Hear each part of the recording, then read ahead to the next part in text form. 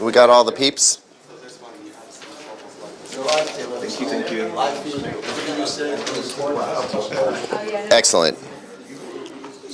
I can't wait for history to judge me unfairly. Little private information there. Yep. We got everyone? Where's Phil? Oh, he's back there. Yep, ready. All right. Welcome back, everyone. We are a small but mighty crowd today. Welcome back to day 2 of the Value Electronics TV Shootout, in which we evaluate some 8K televisions. You'll notice that your ballots are a little bit slimmer than they were yesterday. That's just because we have fewer entrants. But today's a pretty special day for a number of reasons. But one in particular that I'm excited about is that we're going to be using a bunch of custom created and authored content by Mr. Phil Holland. I've had an opportunity to see some of it, and it is absolutely gorgeous. There is nothing better that we could be putting on these 8K screens to evaluate their capabilities than this content. We're actually going to have Phil up here to speak about that soon. But before we go there, I believe Mr. Robert Zone has a couple of words that he would like to say. Robert, did you want to come up and talk for a moment? Okay. Robert's thinking about it.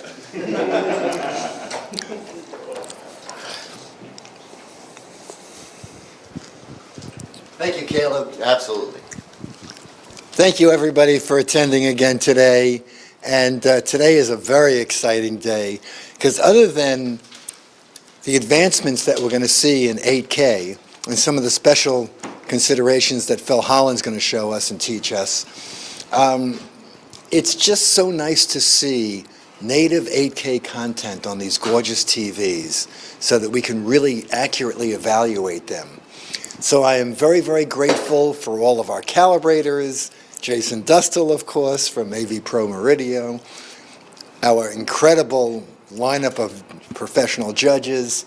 So I just want to extend my thanks again to Dealeroscope, CT Lab, and everybody who participated and worked so hard for the last few months on making this event the success that it is. So that's it. I'm going to make my remarks very brief. And I'm going to hand it back to Caleb, please. Yeah. Thank you. Before I hand the mic to Phil so that we can talk about some of the content that we're going to be looking at today, I suppose that we should run through the list of entrants for those who are watching the live stream at home. Those of you holding your ballot, you obviously know what we're going to be looking at today. Somebody please correct me if I make a mistake here, but I believe that this here would be the Samsung QN900C. This is the Sony Z9K, is that correct? And then over here we have the LG Z2. For those who are paying attention at home, only one of these TVs was released specifically for model year 2023. That would be the Samsung QN900C. The Sony Z9K and LG Z2 are carryovers from 2022. That is something that we've actually seen in the 8K segment, is that rather than try to do a refresh every single year, a lot of the major manufacturers are choosing to refresh every couple of years, which I think is fine when most of the improvements tend to be iterative anyway. So that's why we're taking a look at that. These are TVs. If you're interested in an 8K TV, these are the TVs that you would want to look at to buy. So it is as valid this year as it would have been last year to be comparing these TVs. Let's see. I think that's really about it. I don't need to talk for the sake of hearing myself talk, although I do love to do that so much. So let me hand the mic over to Phil Holland, who's going to talk a little bit about the content, or maybe a lot of it about the content that we're going to be looking at today. Okay. Yeah, give him a hand. Thank you. So this is going to be kind of fun. This is all 8K content. I've prepared about 15 minutes of material over the course of 50 shots. And I kind of did it in a special way. So what you're seeing is content filmed on 3 generations of 8K cameras, all large format VistaVision Red cameras. For those who know those cameras, Dragon, Monstro, Raptor. But additionally, on top of that, I have different finishing methods that we're exploring. When I produce work for my clients in studios, sometimes I'm asked to shoot very clean looking imagery. Sometimes we do like a little texture, which has, you know, some nice character to it, especially for scripted or commercial work. So you're going to see just a medley of that. Then on top of that, I've kind of, on a few shots, have graded the material to sort of maximize what you could see. So there's going to be a very deep shadow all the way up to a very big highlight. And then what else can I say? You're going to have mostly 6 to 12 minute shots. There's a couple longer shots in there that kind of draw in and out of focus to help you look around the frame. And I think that's one of the more interesting things about higher resolution imagery that I really enjoy doing, is just help guiding the viewer's eye. And that's what's exciting for me.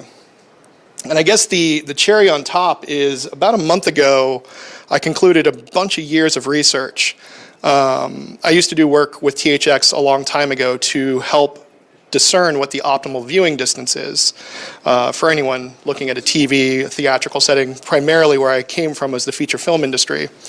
And the long and the short story there is we've had many tests over the years with Warner Brothers, myself, and we've been kind of trying to figure out where 4K, 8K makes sense. And for me, my personal journey was HD really wasn't enough for filmmakers, frankly. There's a lot of different opinions on that, but for me, especially if you're just thinking about super 35 millimeter film, 4K is a really good place to start with this stuff. And, you know, for me personally, I like 8K and I like beyond. I do work for large exhibition screens that are 20K, 32K. We use lots of different cameras, stitch them together. It's a real pain in the butt, but it's really stunning when you actually see it. So on that point, at my phfxtools.com website, there's a tool, if you scroll a bit, called Optimal Viewing. And what's really fun is I've come up with a new metric to have a minimum, medium, and maximum resolution from a given viewing distance and viewing angle. So just at the presentation here, we have a couple of interesting metrics. And my favorite is way back over there. Because when HD TV started, I won't call out who recommended that. That was the recommended viewing distance, which would equate to the cheap seats in a theater, like the seats that you do not want to watch a movie from, which was really bad. But coming over to here, about this far away from the TV, we have about 40 degrees, which is the THX recommended standard way long ago. And we've kind of designed this, you know, for a long time. We've been using it for installations. People have been building rooms, home theaters around this. But moving to here, we're getting into more of an IMAX-like theatrical experience. And as well, up to here, which is also a very good one, which is kind of the closer seats at IMAX, but not the, I can't see anything. So for those that are curious, this is about an 80-degree field of view, horizontal, 60-degree field of view, and 40. And at some point, I'm hoping today, for people here who are here, we might put a chair there, but in a straight line, find a spot that you like looking at content. And I guarantee you, this is going to be the thing that most people notice.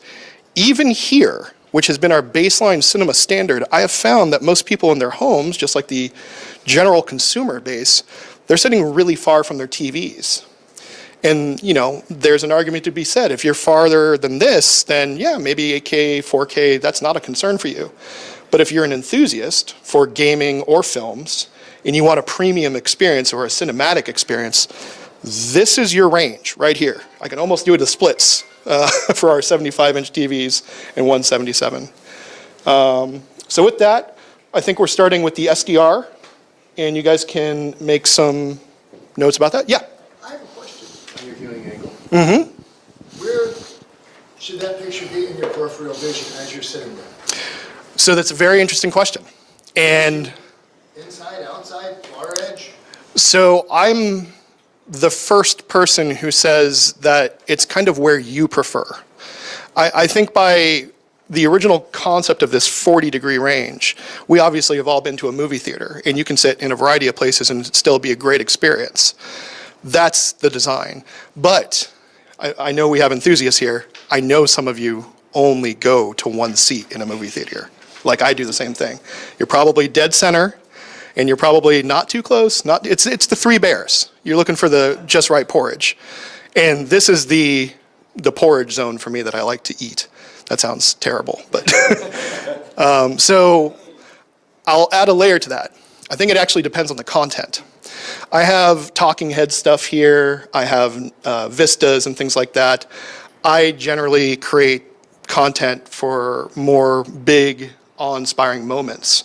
But even from a theatrical, sort of scripted perspective, I'm trying to give people the opportunity to get closer to the picture.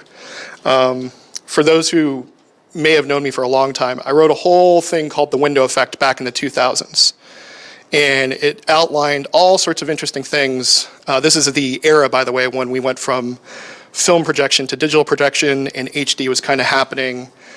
And things I was discovering were, if we start removing the barriers between people and the content, they get immersed in the material much quicker.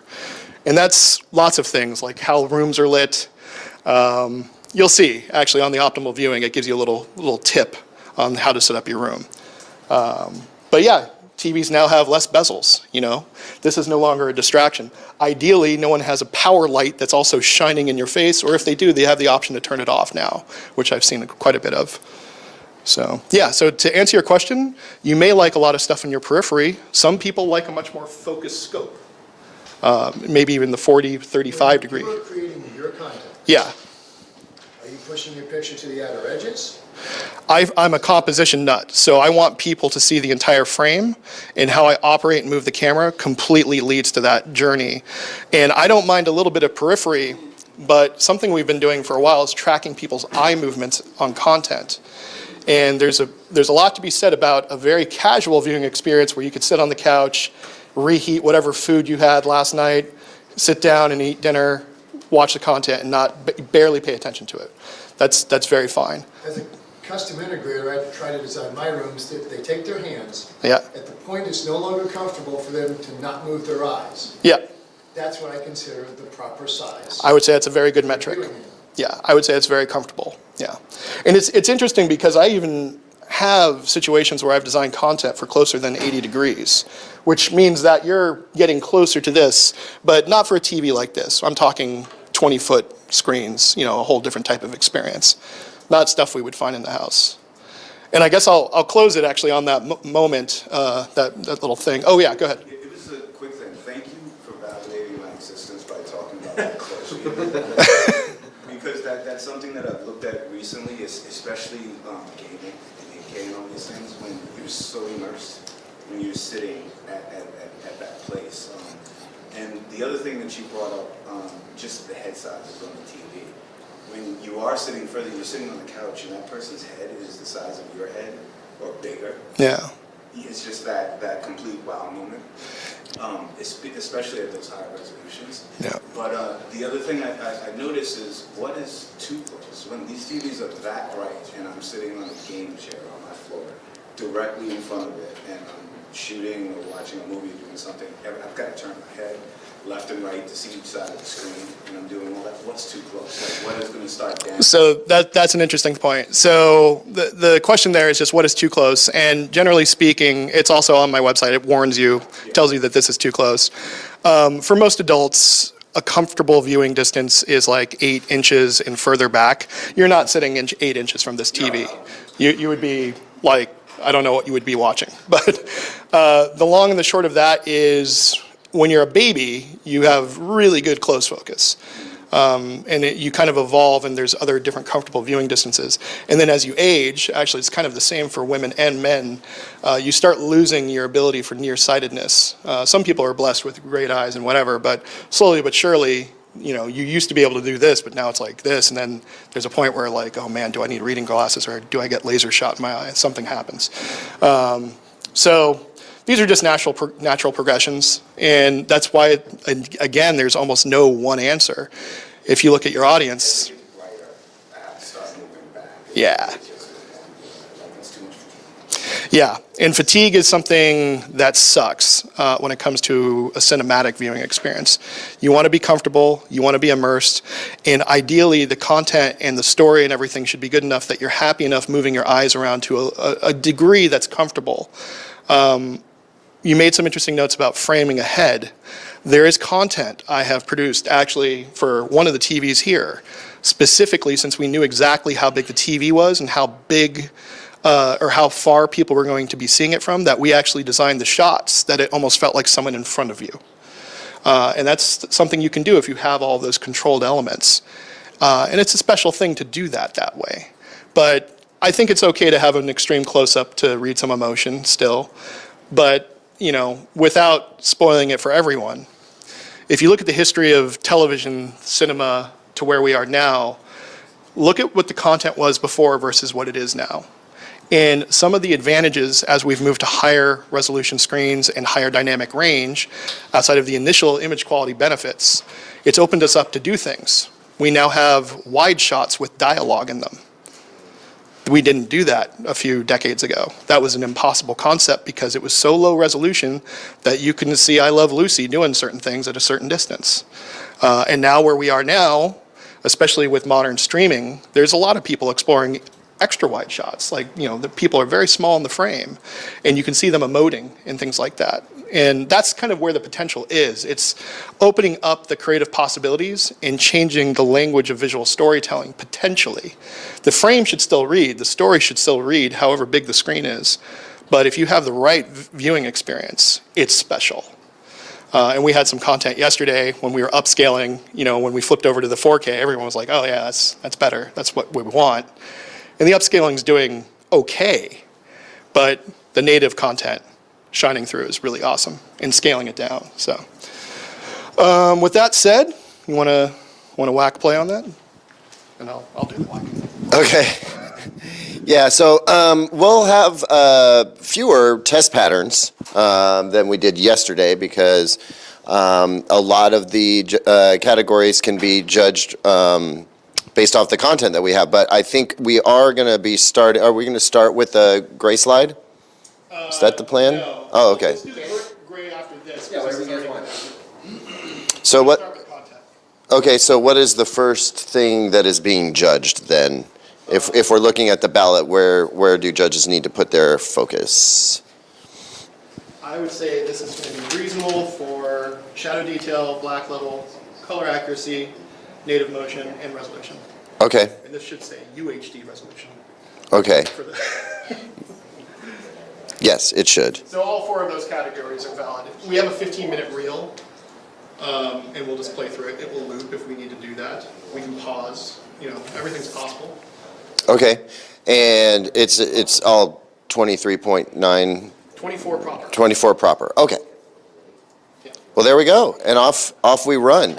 I'm going to hand this mic back to the YouTubers who are not listening to Are me. we dim or not?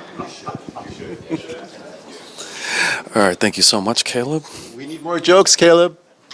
I'm working on it. All right, guys, here we are. Now back at the room. Now 900C is on the left. That was Z9K is in the middle. Dragon 8K, Z2 but it's all is on the right. the red 8Ks. What's up, Kimmy? So looking between the reference monitors, Z2, beautiful color. Now remember, with all mini LEDs, straight on is preferred. Now this is not Craziest thing, so even further back. upscale content. This is native 8K. There is no up conversion at all, and they look amazing. Yeah. You're gonna see Gorgeous shot right here. I do prefer to shoot with cleaner lenses just because the nature of my work is. Hi, Wendy. I produce content that, you know, I want to blind sometimes. But if you have character and stuff like that, it shines through on the higher resolution. When you say cleaner, So, technically, Z2 very sharp. is my favorite TV of last year. Z9K is a TV that you can still buy now. It is a carryover. The Z9L you will probably not see.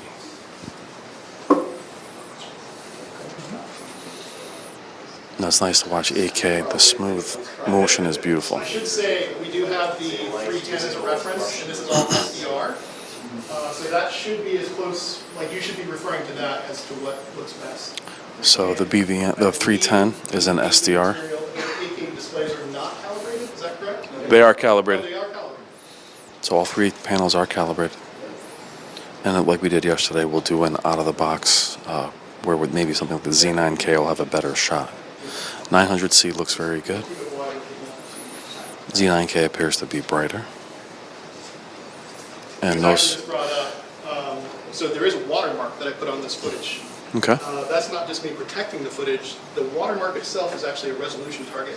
So when you guys are reviewing this, walk up and look at how that is resolving, because that's a proper vector graphic. And it should be smooth and flat. And you can see that's So Phil is saying that the watermark on his content's not just for copyright, but as a vector marker where also measures the resolution. So this logo should be very sharp, with no soft edges, and you'll be able to look at different displays and see how that's being interpreted. Z2, again, deeper, more contrast. Again, it is an 8K OLED, the only 8K OLED still.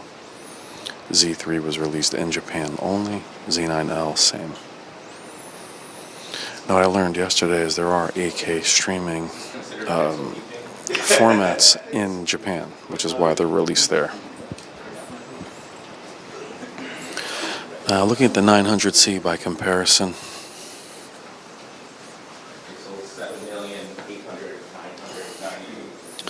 dead on 900C. Jason Dustle standing in the proper location. Actually being able to look at stuff today, which is really fun. Jason. That's something that's been apparent as our work was being used. Say the 900C.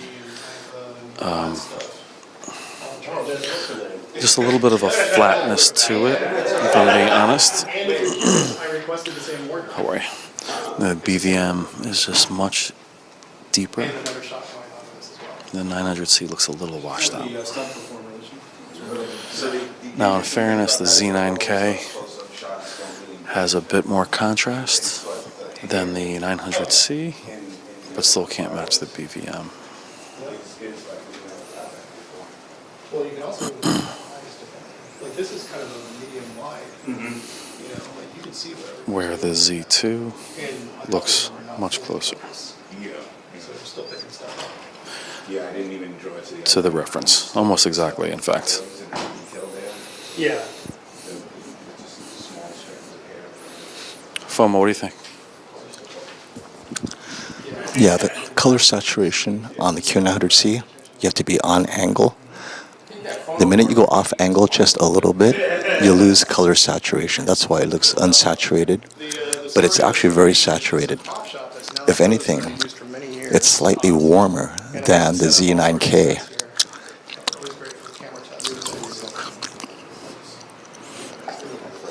But yeah, the OLED, just the OLED technology makes it so good. Compare the Z2 to the reference.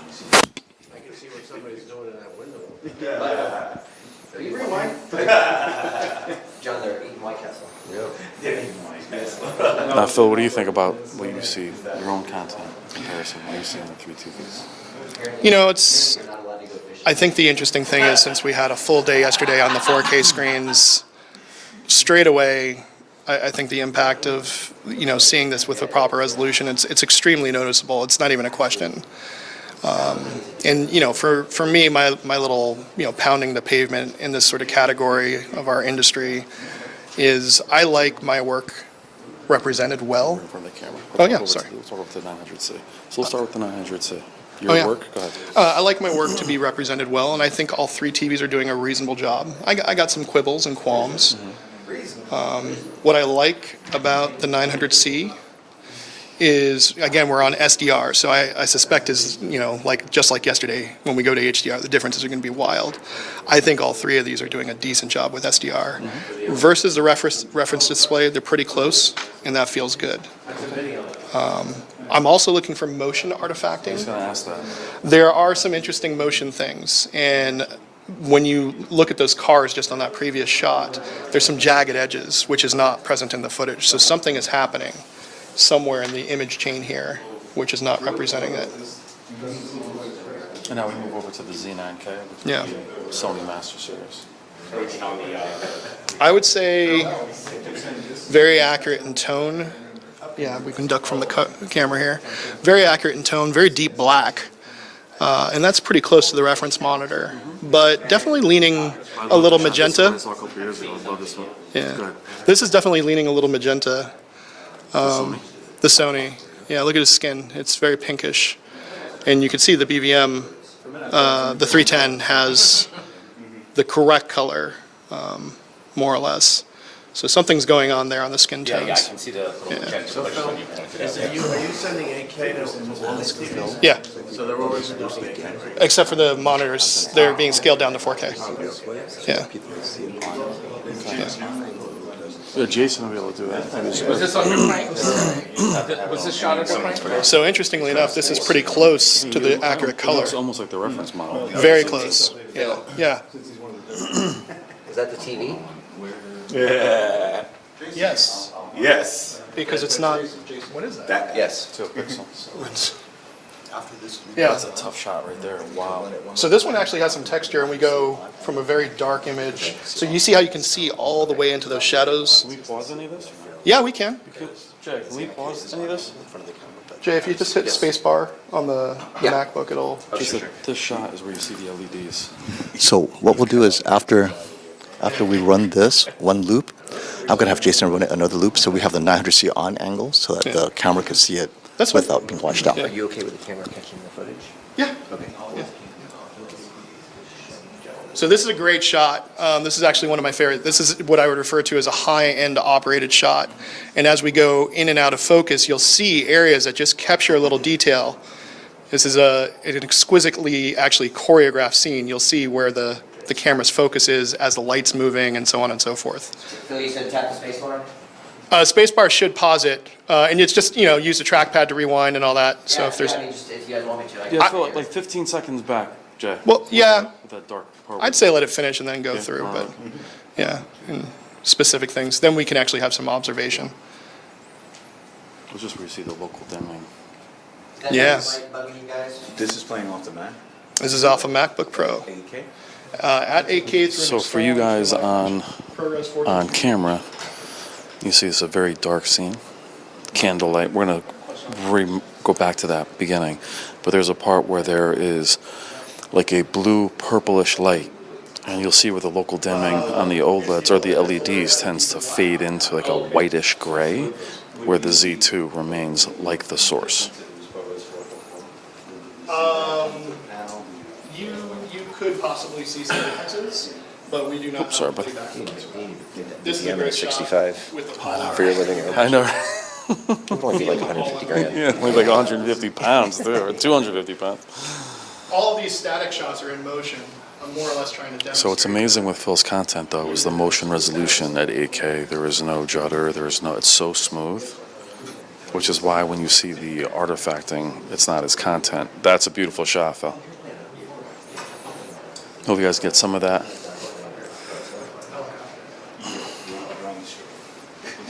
Just be mindful of the camera. Yeah, I see it. So that last shot with the fog. Phil, the fog is amazing in that previous shot. Yeah. It's kind of the. And that's where some of the artifacting, that's where some of that artifacting is going to live, right? In that area where we had the fog, Yeah, two there shots could before. be in gradients like this. I think in a shot like this where you even have pretty interesting gradients and color transitions, you could catch some stuff that's not done well. I think the important thing to make note of is, when I finish this material, I'm testing it on a bunch of screens. And so I know exactly what it should look like. I'm probably going to be the worst judge in this room right now because I'm going to be super picky. This will be an interesting shot for the HDR later because the sky is actually fully exposed, but it's a very bright textured highlight. This is probably the most dynamic range you can get in a shot. Now, when you're comparing it, is it on something like the 110, or is it? Yeah, pretty much. I think that's the other huge thing is very few people know what the footage is supposed to look like. They just know what they're doing, and it's yours. So again, for me, 900C. You're good. I'm just talking. Crushing it anyway. You should be seeing detail in the shadows. Oh, 33, you can do that. Do that. Yeah, one, Do you want me to move the camera? Do you want me to move the camera? I mean, they're still filming, but Yeah. Well, the SDR, they should all do reasonably well, but are they doing it as well as that? No. And that's the question. It is interesting that most people have gravitated towards the LCD. You can see the room like. It's very close. Yeah, it's very In the Z series being the premium, sort of like, we gotta nail this thing. I think we put a lot of focus on it. so like an HD panel would be like this little price. Too much. Yeah, compared, what was it compared to? Is the Z2 still 10 grand for the 77? Yes, it is. Yeah, about further towards me? Are we good? 10 grand for the Z2, and how much is this? They're both 5,000, I think 4,500? Any way to pause on this shot for a second? We're just moving the 900C. You can see it better in camera. What are you guys looking at? I'm messing with my viewing distance. I'm not going to change all the tape.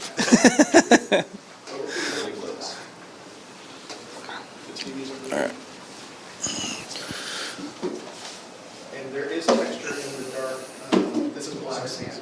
And I think again it's crushing. Better? Perfect. Yeah? Okay. So loop, we're going to run it again.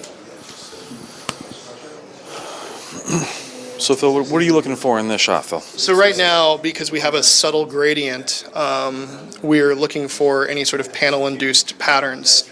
And it is different across all three of the TVs, so that's why they've paused the clip here. What are you seeing from each one? Different levels of vertical streaking. Some of that could be this insanely difficult shot. I will say on the LCD, it's an elevated black level, and this is black sand down here, so nothing's crushed, but there is texture and detail. BVM, it's The BVM, it represents it the best way, because you see how see it granular curves stuff. down, like it's a curve into the shadow detail. so in this shot, guys, the actual sand is black. Yeah. I would say it's a little lifted, that black level here. Moving over to the Z2.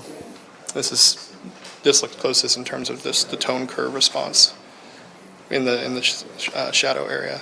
It's not as good as the 310 though. 3110 or whatever the heck we have.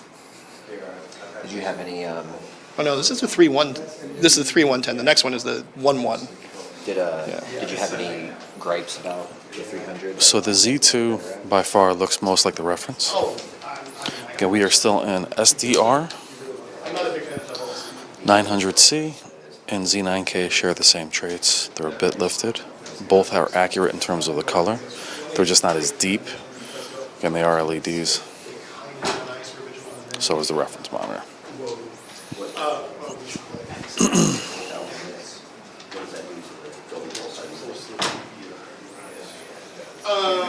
I don't know if anyone's, pulsars are incredibly rare. Yeah, the rental only, I think, right? Yeah, so I haven't used one in many years. Yeah.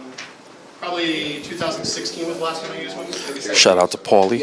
I'm whispering because there are judges here. I guess I could talk louder because the judges are judging. If you wonder why I'm whispering, is that I'm just in a room with the guys that are judging the TVs.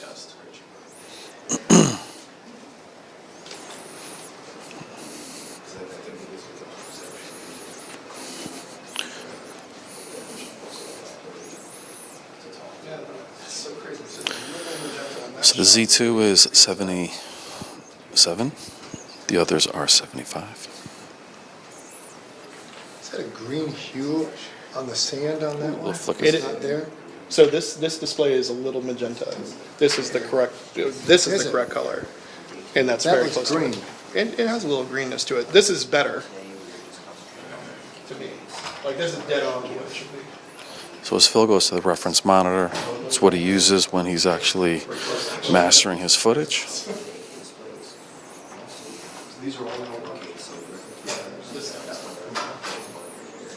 That's a beautiful shot. Damn. On the front of the helicopter sticks.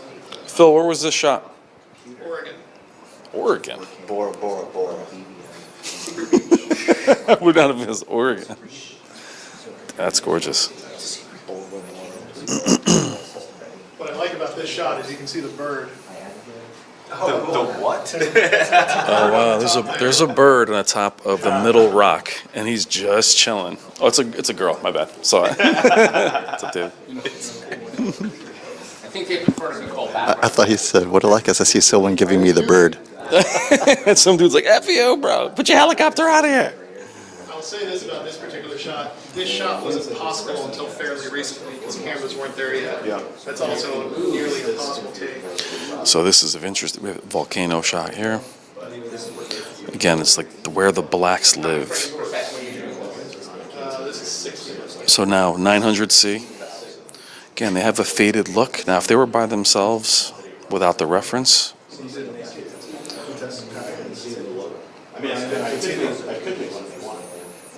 but to me, the 900C looks a little washed out. Yeah. Kenny went to the dark side with the S95. When did you jump to OLED? Yesterday, baby. Right after we did the scores. I went to Best Buy, bought that. Very elevated black level. I mean, it's nice that you're seeing all that detail. It's very different than that. But I'd much rather lose a slight bit of detail to get the contrast ratio back. Yeah, it'd be nicer if there was contrast. So that's the end of the clip. Let me scrub back to that one scene that everyone wanted to pause on. It's the guy when he's the bluish. Yep.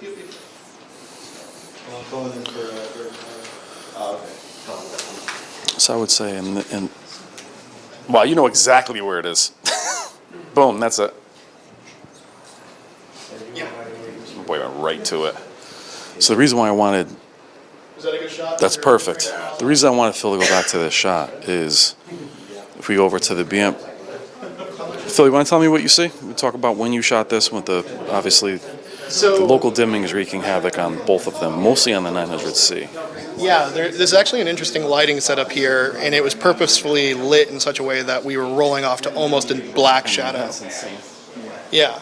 So we have practical lights that we have decked. There's some additional lighting in the background, ambient light for the moon. Then we also have this flashlight.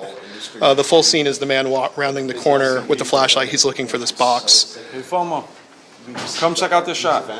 Now, I would say objectively, just looking straight at the reference display, our Sony 310 here, it's a very nice tonal transition throughout the image.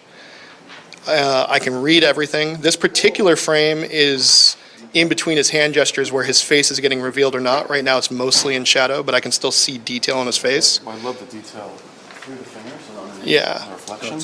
And I actually love shooting content like this. This is a dynamic frame to me where like you have to look around a little bit. And with his frantic energy, it plays really well. Now looking over here, we obviously have a very elevated black level. So we're Black level, is that what you said? Yeah. Here's the look at the BVM. Yeah. Actually, if we step out of the way, the Oh, camera, yeah, people sorry. can see that too. Yeah. That's great, yeah. So that's a pretty gnarly difference to me. I'm seeing some color stuff. One of the interesting things, I'm assuming this is an LCD, It's mini LED. mini LED. So one of the nice things is the sort of softness to highlights. I mean, that could be identified as pleasing, but it's not how it probably should be. This just has so much more detail. Yeah. Right, it's funny when it's 4K instead of 8K, but it has more detail. Oh, we lost our Please hold. Are you playing at a QuickTime player or VLC? This is a QuickTime player. Got it. Now, what does QuickTime, because I've noticed that QuickTime changes like the gamma, or do you have it? So we're saying 900C, local dimming. We're at a very faded look to it. It's very elevated. Now it's a very challenging shot.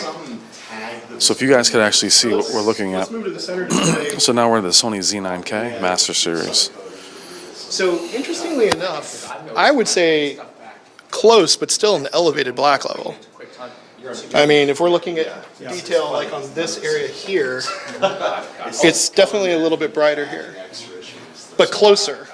So if we're guessing Samsung's algorithm by limiting blooming, tends to dim the entire image, thus kind of lifting everything. So it doesn't let blooming hang, but it just kind of flattens the whole thing out.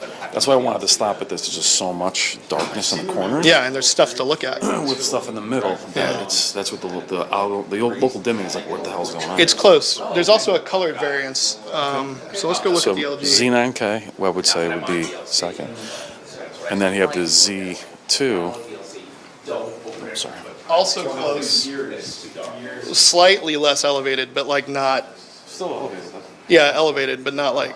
It's very close between those two. There is insanely so little noise in the dark. Well, it's crazy because this is actually considered a high noise shot in our industry. At home, we're just not used to seeing that little of noise. Maybe it's a lot of noise to you, right? But like at home, people would think this is super clean. Oh, yeah, it's fine. For home I just delivery, love this is the light living. not noisy. You see the grains, like that's something you're not going to see. AK, like Right. the grooves Oh, in yeah. that piece of metal. Well, what I love about AK, and it's always the thing when I look at upscaled material and things like that, where it's like you lose the texture. And even this guy's jacket in a dark room, that reads leather. coiled foam cord, right? But I can see the granular on the metal from here. Yeah. Yeah, those little specular ticks. Now you guys know why I'm mad the Z3 isn't out. I mean, we're obviously getting really close. Here, I'll do a little playback. So guys for can- you guys, I know we can't get the cameras very close, but the granular difference with AK content, the grooves in the metal were visible from 7 or 8 feet away, where in 4K that would glob together. No, that's just, you can see the casting marks on the. Phil, you out the shot where the reflection is on his face, you said, the light? Which one? Where you just were, where the reflection started to get on it? Oh, that's Yeah, I perfect. was just moving it around a little Yep. bit. I didn't know. You want that? Where, yeah, that's speculative. If you go back a little bit. There? Yeah. So we have the light is now on his face, on his hands, and on the front of his jacket. This is the shot you were talking about, the light starting to hit him. Yeah. Reveal a little bit of his face. Yeah, and these are actually tricky shots to actually operate because I can't imagine. pulling focus on this manually is an exciting journey, but this is exactly how I want it, where you get that little specular tick. Yeah. You read his expression perfectly. There's nothing the hidden detail there. on his face, though. But man, that does feel a lot more dynamic, doesn't it? Insane. Yeah. He told me that was the OLED. I would say, yeah. Yeah. But I love the different lights. We talk about HDR. We talk about the brightness of HDR. That's why I think it lives. I'm sorry. Well, this is SDR. When this is an but HDR, it's going to be a That's whole what I different. mean when you think about what that would be almost the definition of it. It's beautiful. Yeah. Yes. You can really see the band. This is still SDR. It's still SDR. We're kind of just showing this one. So beautiful shots. In my world, considered a noisy clip. Yeah, I see it. But This is SDR. it's a very dynamic scene. I see it, yeah.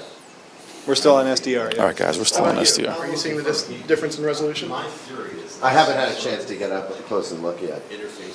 But I mean, compared to the other screen. Like, Oh, yes. Yes. So check out the detail. But see, like this, the 8K. It's just like, but if you look at the Z2 and you step back 8 feet away, you can still see the grooves on the metal. that's a good shot for this too. But then you see with the BVM, you see how bright the back is. Yes. And look at the reflection. So if you go to the Z2, it looks a lot more like the BVM. But when you talk about 8K resolution, is that you can still see the metal. It's not noisy. You can read that was in English, but you can read it. But now if you go over to the BVM and then look at the Z2 and see how close they are, that's what you want to check out. I love that. I love that whole. All right, guys, I know we're all in front of the camera, but what is definitely evident is the Samsung's local dimming, again, trying to suppress blooming, tends to almost lift the entire image. Therefore, there isn't blooming in the image, but the whole image looks faded. And that's kind of been the tale of Samsung in regards to the last few years, the way they've handled local dimming. The Z9K looks a good deal better. There's definitely more contrast in the Z9K. It will be interesting, FOMO, what we see when they're doing the out-of-the-box comparison. Yep, with the lights on. What did you think that last shot? Did you see the elevated? Were you surprised to see how they behaved? Like that? That one? Yeah, they see it. So I turned the TV angle, the 900C, to make sure that you guys aren't thinking, oh, it's off angle. Of course, it's raised blacks. From that angle, on angle, it's exactly how that looks. But the 900C is thinking, my audience isn't watching in the dark. If you're watching in the dark, get our cutie OLED, you know, if you're okay with a smaller size. But for a bright room, it has all the anti-glare. I mean, basically this TV, you're putting it in a position to lose. Let's see how it does in a bright room. What's surprising is the Sony also was designed for a bright room, and it's doing very well here. And to be fair to the Sony last year, though, it got firmware updates that wasn't available last year. Many people have mentioned, right? Like, we know Sony gets definitely better over time. They do clean up that firmware. So yeah, this Z9K is on the latest firmware, but I would say the Z9K looks more impressive than it did last year. But we all kind of agreed the Z9K. We thought the Z9K lost to the 900B because I thought the 900B firmware. Probably. Better gradients, better contrast. Now the Z9K is there. Yeah. And I mean, in my opinion, if you're somebody who has a 900C, this is where we talked about the Q95C yesterday. You're better with its processing enabled. You're better with it, maybe not uncalibrated, but being in your less accurate preset. I've always said this, FOMO, let a Samsung be a Samsung, and you'll be better off. Whether it crushes the blacks a little bit or it's bright or punchy. You have to know why you're buying a Samsung, right? You have to know its design objectives. It has a cutie OLED for these darkroom scenes. Unfortunately, it only goes up to 77-inch. We'll get to 83 sooner or later. But if you need a larger size and you're watching in a dark room like this, yeah, I mean, you're not getting a Samsung. But if you need gaming, gaming in a dark room, would you play with a Z9K, Brian?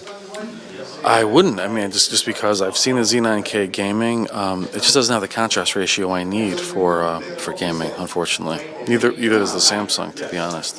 Actually, the Z9K had more gaming features. I would probably grab it. But I'm not sure how it behaves in 8K gaming, resolution-wise, or motion resolution.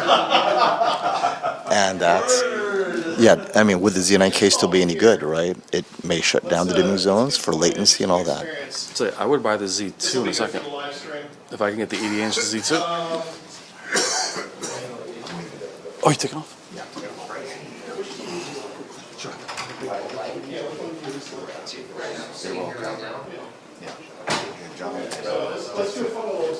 So we gotta get up next time. Phil, do you want the mic? You said you wanted this.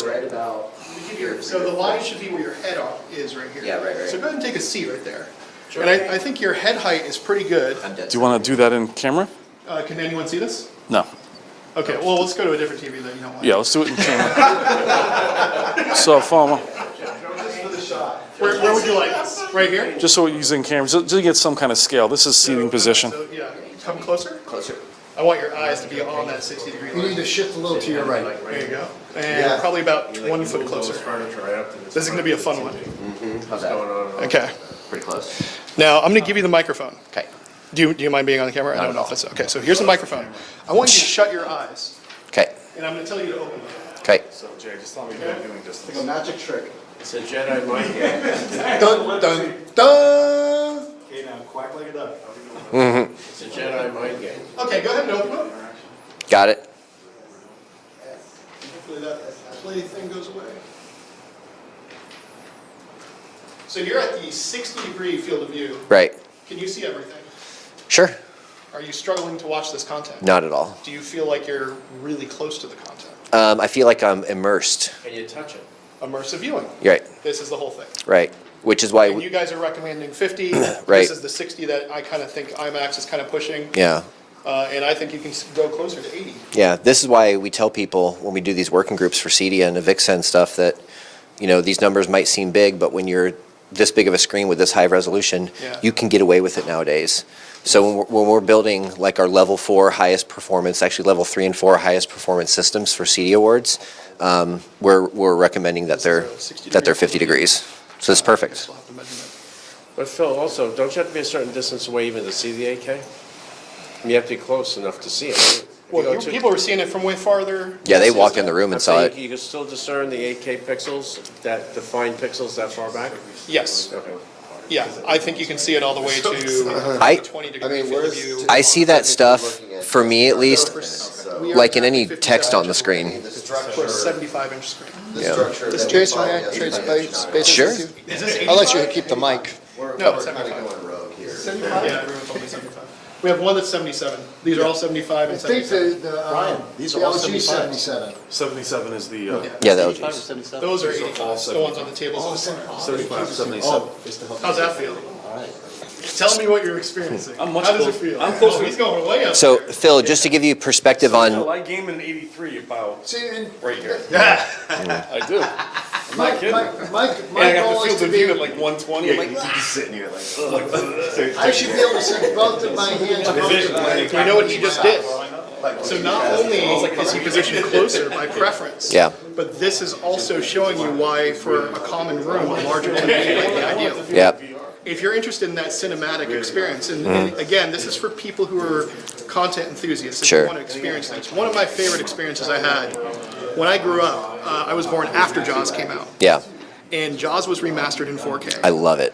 I treated myself to the 4K remaster in a proper theatrical setting in a good seat. Cool. And then, in contrast to that, also seeing it on a 4K display with a proper viewing distance, Sure, sure. it's beautiful. Yeah.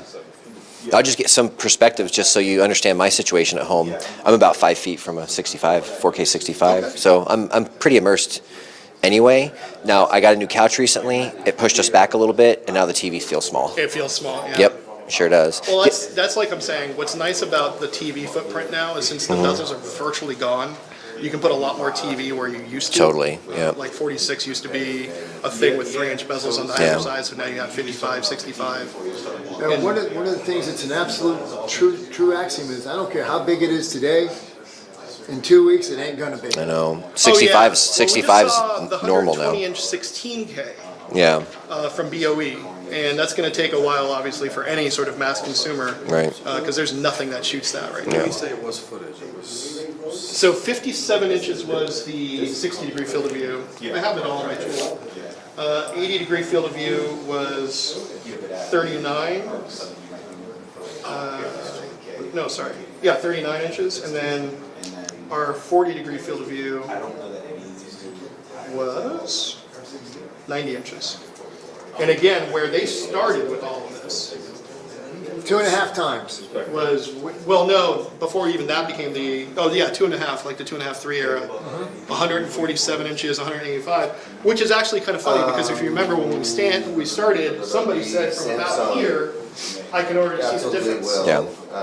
So that's the whole thing, 44. And I'm telling you, when I see the modern cinematic 8K screens, it's so good. You got a 40-foot screen, it's nuts. Now, does this correlate to 4K too, Phil? Same distance for 4K or just 8K?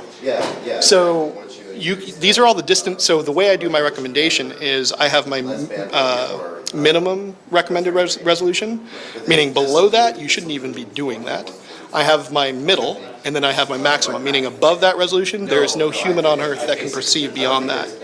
So I want to give people the opportunity to decide for themselves where they want to sit and figure out where the resolution works. And my chart tells you weird things like, oh, I'm past 4K, I'm at like 5.5K. Maybe I should consider something higher res.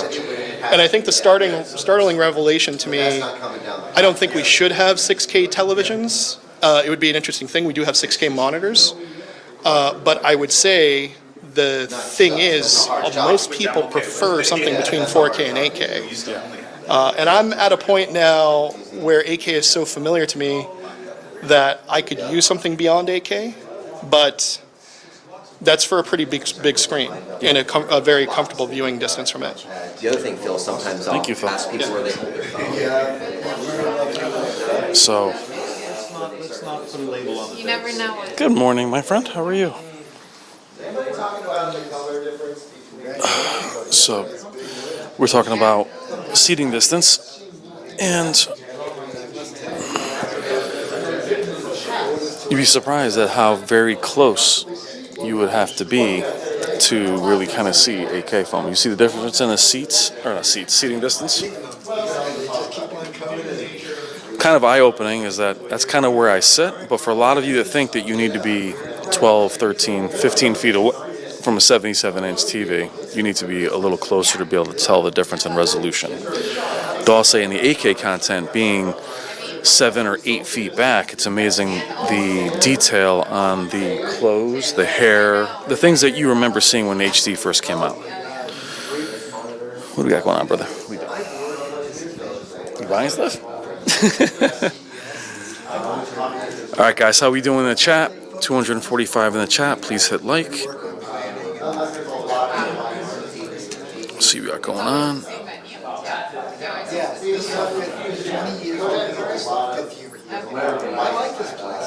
it's nice. It's a good location. This morning, I met with a colleague. Okay, guys. This is a good town to do that. Yeah, I have a lot of old colleagues and friends. So I went, she lives over. Now, guys, is anybody in the market for? I would say the Z2 is still extremely expensive at $77. It's still about $10,000. Yeah, so I ran And the Z9K is probably the most affordable now, but still around the same price as the 900C. But I'd say, as we talked earlier, Samsung is much better off in that fun mode that you hear FOMO and I discuss. It probably would perform better in, say, standard, where it's much brighter, but it's punchier and more vibrant, than a movie mode. I don't love the flat movie mode of a Samsung, so.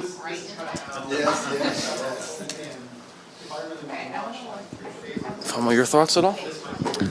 So I thought 50 degrees was close, but apparently 60 degrees is also fine. So these are 75-inch TVs. What Phil did was put tape on the bottom at 60 degrees, 70 degrees, or at different degree angles. And, well, it looks like I'll be getting a bigger TV and sitting closer. Well, and the original one was 14 feet away, 15 feet away, was what the viewing distance used to be. And those of you who are PC gamers, you guys actually sit pretty close to your monitors. I sit 5 feet from an 83-inch, 6 feet. 6 feet? 6 feet from an 83-inch. And people with like a 49-inch curved monitors. They're loud. Yeah, I mean, you guys are probably at 70 degrees. So gamers are used to sitting that close. I just never thought that watching TVs, because we're so used to, well, I am. I'm used to sitting like 10 feet away from a 32-inch CRT Trinitron. Yeah. Right? Yeah, you're like, that thing's really nice. Thing's huge. All right, guys, how we doing? We got 248 in the chat. Please hit like. A lot of work FOMO puts into, he's been here all week, all the equipment that's here.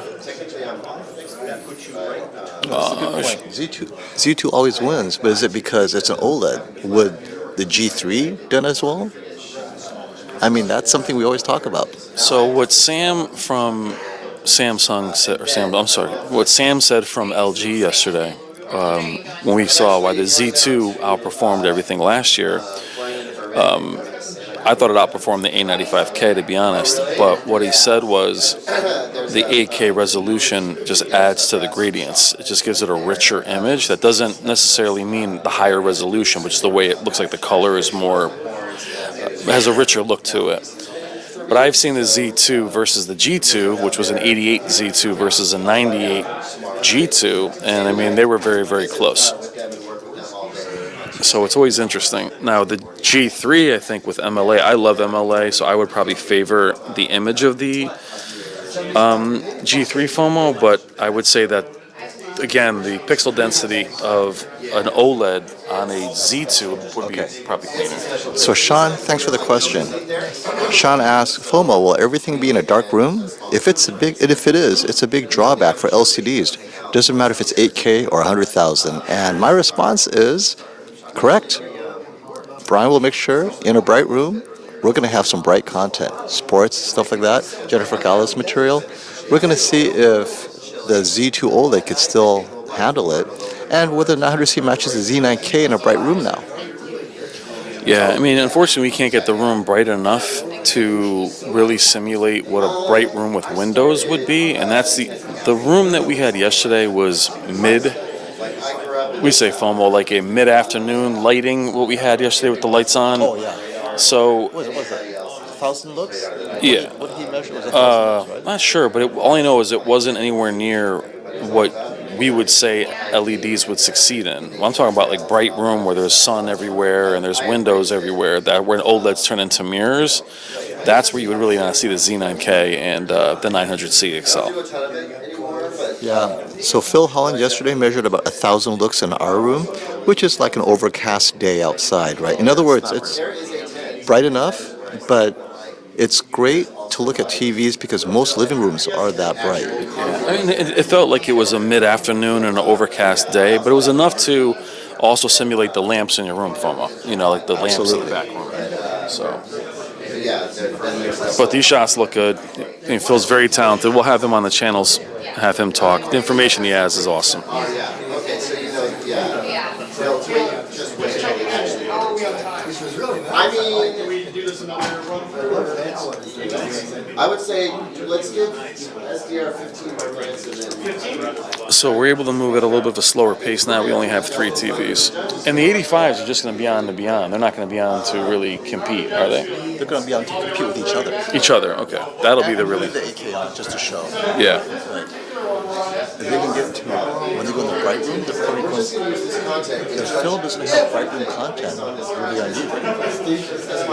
I'm sure he does. I'm sure any of this stuff we could use. It'll be fine. The problem with Jen's content is it's just I don't trust the Fire Stick with these guys all hanging out. I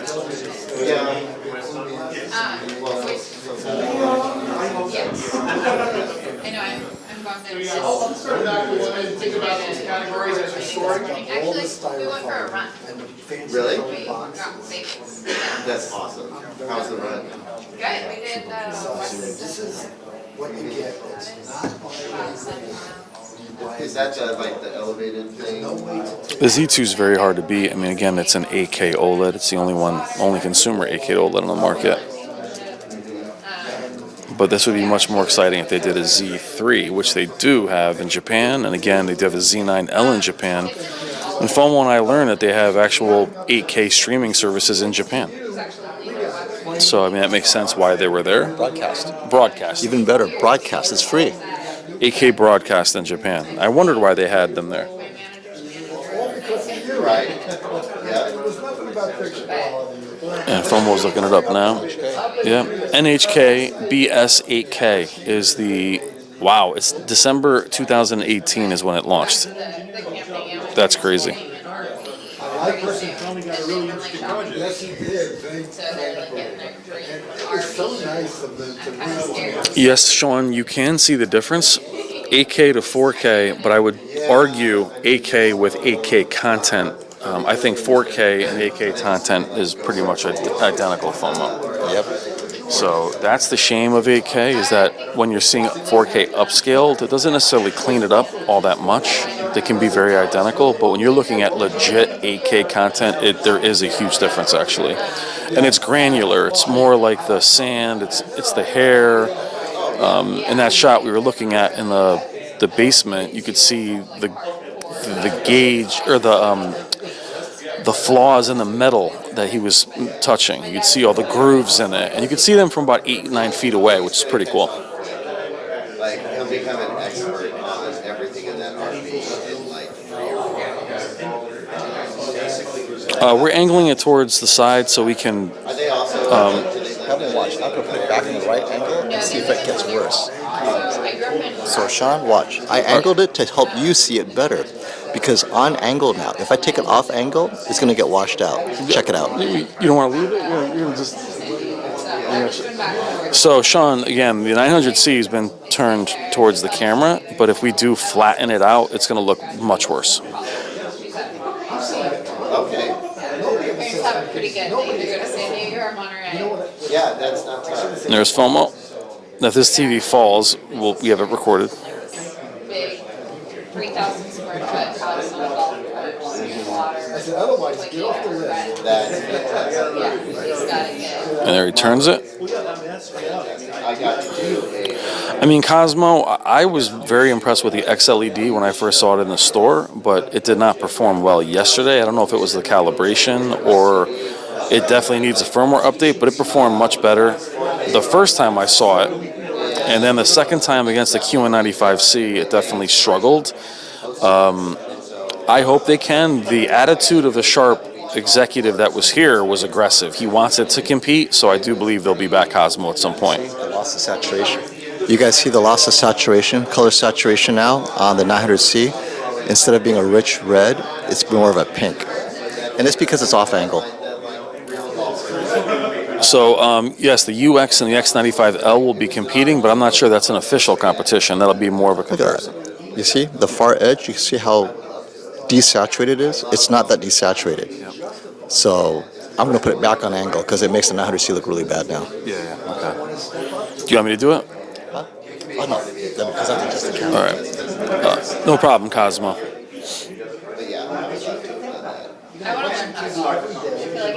Barry, you could, I guess, but they are calibrated. I mean, it's not like the brightness is up very high. It's not like it's an HDR where it's pumped.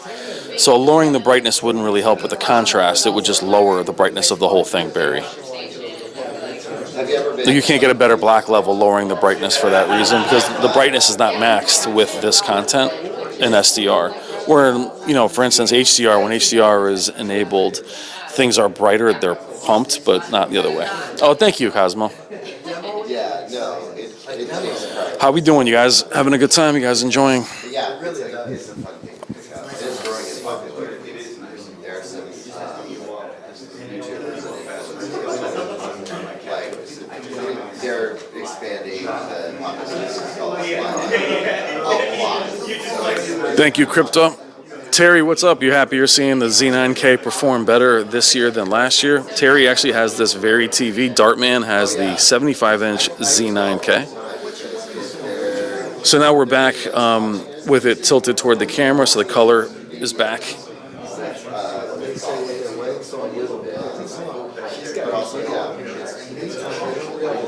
Now this may be more jarring when we get into HDR content. Thank you, Nigel.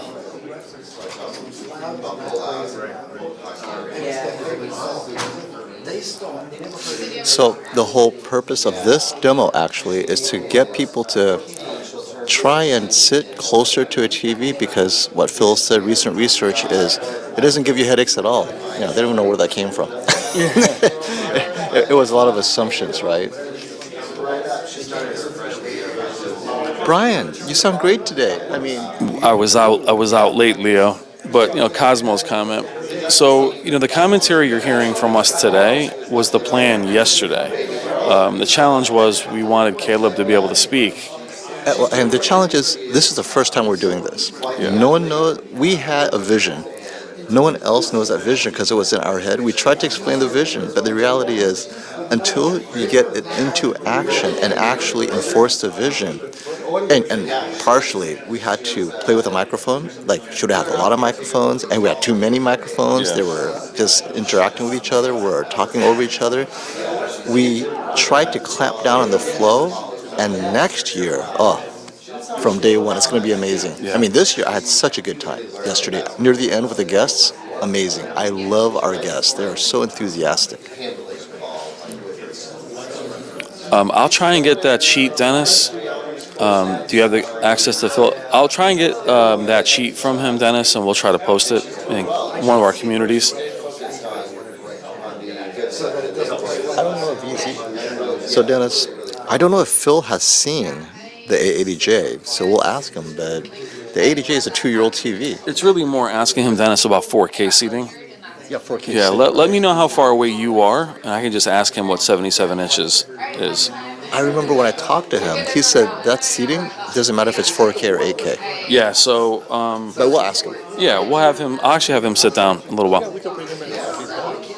You know what, Dennis, hold on a second, I'll grab him. You have him come over?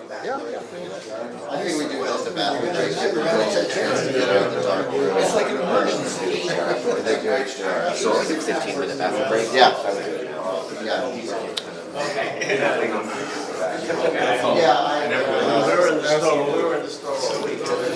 It's interesting. Like, that shot is very close. Do you mind jumping on camera for a few minutes? Yeah. I'm just doing my whole thing.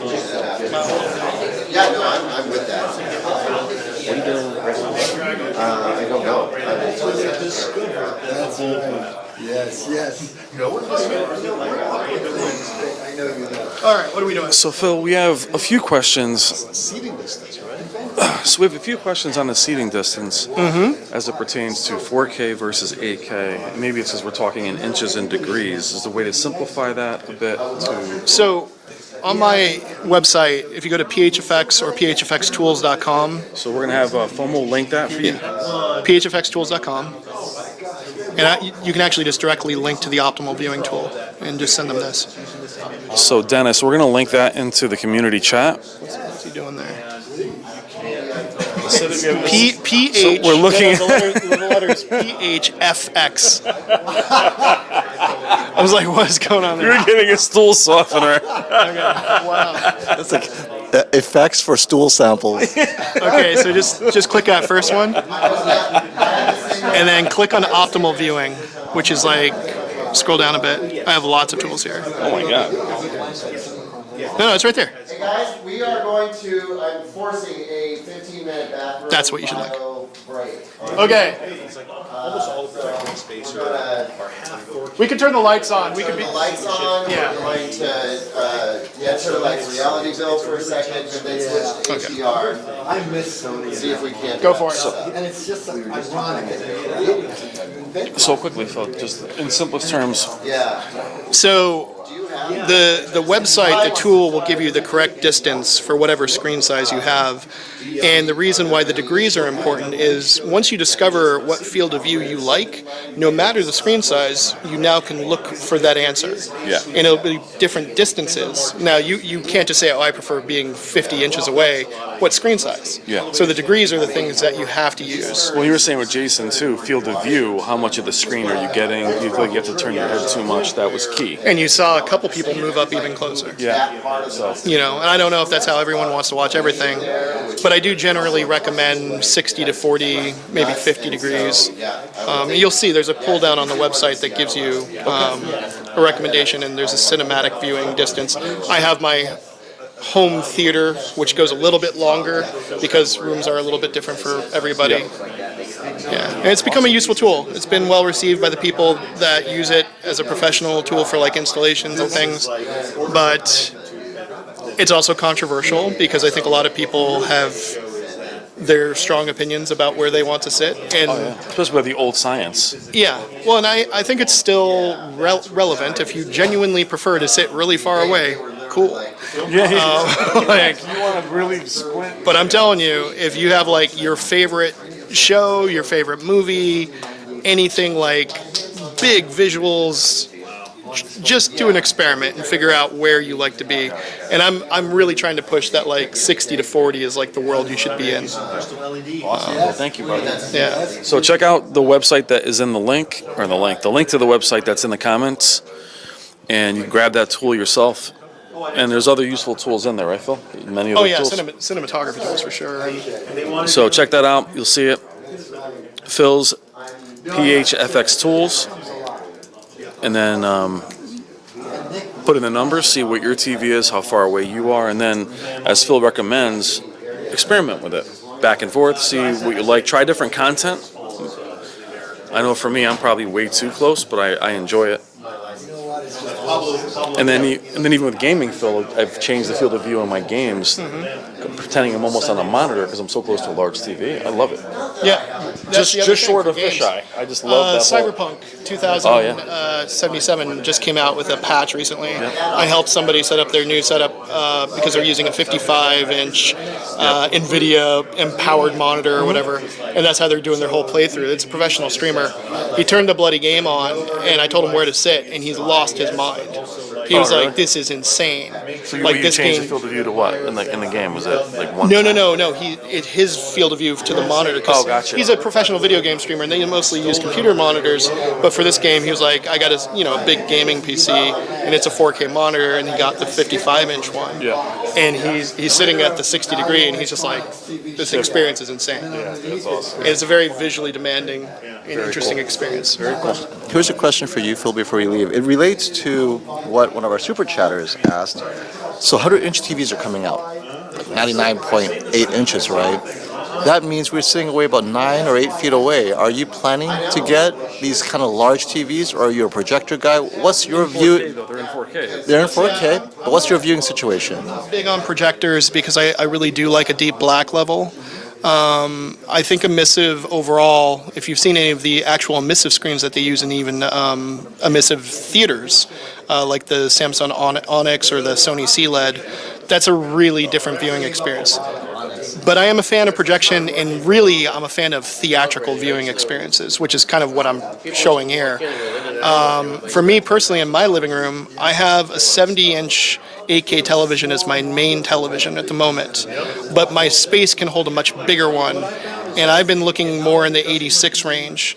I could probably even go up to like a 90-something in that actual space, and I do actually move my couch. My couch is actually away from the wall slightly, that's why I know I can use a bigger one. Now, are you okay with that being 4K, or you need? It's an 8K TV. No, if you go with 96, or if you go to 100-inch, that'll be probably 4K.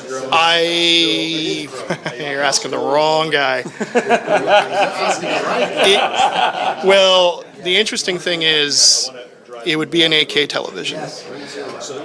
The other interesting thing is, as we just observed something kind of interesting, I was there filming all of this content. And as much as, I was saying how HDR is about bringing real life to the audience, at all of those suggested viewing distances, I know that 8K is not enough. That's all we need is more resolution. But I'm not saying it's bad. Like, it's not even grading with the mic. I was standing there filming it. I chose a lens and I decided on what we're doing here, and I know that it could be represented better. And that's it. Yeah, it has nothing to do with me pixel peeping. It has everything with me being like, this is what was in front of me. I chose this lens to shoot it, and the audience is getting something that could be better in my opinion. So you're not just going by what you captured. You're going by the eye that you are looking at it. It's this weird. It's a weird level where my perceptual reality and knowledge of that exact moment, if I wanted to bring you guys there, I wrote it a long time ago.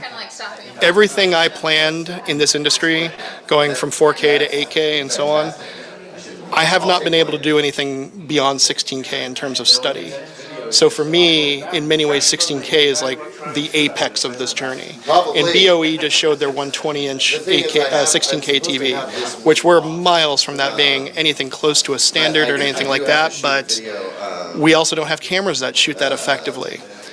But I do have footage that I've shot in 20K or 32K that I can put on that, and I can make some observations about it. And that's going to be... But then, are you bummed to see that these larger TVs are going back in resolution to 4K? No, I think it's not so linear like that. I think for me, again, the war was really to get people to 4K.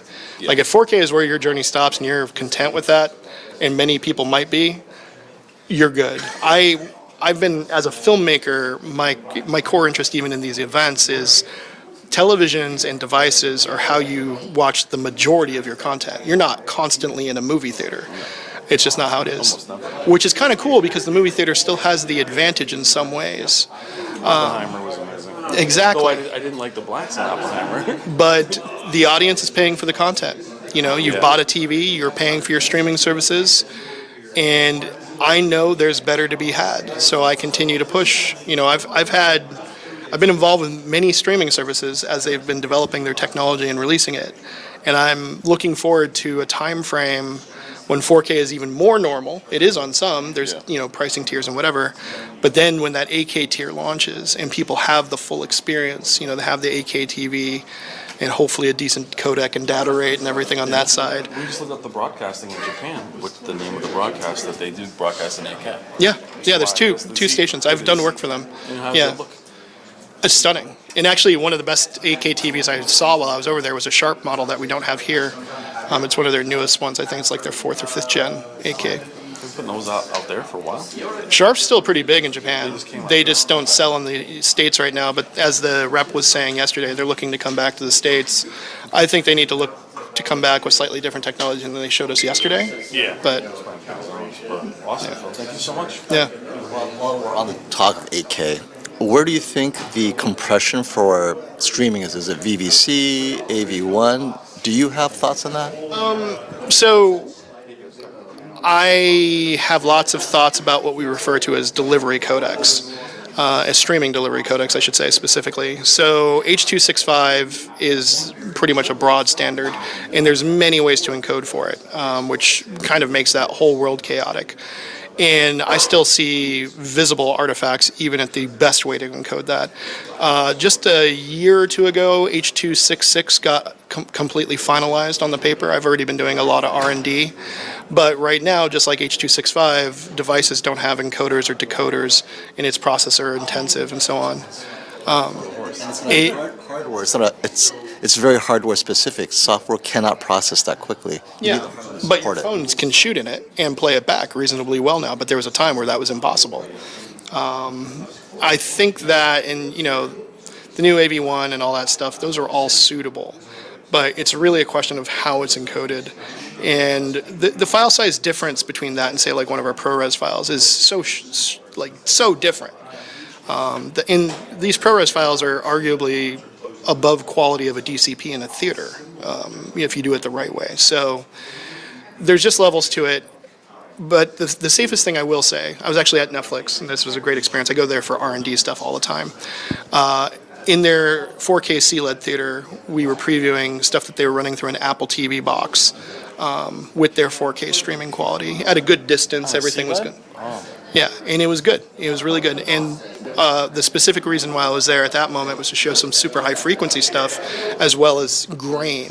We have a lot of work that we're doing. Grain's been a very big topic because these codecs sometimes kill that texture. Yeah, but if you encode it the right way, and they have a proprietary way, so, but I know what they're doing, and you can retain a lot of that. Will it still fail in a couple of conditions? Absolutely. Well, speaking of that, I watched something on Netflix today, the new Benicio del Toro Reptile, and it looks abysmal. It's just they add this fake I haven't seen it yet. That's the fake grain, muted look to make it like it's a 70s movie. Almost. Oh, okay. And it just, maybe because I'm watching it again on the LED, it just seemed like the struggle. Just I dirty. see. It didn't look 4K at all. That's frustrating. It is. 'Cause I guess my point is, like, you're talking about real grain structure, the added stuff, into the different, things that you're And it should be really underlined that there's a very broad range of how people like their content to look. We've landed into certain themes and styles, certainly soft lighting, under key, all those things. Very dark. With, Yeah. What was it, the Ozarks? Yeah. They just, wow, okay, it's really dark. It's outside and it's dark. Yeah. So I'm not saying that's a bad thing. I think it looked well. It worked well for something like Ozark because of the tone of the piece, but the series as a whole.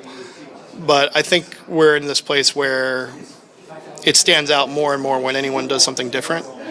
And there's, not every production can, do a 4K finish or even an 8K finish or whatever. So there's just really weird grounded realities. I'm coming from a filmmaker first perspective. Everything I do is in high res. Yeah. So the question is really how is it ending up in people's screens at home? And for context, Phil Holland is the work you see on the screens. The beautiful work is Phil's creation. So the guy talking knows what he's talking about. And so we have an individual here who has the 900C, and he saw that you seen the 900C, and he's wondering, should he upgrade to a Z9K now? What are your thoughts on the differences between the Z9K, the Sony, and the Samsung 900C? Now keep in mind the Z9K is a carryover from last year, so he'd be going backwards. I was going to say it's kind of a weird gap right now.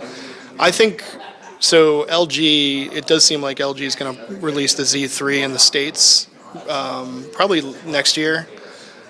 I would say that's going to a considerable difference, at least right now for SDR, and we're going to see a bigger difference in HDR as well. So, if you have one of these three sets, none of them are showing me like, oh, maybe I should go another direction, unless it's a very comfortable financial choice. Like if that money's not going to hurt you, do what makes you happy. I mean, the Z9K, whether you like it in some shots, it's not really worth. Yeah.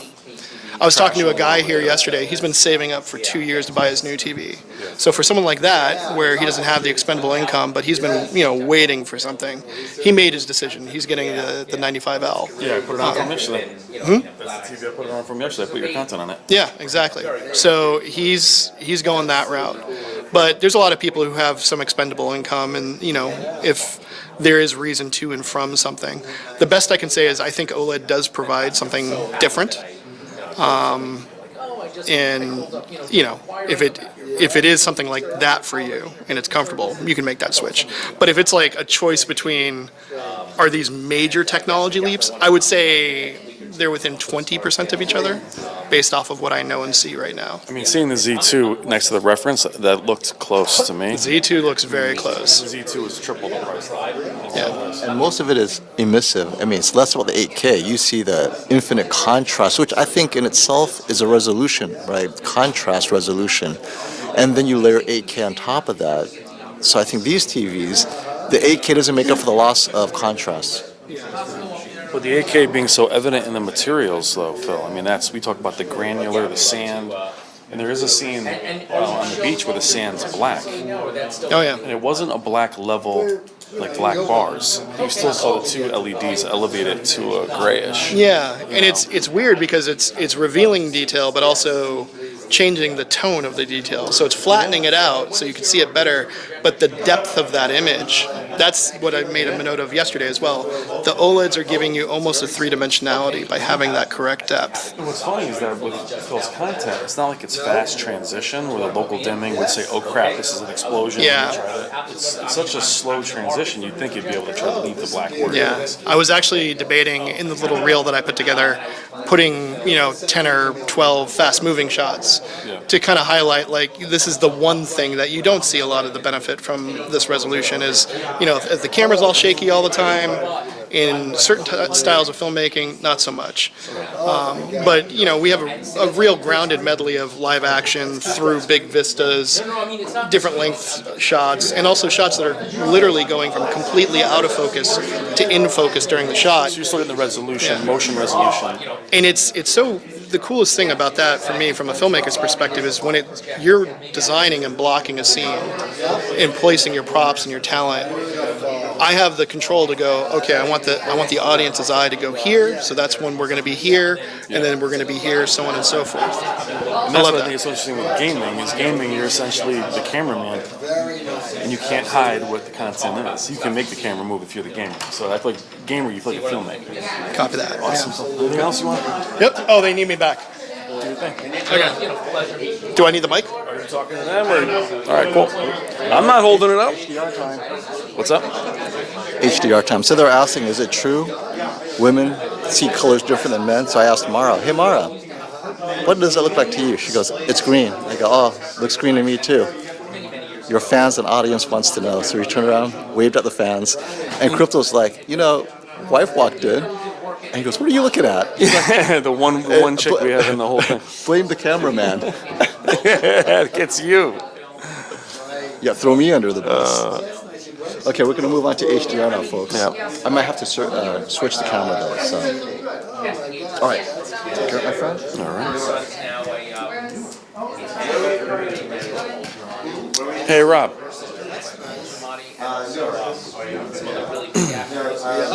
Have a seat. Oh, you mean like, this kind of Rob? Not like just like,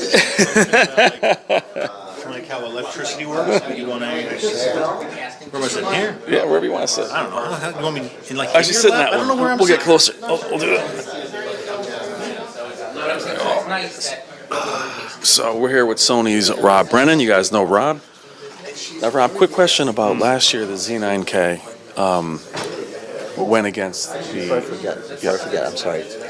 People with the older Z8H or maybe the Z9K, will Sony have firmware updates that allows them to process future 8K codecs, whatever that may end up being? Is it even possible? Great question. Hi, Mara. Oh, what? Someone called me? Mara, you want to come hang out on camera? So Mara's here to make sure he answers it correctly. I'm gonna get like So, in the eye. Mara, come around.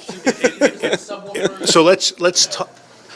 I'm going to answer the question more generally speaking because codec support for future firmware updates, whether it's 8K or not, it's a great question. Well, everyone wants to say thank you for the game bar on the Z9K because we talked about that on the stream. Oh, yes, Maybe yes. being a possibility. Yes. You didn't promise anything. I And couldn't. boom, it was there. At the time. I couldn't at the time. But, The trick when it comes to 8K kind of internal processing, right, is currently within the market there's no real consumer available 8K material aside from like user-generated content that can be uploaded to YouTube, right?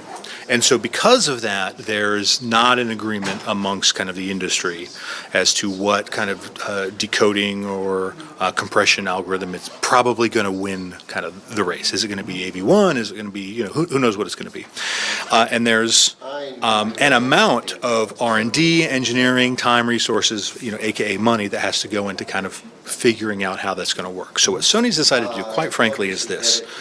Because 4K is the current kind of standard for content or less, our primary focus is investing our R&D and engineering in firmware updates that will improve the upscaling, whether it's 4K to 8K or whether it's high definition to 4K to 8K. So that's where our effort and energy is, because that's where the content availability in the market is. Where 8K would need to be upscaled, so we need to. Right, well, 8K would need to be processed, right? We obviously process everything that comes in because there's still compression regardless of resolution. But that's why we've chosen to focus on other areas. So I can't tell you that, arbitrarily in the future, all of a sudden 8K content becomes available, and then the industry picks a codec, and then we know that the hardware built in the TV will support that. I don't know if it would be a hardware change or a software just update, or potentially both. Those are things we can't answer because we don't know which codec ultimately, is going to win that fight. As I kind of mentioned yesterday in the panel, the biggest challenge is that largely the decision to change over to a higher resolution lives with a lot of the studios. They bear the cost. They got to buy the cameras. They've got to potentially buy new equipment that can handle a higher resolution workflow. It takes more disk space, all that kind of stuff. New compression algorithms have to be written so that it can be effectively transmitted from, let's say, Netflix to the end user. So all those companies would have to invest money. And right now, where they're primarily investing money is in IP acquisition. Right, or they're buying each other out constantly, right? So the Rob Brennan prediction, again, this is not from Sony, but the Rob Brennan prediction is that once this kind of IP-based contest ends, then we will get back to the business of competing with each other based on service level. Right now, they're all fighting over the rights to Marvels, or they're fighting over the rights to, the new Tarantino movie, right? But once that doesn't happen and you can watch the same movie on multiple platforms, then I think it's potential to have this kind of service level, debate and investment cycle. So what I learned just yesterday was that Japan has 2 broadcast networks. Correct. Yeah. Tokyo Broadcast. There's actually 2. Is NKH and BBC that will do local 8K broadcast. Discussed the Z9L being there, and even the Z3. I was thinking, why would you put them there? And that makes total sense. Yeah. So that was ultimately in Tokyo. It was part of the Tokyo Olympic kind of committee bid. Oh, nice. It's we'll shoot and we'll broadcast. I think they did World Cup a couple years ago. Like, World Cup, you have that but just in country. That kind of stuff. So it is kind of out, but it is super limited. The other thing, and again, this is going a little off topic, but just to keep this in mind, so we have like ATSC 3.0, which can support up to 4K over the air. But the thing you got to keep in mind is that essentially it requires more bandwidth, even over the air, more frequency bandwidth than high definition. So as broadcasters, people who operate towers, they can basically say, well, I can do one 4K channel or multiple channels in high definition. And if it's one 4K, it's you have to quadruple. Let's say it's 4 high definitions to one 4K. It's not exactly that, but let's say it's 4 to 1 for the math. That means to make it generate the same amount of revenue, the ad space is 4 times more expensive for a commercial, and so people aren't going to. So people aren't going to pay that. That's where they decide ultimately financially to send out more lower resolution channels where they are charging less per local commercial that's running, and they make revenue that way. So just because ATSC 3.0 allows for 4K doesn't mean each market is going to automatically convert all of their bandwidth from high definition to 4K, right? There's a financial analysis that has to happen. So Formal and I had a funny moment on stream with 8K because we're doing the Hobbit or Lord of the Rings. Lord of the Rings Amazon stream at 8K, and he goes, apparently because of the bandwidth, we can't rewind or fast forward. So we're watching it. He's like, I'm like, here we are now. I lose the ability to rewind and fast forward. Also, quickly before I get to this question, the Z9K that we have here is at 75. Yes. Last year we had the 85-inch Z9K. Yeah. Which I felt this Z9K has been fully updated. Probably several times since last year. It looks like it helped the image quite a bit. From what I'm seeing in comparison to the 900C, where last year's Z9K felt a little pale to the 900B. You feel like the Z9K has gotten better? The fact that it's kind of been hanging out for a while? Yeah, it certainly has. So the other thing that was relatively new with the Z9K when it came out is a really aggressive change to the backlight system. So remember that backlight master drive with the Z9D, right? We now these are mini LED, not individually controlled, backlight elements. Like we have with the Z9G. Yeah, but the lessons about how to control that backlight, how to detect kind of these luminance changes going from these extreme contrasts from high bright to high dark, and how the backlight should respond to that. The longer that we have that technology around, the more refined that control gets to be. So it has benefited from several updates, let alone things like you can game with, the backlight, the dynamic backlight on now, right? Yeah. So there are certainly things you can specifically point to that improve over time, as well as just general picture quality enhancements. But I agree. I think that the image does look, just to my eye, better than it looked last year during the same event. Well, and then this year, in comparison to last year, we are going to do an out-of-the-box, which is what we did yesterday, where the A95L, not surprisingly, but in terms of, we thought maybe one of the Samsungs out of the box would look poppier or whatever. It still won. I'm wondering, I always felt last year that Z9K, if it had a chance to even leave a little bit of live color on or a little bit of their local dimming a certain way, it would do much better. Because I've seen the 85-inch is an absolute beast. And I know we don't talk nits or zone counts, but I thought it was very interesting to see the X95L really quickly. Maybe not be as bright as the Z9K, but definitely be more refined. So we talked about useful brightness of 4,000 nits, though it's nice to pump a chest up, even though you guys don't talk about nits. It's always about, is it useful under the hood? As we saw with Sharp yesterday, 5,000 zones or 2,000 zones, if it's not useful, it doesn't really help. You guys try to find that balance on if it's bright enough and the local dimming. I think the X95L is the best LED you guys have released. What are your thoughts on the X95L while we're just hanging out here? I think that I like how you said refinement. I think with the XR Clear Image, right, there's a refinement to the X95L, but there's also a refinement to the Z9K that comes just from having 4 times the pixel densities, but they do look different, right, ultimately. And so that is something that I think is noteworthy. I think from the overall kind of price to performance, X95 is a monster of a television. Now, it's only available in 85-inch, so if you wanted something slightly smaller, maybe Z9K is the most premium 75-inch in that LCD kind of family. But the X95L is certainly a master television in the overall contrast, the black level, the blooming reduction, and the fine texture and upscaling. So I happen to like it quite a bit. This is the TV that I have in my living room. Now Pablo has the 8K in his living room, but here's all I'm going to say. We went to dinner last night. Pablo got sick, so his weak constitution. He got sick after all I'm saying is, like, I was at that dinner. His tum-tums got a little sick, and feel better if and he has an 8K TV. That's all I'm saying. Draw your own conclusions. Are you sure zone counts for the first time? No. I'm saying, yeah. I have counted them exactly. He's done the crawl. The backlight master drive is still in these panels now, in effect, correct? Yes. So I didn't see it touted as much as we saw last year with the X95. It's still yeah, it is. Obviously, we made the bigger kind of push last year because we essentially reintroduced it, right, as XR backlight master drive. Yeah. So it's the concept of backlight master drive, each individual light source controlled on the Z9D, but then tuned for the new Cognitive Processor XR. Okay. So with this year, it's kind of yes, we introduced that last year, and it's the same thing. I kind of mentioned this the other day. Sony often doesn't really wave the flag particularly hard unless something has changed significantly enough, and then we call it something new. Otherwise, it's, now we have XR backlight master drive. We told you all about it last year.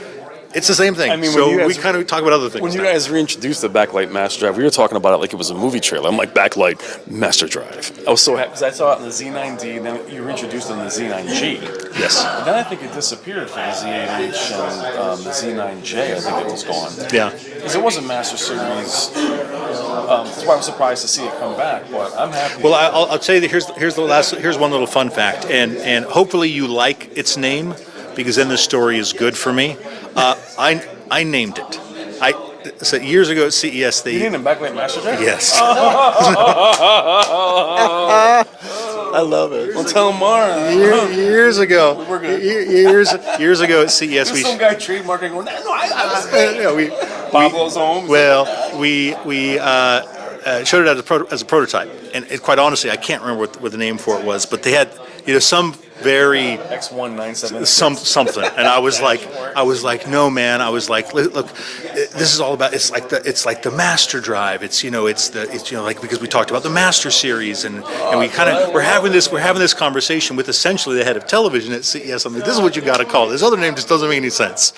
And then 2 years later, Backlight Master Drive, and I called him up. I'm like, dude, you owe me $5. Was that for the Z9D? Was there? That was for the Z9D. Yeah. So Ron Brennan's respect level just went up 5 notches. Those of you that love the Z9D, my man named the Backlight Master Drive. So again, if you think that the name is terrible, then I didn't name it. There's no way that's a terrible name. That's a robot name. I do have a question about the X95. Is that purely a focus group, you think, decision, or what you guys think would do well here? I know that we had 55-inch 900 series, and then we started getting away from it. Is that just probably the research to say we don't think it would succeed in this market? Is that mostly that decision? So why one size or something like got that? it. Again, I think we talked about this a little bit the other day. It's a combination of multiple factors. So sometimes it's based on what the dealer's kind of needs are, what the other TVs are coming in. I mean, the reality is we have certain targets for price and performance that we want to hit, and sometimes based on the cost of goods and whatever, you end up with two televisions that priced out become very close to each other, and they start to cannibalize one another. So that becomes something else to you have to consider. Does it make sense to bring in steps that are, from an MSRP perspective, really close? Does it make sense to bring in two technologies that are really close together? So when you think about all of those factors, that ultimately led us to the decision that only the 85-inch made sense in this market, given the overall lineup. There are other markets that come up to a different conclusion. That could be because their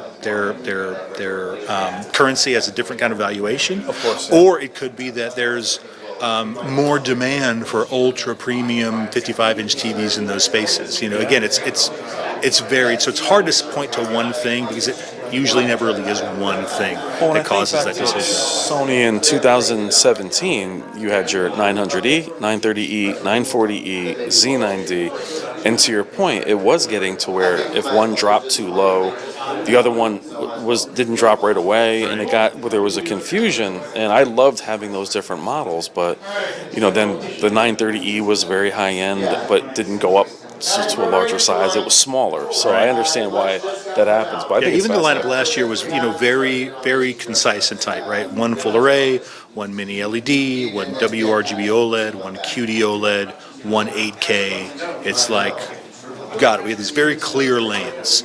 Now, that's not always the best solution. Sometimes there's extra variation you can have in one of those lanes, right? Yeah. So this year, it's like, well, we have too many LEDs, right? A little more, and now two. WRGB LEDs, at least for holiday season, we'll have these two, right? So sometimes there's enough room for a couple operators in those lanes, but you always got to be careful with it. Yeah. So we got in the comments there was a mention about zone count, and then Michael over here did say that it's really more about the processing. Pablo said something about processing yesterday. I thought that was key of how long that processing is in the pipeline. speak a little bit about, it's not a matter of, hey, we discovered this processor last year and we implemented it. It's a compilation, a continuation of how many years, where some of those laws are how far back, right? Yeah, so I mean, some of the processes that are built into the cognitive processor XR were developed over 20 years ago, right? Some of the early signal detection kind of rule sets that the Sony processors operate in go back to analog, over-the-air signals and that kind of detection. So these technologies are refined, extensively over time. We use the word AI. Just every industry uses the word AI far too much. Right. What we're really talking about is machine learning. Right, so the cognitive processor XR has a rule set. What we do is we feed various content to it, then look at the outcome and basically reward it.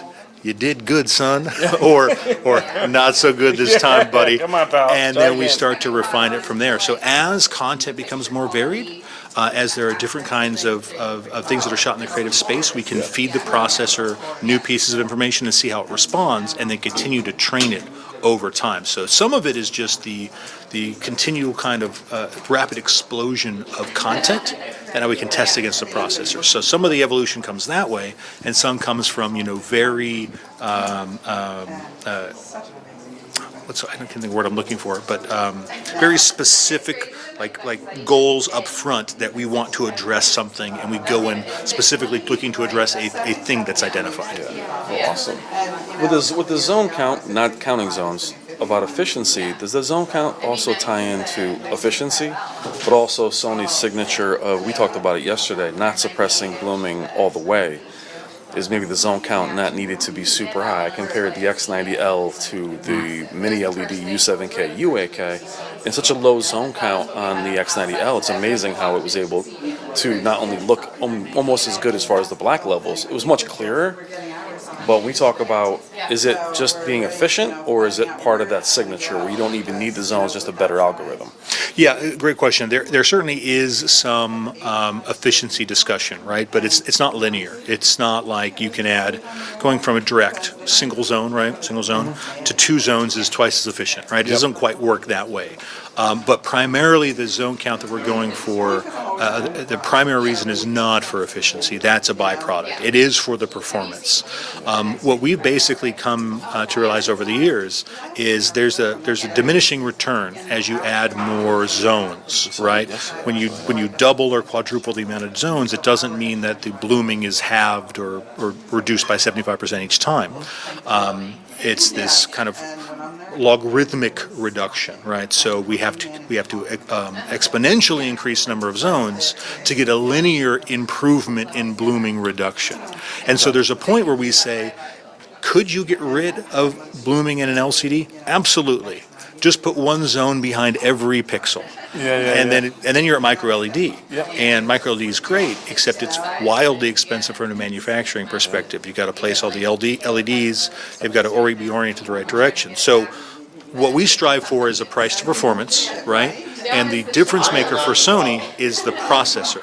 We can say, this is how many zones for this base level kind of hardware performance. Sony will get to the rest of the way through an algorithm and advanced processing, signal analysis, and backlight manipulation. And we can prove that right now, because as much as I love the Z9G, which was probably 4,000 nits, and it had the two panels kind of together. I love the way the TV looked, by the way. But it did have quite a bit of blooming for a, I know we don't want to talk about that as far as people remember the Z9D being perfect, and you and I talked about that.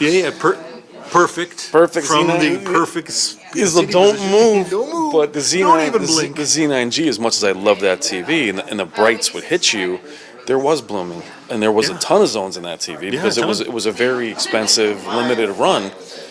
But then to have something like a Z9 X95 this many years later not be as bright or have the zones and have some of the best blooming control I've ever seen from Sony, where we talk about the Z9D did have, in the 940E had great blooming control, but they did crush the blacks a bit. So I think we forget that we've gotten more into shadow detail where the Z9F maybe gave you too much. We did the X wide angle that year. It was a little bit bloomy, but Well, this is a lesson or a rule that we know as people.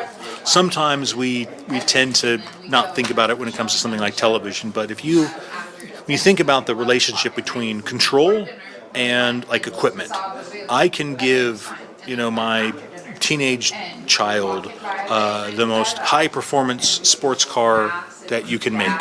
And all that means is my kid is going to go through my neighbor's fence like within 2 minutes of turning on the car, right? Versus driving some jalopy down the road and they'll get in an accident in 6 weeks.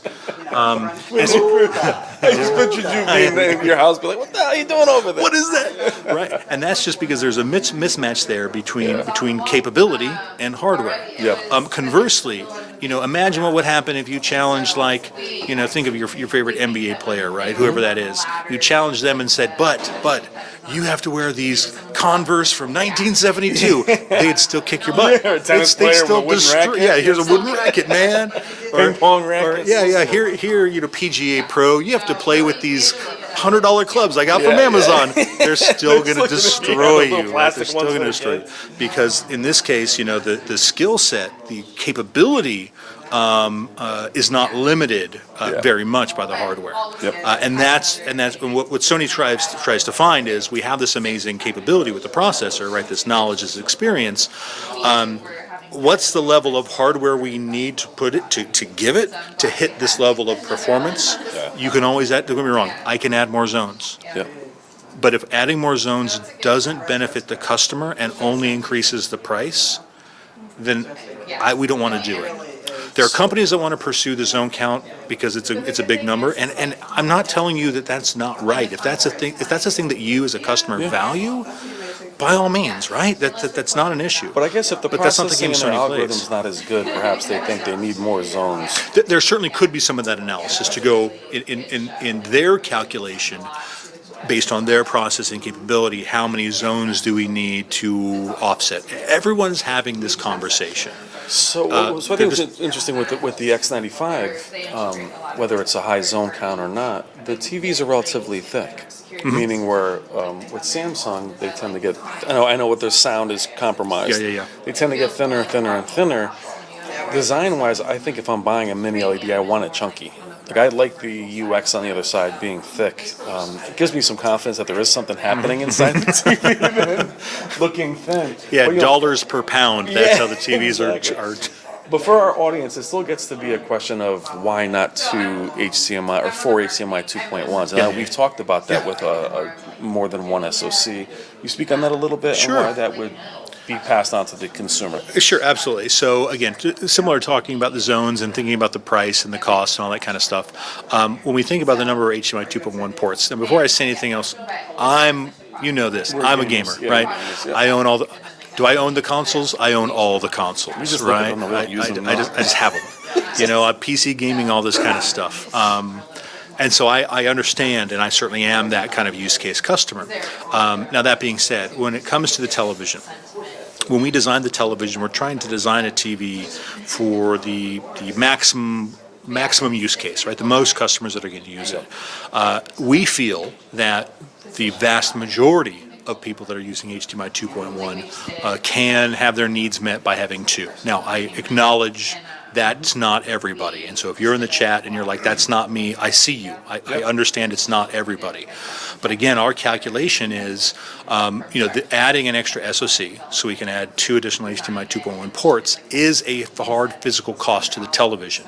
Now, if we've already determined the MSRP for a television, and somewhat we do that today because it's a highly competitive, marketplace, so we can't just decide a TV is going to cost like $6,112. That's never going to be the price, exactly.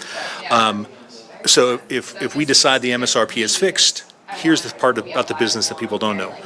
Our retail partners who sell the TVs, to you, whether it's Amazon or Best Buy, they have a percentage in mind that they want to make on a television, whatever it happens to be. And Sony has a general profitability that we're shooting for.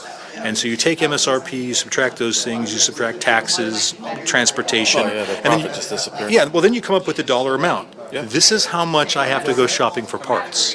Yeah. And so if I spend, $10 extra on an extra SoC, I've got to pull it from somewhere else. Yep. Now we could do that. All I'm saying is that in Sony's calculation, we've decided that for the vast majority of people, 2 is enough, and let's spend that extra money elsewhere for overall better picture. Yeah. That's not to say it will always be the case. It's certainly, the feedback that I get from having this question asked regularly tells me that there are, I think I don't think it's most gamers that need it. There are plenty that want it, and you're allowed. But I think the So it is a explanation- discussion we have internally all the time. Well, I think the explanation of whether it's Samsung or LG developing their own SoC, it's not as simple for Sony to say, oh yeah, we'll just throw 2 more in. You would actually, I think you saying, we would actually need 2 more. So dual SoC. And that cost has got to come from somewhere. That would double the cost of what you pay for an SoC. You'd have to do. The current SoC allows for dual 48 gigabit per second HDMI inputs. If you want 4, it requires 2. So it's just a bandwidth, limitation, processing limitation. We all feel, well, it's like about 50 cents upgrade. Like, actually, no. Actually, just a touch more than that. So let me tell the vendor, I need double of those. And of course is the other challenge. We go out to now, company that makes, whatever that component is, and says, hey, I need however many of these I need, 500,000, let's say. And they might go, no, there's not that many left. So there are various kind of challenges. Well, we saw that with the shortages a few years ago. I mean, imagine if you were trying to do 4 HDMIs back then with dual SoCs. Well, and from Sony's perspective, I think if we were to do something like that, who knows at what point in the lineup it comes in. But the long story short is for all of those reasons, when we look at it, we take all these things into consideration and we make a decision. Now, that decision is going to leave some people out in the cold. Right? And again, if that's you listening to this, I'm not telling you that your feelings are wrong. I'm not telling you that your preference is incorrect and you need to change your mind.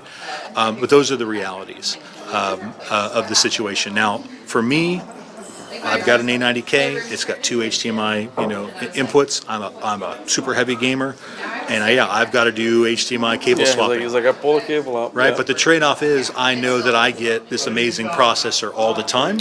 And all I have to do is switch an input every couple of days when I go from one console to another. And that's the price I pay. Well, and we talked about diminishing margins as well and passing things on. And we talked about how, whether it's OLED displays companies where it's more expensive to create and then the prices are dropping. So as expensive as these TVs are here, the Z9D at 75 inches was almost $10,000. So it's $9,000. And the Z9K isn't that, and the X95 isn't that. So the prices are falling even at launch. They're nowhere near as expensive as they were, but I'm sure they're as expensive, if not more expensive, to make. So we start adding more cost to that. There's no way not to pass it on to the consumer. So I think that explanation of the 2 SoCs I thought was eye-opening when we talked about it the first time. I was like, I'm all set. I don't think I need it. Now, again, there are other manufacturers that have that. So the inference there is they put it in. And it's like, okay, well, maybe if that's part of the analysis that they come to that says, well, we need to put in this extra cost and that's going to cause us to pull some other component out or make another decision elsewhere, that's just how they prioritized it. The Sony priority has just fallen a slightly different to say, we think 2 gets us to 90% of gamers have enough. I don't know what that number is, but clearly we feel the majority have it, and then we can spend that extra, R&D, that extra cost, whatever, on something we feel more people are going to benefit from, whether that's improvements to cognitive processor, XR, or audio, or whatever. I'm not saying that other manufacturers that have a different calculus are wrong. There are just different goals in mind, right? And so I guess the last thing I'd like to say is the good news is, from a consumer perspective, when you think about all the various TVs and all the various technologies that are available from all the various manufacturers, there's a solution for you, right? That you can find, whether it says SONY on the box or not. There are great products that are out there, and you can rely on, Brian, whether it's your channel or FOMO yours, to get guidance and suggestions and recommendations on what is going to be a good fit. But I wouldn't listen to kind of carte blanche, like all people need X or no one needs Y. Well, we talked about not making blanketed statements like, well, if you're going to game, it's this one or that one. And we've both been guilty of doing that before. But Guys, you got a super chat. Guys, get Rob a cup of coffee. His insights are priceless. Thank you for your time, Rob. Well received by the chat. So. Oh, I appreciate that, man. And I do love coffee, by the way. Just letting you know. Extra foamy. So real quick, Rob, we talk about the decisions made internally, like the brain trust of where you guys want to go. Yeah. Is that something that is been there many, many years? If there's a leadership change at Sony, does that change as well, or? Because that's a continuous. It doesn't seem to change drastically. Right. Is that a group of engineers? A lot of people? Yeah, it's a great question. Or a leader in the company that has that mindset? There, just like any corporation, there's turnover. There are people that are retiring. We have engineers that have been doing this for 1,000 years, all this kind of stuff, right? The consistency, quite frankly, comes from the development cycle of television.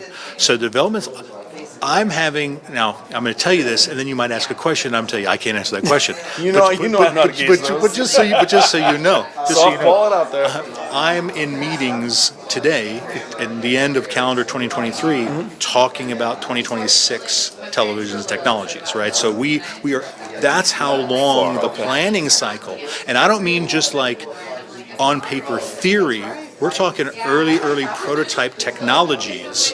We will start to see, this far in advance. Yeah. And so because of that, while you can have people, retire and come in and come out, some of these plans are laid multiple years in advance. Yeah. And so there is a sense of, continuity that comes through because of that. And you're also making major investments, when you switch over to cognitive processor XR, that takes 3, 4, 5 years to develop before it comes out. Did you need something? We're going to start the panel, and you'd like Rob to be. So we know it's going to continue for a while. Rob, one question from the super chat. Is Sony planning on 4 HDMI 2.1 ports anytime? We just talked about that.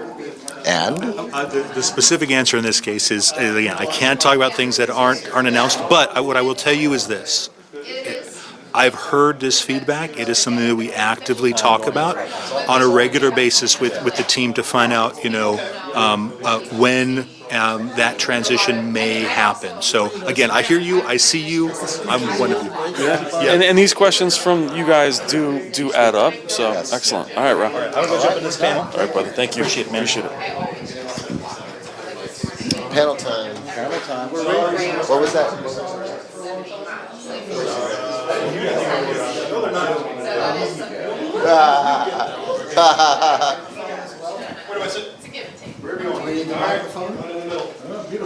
I've come with the microphone.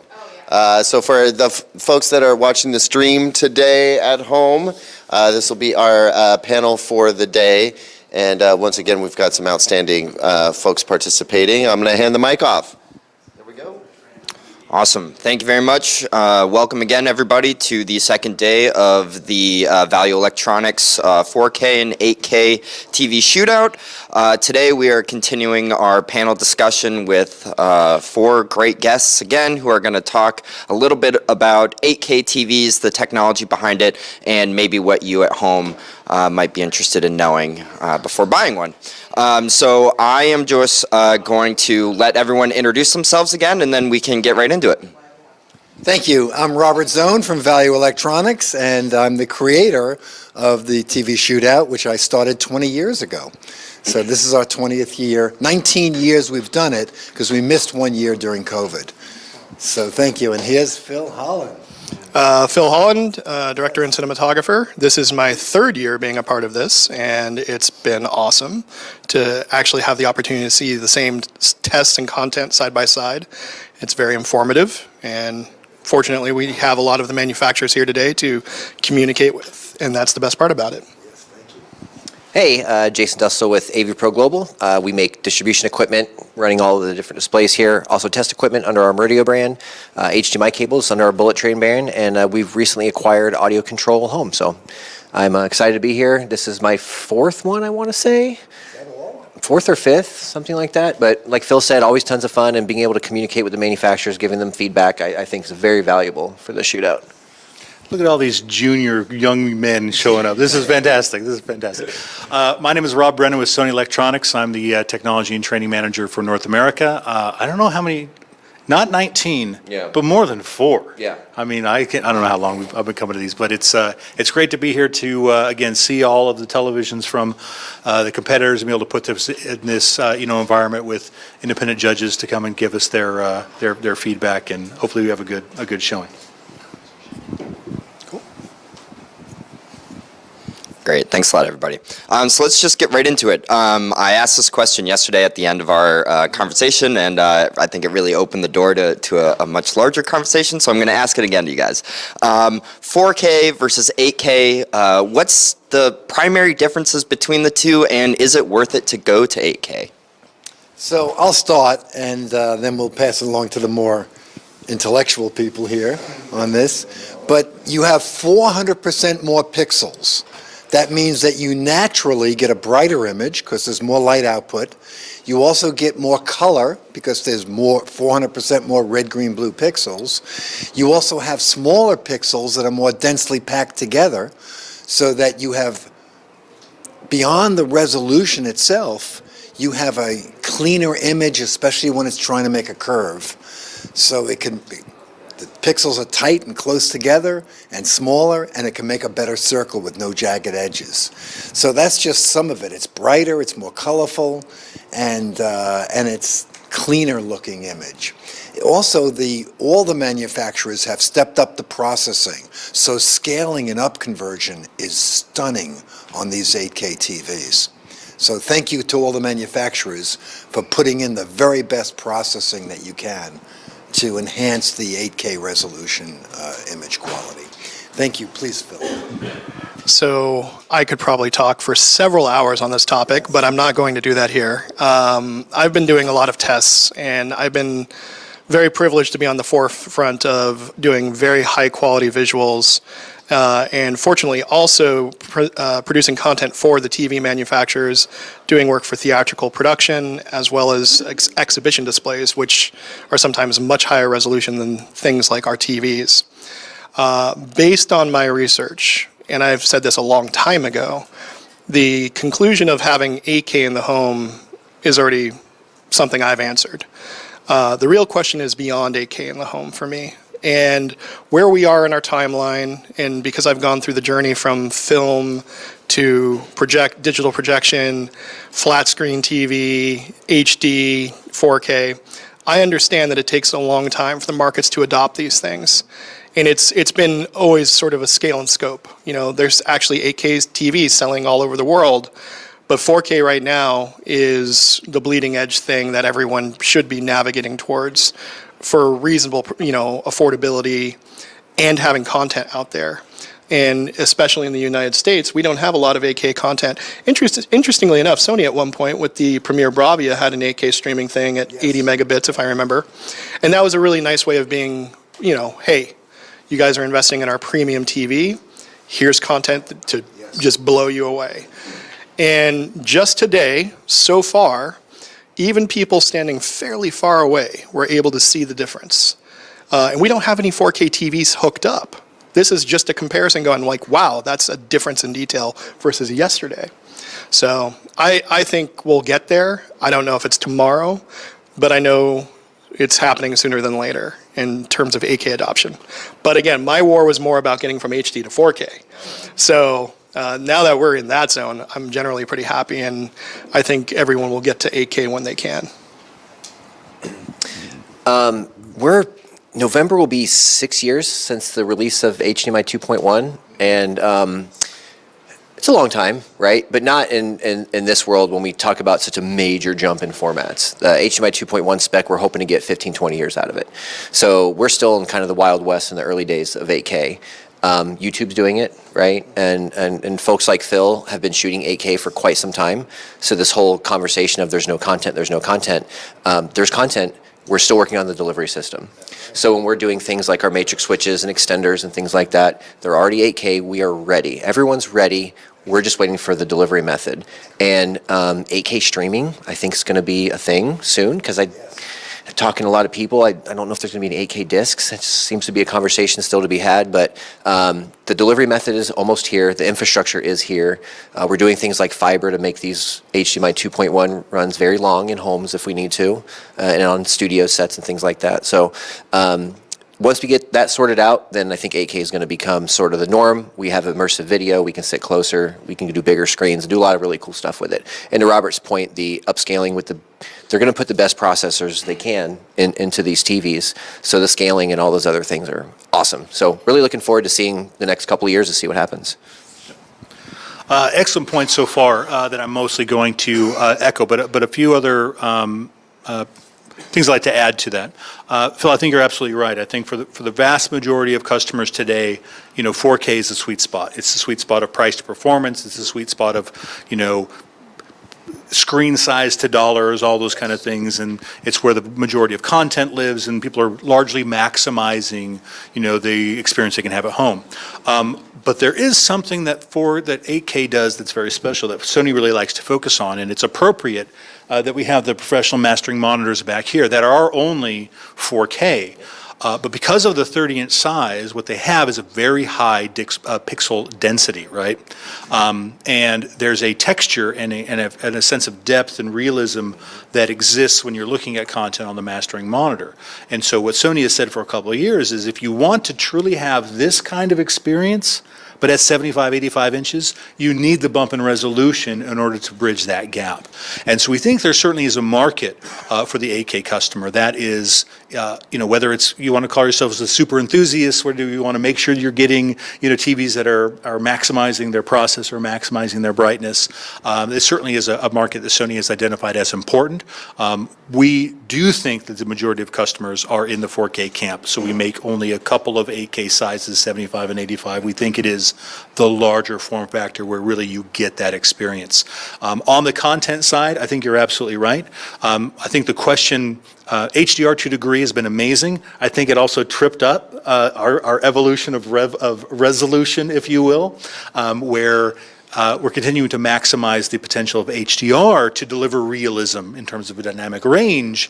And I think once that gets kind of settled, then the next obvious avenue again will be to aggressively pursue, resolution. I'm not saying that it has to completely wait, but I think the HDR discussion has allowed the industry to kind of marinate here for a while, and there are different ways to bring immersion and realism to the home. Thank you. I just want to add a couple of comments. One is that Amazon Prime joined the 8K Association. It was very expensive for them to pay these monthly fees to join the 8K Association. They didn't join that for no reason. Also, I wanted to say that when HD TV came out, and I was in the transition when I was in TV broadcasting from analog to digital HD TV, we were able to recommend the viewing distance of 1.5 times the diagonal measurement of the TV. That was so close compared to how we were able to view and enjoy analog TV. So now we had a much more immersive experience with HD TV of being able to get close and you don't see any anomalies and defects. Then when we came out with 4K, it was recommended to be viewed 1.5 times the height of the TV. So again, we can get even closer to a large screen and have a much more enjoyable and immersive experience. Well, now, with 8K, with that fine resolution, you were pointing out how close you can get in your earlier presentations to a large screen and have even a new and a more immersive experience. So there's a lot of value in 8K for enthusiasts. And there's also future-proofing. So, and then the last thing is, and I brought it with me, and I'm sorry I didn't hold it up here, but I just became a dealer and bought my first mirrorless 8K native HDR mirrorless SLR camera. I bought the Fuji, and I am loving it. I shot my son's wedding, COVID style, in our backyard, and this was almost 3 years ago. I played it back on multiple 8K TVs. I thought I belonged in Hollywood. It was gorgeous.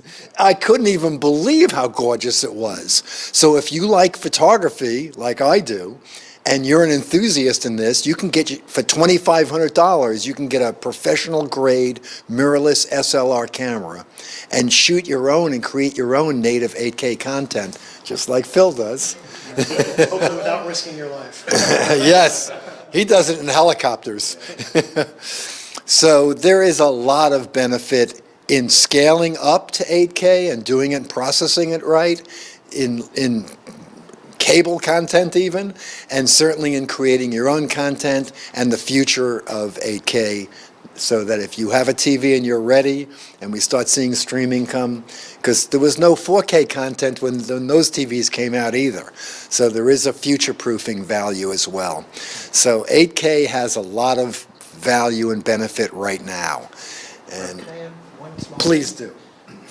For people who are on the fence about this, I just one challenge to you is think about how close you might hold your phone or your iPad to your screen, or to your face, I should say, and think about where you sit in the movie theater. If you want to sit in the theater and have a nice immersive picture, depending on the size of the screen, of course, I like to be dead center, 2/3 back, personally. For me, that's a nice immersive, especially at IMAX, right? So if you want that immersion at home, you got to sit close. And if you want to sit close, you don't want to see pixels, hence 8K. I guess to add to that, just for our demonstration here today, I revised a tool. I used to work with THX way back in the day, and we came up with some really interesting viewing standards and recommendations. And during our journey all the way up to here, one of the shocking recommendations from an organization was the optimal viewing distance in terms of field of view for an HD television, which was 25 degrees. And that was just a weird place to start. And any of us who were working on feature films, we were almost laughing at that. And I have produced work for cinema as well as IMAX and have a pretty wide breadth of understanding. And over the last, I would say, the majority of a decade, we've done so many tests of 4K versus 8K and HD, and we have lots of data. And to make a very long story short, something came to be out of the results that allowed me to recommend a minimum resolution, medium, and maximum resolution, meaning beyond this resolution, at whatever viewing distance and angle, there's no advantage to it. But the thing that was very clear was there's a range that's comfortable, and something I discovered was consumers in general were sitting too far away from their televisions to have a cinematic experience at home. And I'm pretty passionate about what I do, and I really want audiences to experience the best of what they can get at home, whether they have invested in a good quality television, they're paying for a 4K tier on a streaming entity. You have so much ability to have a very enjoyable in-home viewing experience that I think you can treat yourself. So not plugging it because it's free and it doesn't cost anything, but if you go to PHFX Tools, find that optimal viewing tool, put in your diagonal, and it'll tell you some interesting stuff. And what we did here is we put tape on the ground. And I put the IMAX through theatrical at 80 degrees, 60 degrees, and 40 degrees, and then all the way back to the bleeder seats. And when we started doing our test today, people back there were already able to see that difference. So that tells you a lot. Yeah, I'll leave it at that. Thank you. I just wanted to hold up my native mirrorless SLR native 8K HDR camera. This is professional grade at a very affordable price. And we became dealers because I'm so excited about it. And we're going to be doing some launch promotions with this and bundled with 8K TVs that'll make it very compelling to own your own native 8K camera. So stand by for some very nice promotional bundles here. Great. Well, thank you, everybody. I guess kind of switching gears here, and we talked a little bit about this yesterday at the end. With technology like this, sometimes, those small pivots in its use can really be a defining trait for its success moving forward. Are there other applications of 8K technology outside of just an entertainment environment? I'll pass that to the people more knowledgeable, please. Yeah, I mean, for years now, I've been doing work for exhibition-style displays that, I mean, the highest resolution I've done is with camera arrays, and we do 32K. which is kind of nuts. But we're designing viewing experiences that are different. If you go to Times Square right now, there's a 40-foot wide by 9-foot tall display inside a sit and sleep store. It's a Tempur-Pedic sort of sit and sleep thing, and I shot the content on that. And that's one of those examples where they kind of want you to feel like you're in the room, and they've kind of changed the panels around, so they changed how it started. But the idea was you were going to wake up and look outside, and you have a beautiful forest or beach or whatever content. And yeah, that's one of those applications. But I'll stir the pot a little bit more. There's a lot going on right now with flat panel scalable technologies. Sony's got CLED, Samsung's producing the wall. So everyone right now thinks of emissive TVs as a box that you order and it comes in cardboard and you have to get the entire neighborhood to get this TV out of the box, right? But there's an interesting thing that's going to challenge everyone's paradigm about what TV can be soon. Because if you have an entire wall that can be several 4K displays, and you can watch your 3 football games while someone's, learning how to cook pasta on the left. Now we're in a different territory. We just don't know what that looks like yet because it's not commonplace.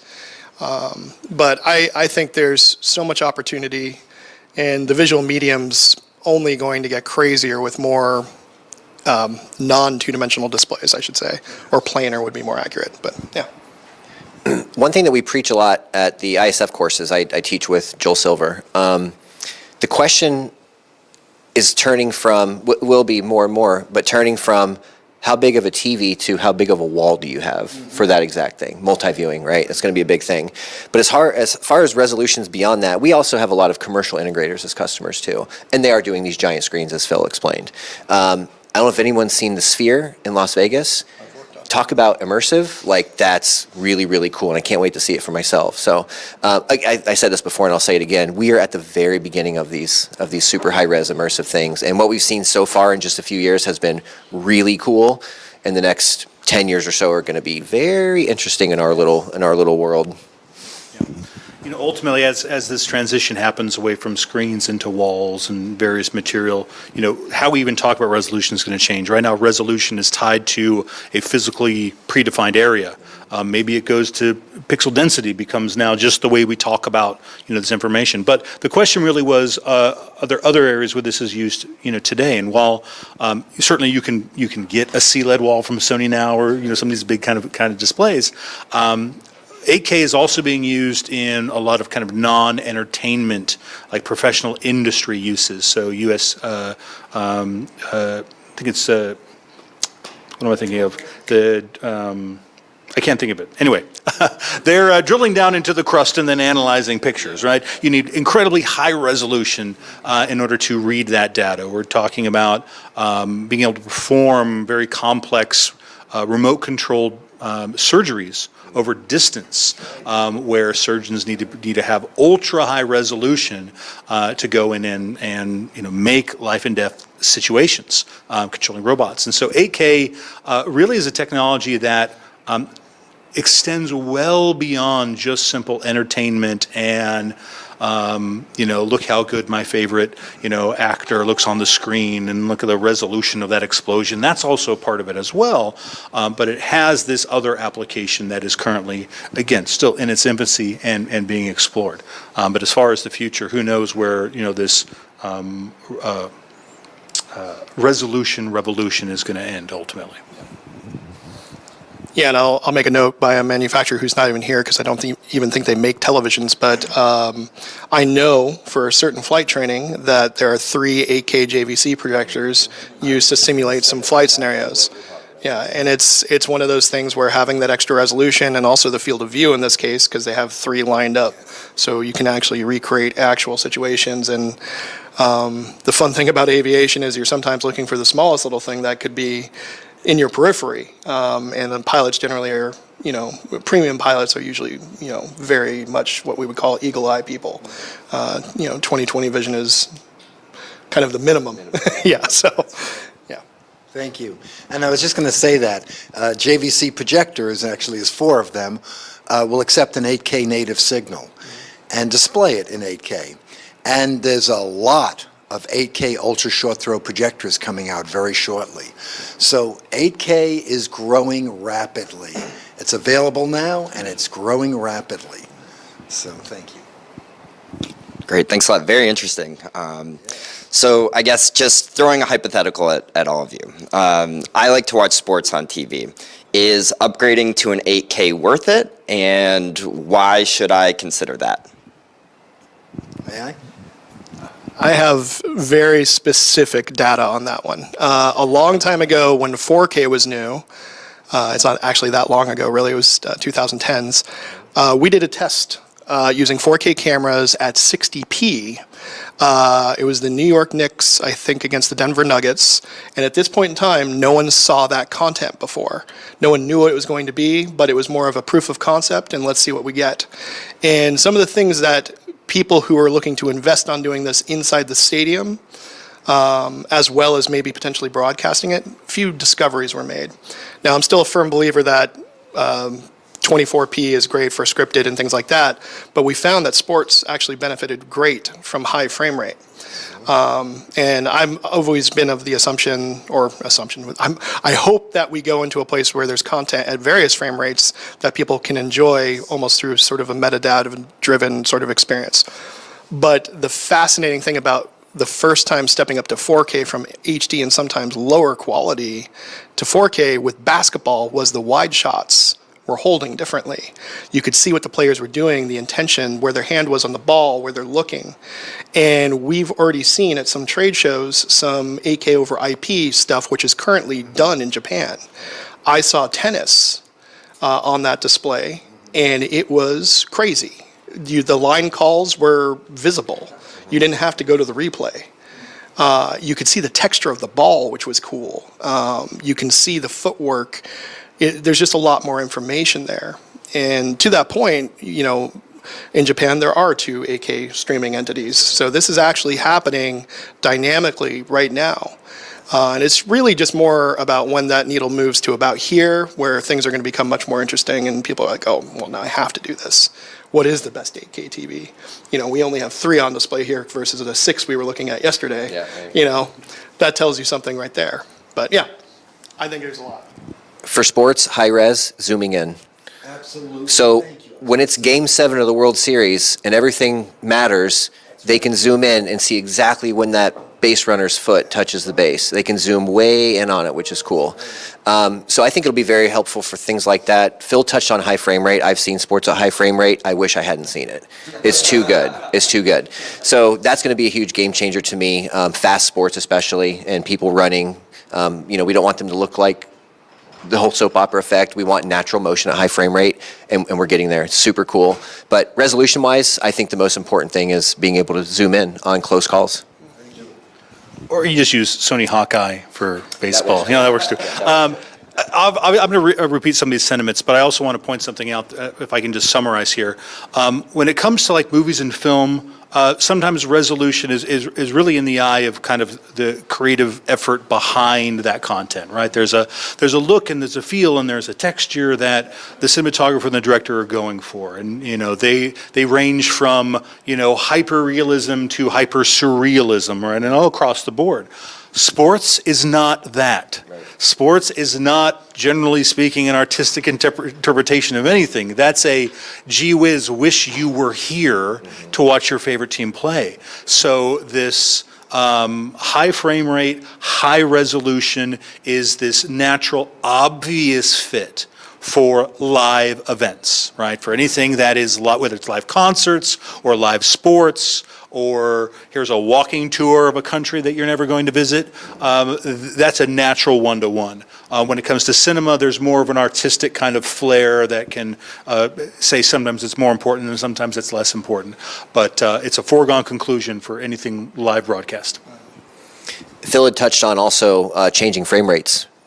Mid-content, perhaps. You may have a cinematic scene between levels in a video game, right? Or you may have a director who wants to film an action scene, high frame rate, and the rest of the film is in 24, right? Don't forget, HDMI 2.1 does support variable refresh rate. Mm-hmm. So as they're doing this on the content side, technically right now we can do it at home. I can't stress, in the 2000s, I wrote a document called The Window Effect where I outlined all sorts of things about 120 hertz and different resolutions and stuff, and there was a very good amount of time in my life where people thought I was a lunatic. But surely the industry has been actually navigating closer to where I thought things should go, mainly because of my research of like, how do we make this experience better? And that really stemmed from the first days of like 2K projection and then a 4K projection. Sony also had that first 4K projector that was like setting the world on fire. And it's just a crazy world because the cinemas, some did adopt this stuff. Some provide really good high quality viewing experiences, but a lot didn't. And it was because our industry did not, navigate as one. And I don't think it ever will, but the core thing is we are getting to the place where better technology is existing, people are noticing it. It's really cool to see consumer awareness about HDR. It's very cool to see consumer awareness about 4K. There was a point where that was a new thing and people were saying, I don't know if people can understand resolution. And it's like, once you show it to them, they'll learn what it is, and if they like it, it goes with it. So, yeah, these are exciting times, and it will be a really exciting decade, this particular decade, to see where we end. And just to make sure everybody knows, HDMI 2.1 is 8K ready. HDR 8K ready, no compression. Right out of HDMI 2.1, the spec is there. As it is for ATSC 3.0, 8K ready, over the air, free television, native 8K. Of course, we're going to see 4K very soon. And in fact, I can't mention any names, so I won't bring up the PBS channels, but I spoke with the engineers because I come out of TV broadcasting, and I spoke to them specifically, when are we going to see 4K HDR? Do you think you'll ever do 8K? And they're ready to do 8K. Over the air. And the spec is there, and they're ready. And they're set up with the equipment and and all of everything they need to do it. And in fact, last year for TV Shootout, Sony made for me a 8K native desktop PC with content from Sony Pictures and Columbia Pictures. They're shooting in 8K. They're ready. So be prepared. Thank you. Great. Thank you. I guess looking at the question that I just asked and kind of doing the flip side of it a little bit, and you had touched on it just a little bit, what about gamers? People who are playing lots of video games. What would you say to them or those gamers who maybe are a little hesitant to buy an 8K TV because they know, oh, my computer monitor setup is great, or I'm a mobile gamer? What benefits does 8K offer gamers? I just want to start by saying the native 8K TVs can do 144 hertz in 4K at high frame rate, which a 4K TV can't typically do. So there's some PC gaming value in an 8K TV as well that you can't do with a 4K TV. Yeah, I think gaming is one of those interesting things where you have different needs for different types of gamers. For people who are into sort of competitive or esports related games, they're going to generally favor a higher refresh rate over resolution, which is already kind of a weird touch and go balance, because with extra resolution, it's kind of nice to be able to kind of, if you've watched professional CSGO players or now CS2, they're almost focusing on a pixel to get that shot off. It's crazy. And that reaction time is important with the higher refresh rate. So we're moving there. We're just seeing now some really high refresh rate 4K monitors coming into the space next year. That said, I have friends right now who are enjoying Cyberpunk 2077 right now in 4K and 8K. And we didn't really have GPUs, the graphics cards, to drive 8K at high FPS until really this last generation. And that's a very demanding game and does that. And that's a tremendous experience to actually see and witness for yourself. It changes everything because you're having highly immersive and interactive content with powerful graphics. In that game, it's single player, and you're not concerned about, what this other person is doing in a micromillisecond, So it's interesting. I think some people are enjoying it right now, but everyone with gaming, it's going to fit your needs, your budget. I know people who have spent an astronomical money on their PCs just to get them up and ready for whatever. and they sometimes change their displays based off of what they're playing even. So, yeah. I'm not a gamer. The last console I owned was a Super Nintendo. So I don't have a ton of perspective here, but I can tell you some things that I do know. When we have these high-end video cards that are doing 4K 120 and 8K 60 and things like that, if we're matching that to a monitor of the same resolution, there's less input lag because there's no scaling. And the gamers really, really, really take that very seriously. But as far as zooming in with a scope, with a rifle or something like that, the 8K stuff really helps. And what I've been seeing a trend lately with the gaming community are these very immersive curved screens. And I saw one recently. I was in a store and it was, I think, 49 inches curved and a very wide aspect ratio. So if you can fit that without any scaling and add any artifacts and not slowing down the panel and response times and things like that, major win for the gamers. And I will say, too, that up until this point, the gamers are the ones who've taken the most advantage of HDMI 2.1. But we're starting to see a lot of that leak into home cinema, which is, of course, what we're excited about. But yeah, that's all I got on that. Gaming. Okay. There's so much to unpack here, but I'll go through a couple of these points that I think are relevant pretty quickly. First of all, personally, I play a ton of games. I don't like necessarily using the word gamer because every person defines it for themselves differently. So let's acknowledge some obvious kind of differences. There's a different look and feel and requirement for someone who's playing a completely immersive, I'm in this world. So what game am I thinking? I'm obviously saying Red Dead Redemption, number 2, right? So I'm in this world, but at the same time, if I'm playing an RTS style game, let's say classic, StarCraft 2, I need to pay attention to things that are all over the screen. The point I'm making here is, sometimes smaller screens are better for being able to see everything you have to keep track of in certain types of games. What's my health bar doing? My abilities are on cooldown. I have a mini map. And so gamers have needs that run this really wide gamut. So it's hard to pin them down to say one thing that says 8K is obvious for gamers or 8K is not required for gamers. 8K is a tool. 8K is a platform. 8K gives possibilities. The other thing, and I think, Phil, you touched on this and as you did as well, Jason, with the latest generation graphics cards, yeah, natively 8K is still tough on a graphics card, but with DLSS from NVIDIA, with FSR from AMD, with these other technologies that allow for more AI-based, graphics upscaling, we get a combination of high resolution, high frame rate. So up until, very recently, I would say only the most top-end gaming machines could even come close, and then you'd still be sacrificing some performance in terms of low-ish frame rate to play.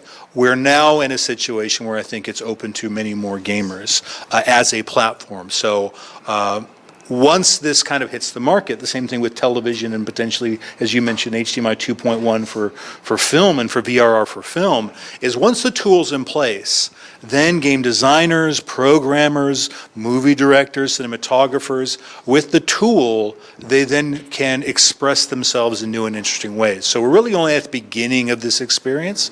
There certainly are some benefits for gamers for 8K today.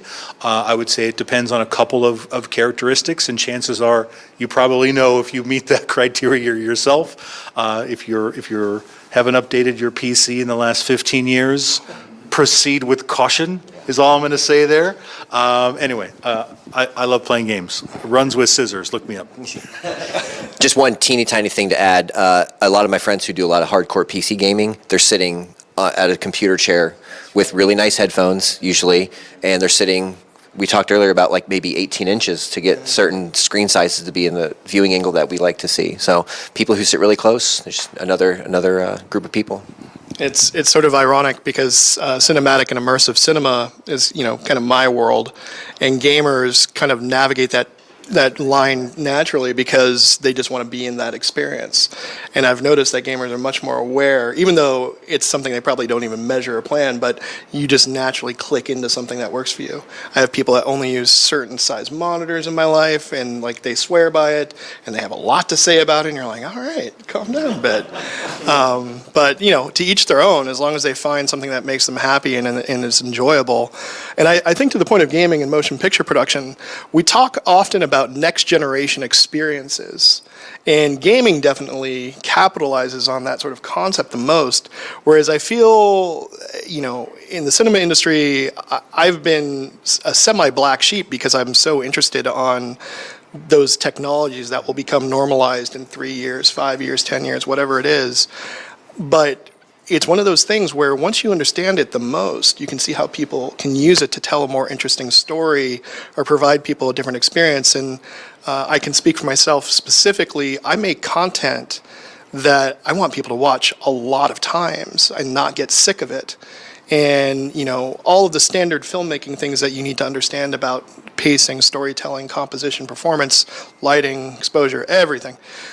All valid, but there's these other concepts where you can keep people excited with their attention moving across the screen, and that's something you don't get with lower resolution displays. And that's where I like things right now. I think it's the most interesting stuff going on in our visual medium, and at least for me, fighting for the consumer side of things, I always try to advocate that you guys have a better experience available to you. It's just not there yet, or you're not investing in the right types of technology. So if it's weird if you know someone who has like a 4K streaming service and an HD TV, and you're like, what happened here? Are you okay? Things like that happen all the time. And for those who care about what they watch and the content, and everyone has a different value of recreation. And in my case, it's recreation as well as my professional interests. And also where I think things are going, which is quite spooky, but awesome at the same time. I think that's where it gets the most exciting, and we're moving along that line. Yeah. I just wanted to summarize something, and that is that other than the future-proofing, and there is a lot of 8K content coming, streaming and over the air and in every other method, and someday we'll have physical disc as well, that the processing is so good, the algorithms are specifically written for scaling low-resolution content up to the native display capability of 8K. And in many cases, although I'm not allowed to say it, they'll actually add more memory to the existing processor so they can write better algorithms. So now you can get closer to a big screen than you can if you own the same, and you can watch cable and get a bigger screen and get closer to it that you can't do with a 4K TV. So there's an immediate use right now for enjoying 8K displays. Thank you. Awesome. Thank you. So this is also kind of a personal question just for me, because I'm definitely not as experienced or knowledgeable about this as you guys are. So another hypothetical. I got my dream TV, this awesome, huge OLED 8K. It's great. I have it hung up. I have it ready to go. What would you suggest I do with settings? Are there any secret menu items that I should be looking out for? Anything like that? Could I jump in? Yes, please. Yeah, thank you. So we preach this heavily in ISF, right? And all the other educators out there who talk about calibration and this topic specifically, you're going to get over 50% there by doing a few very simple things. Turn off energy savings.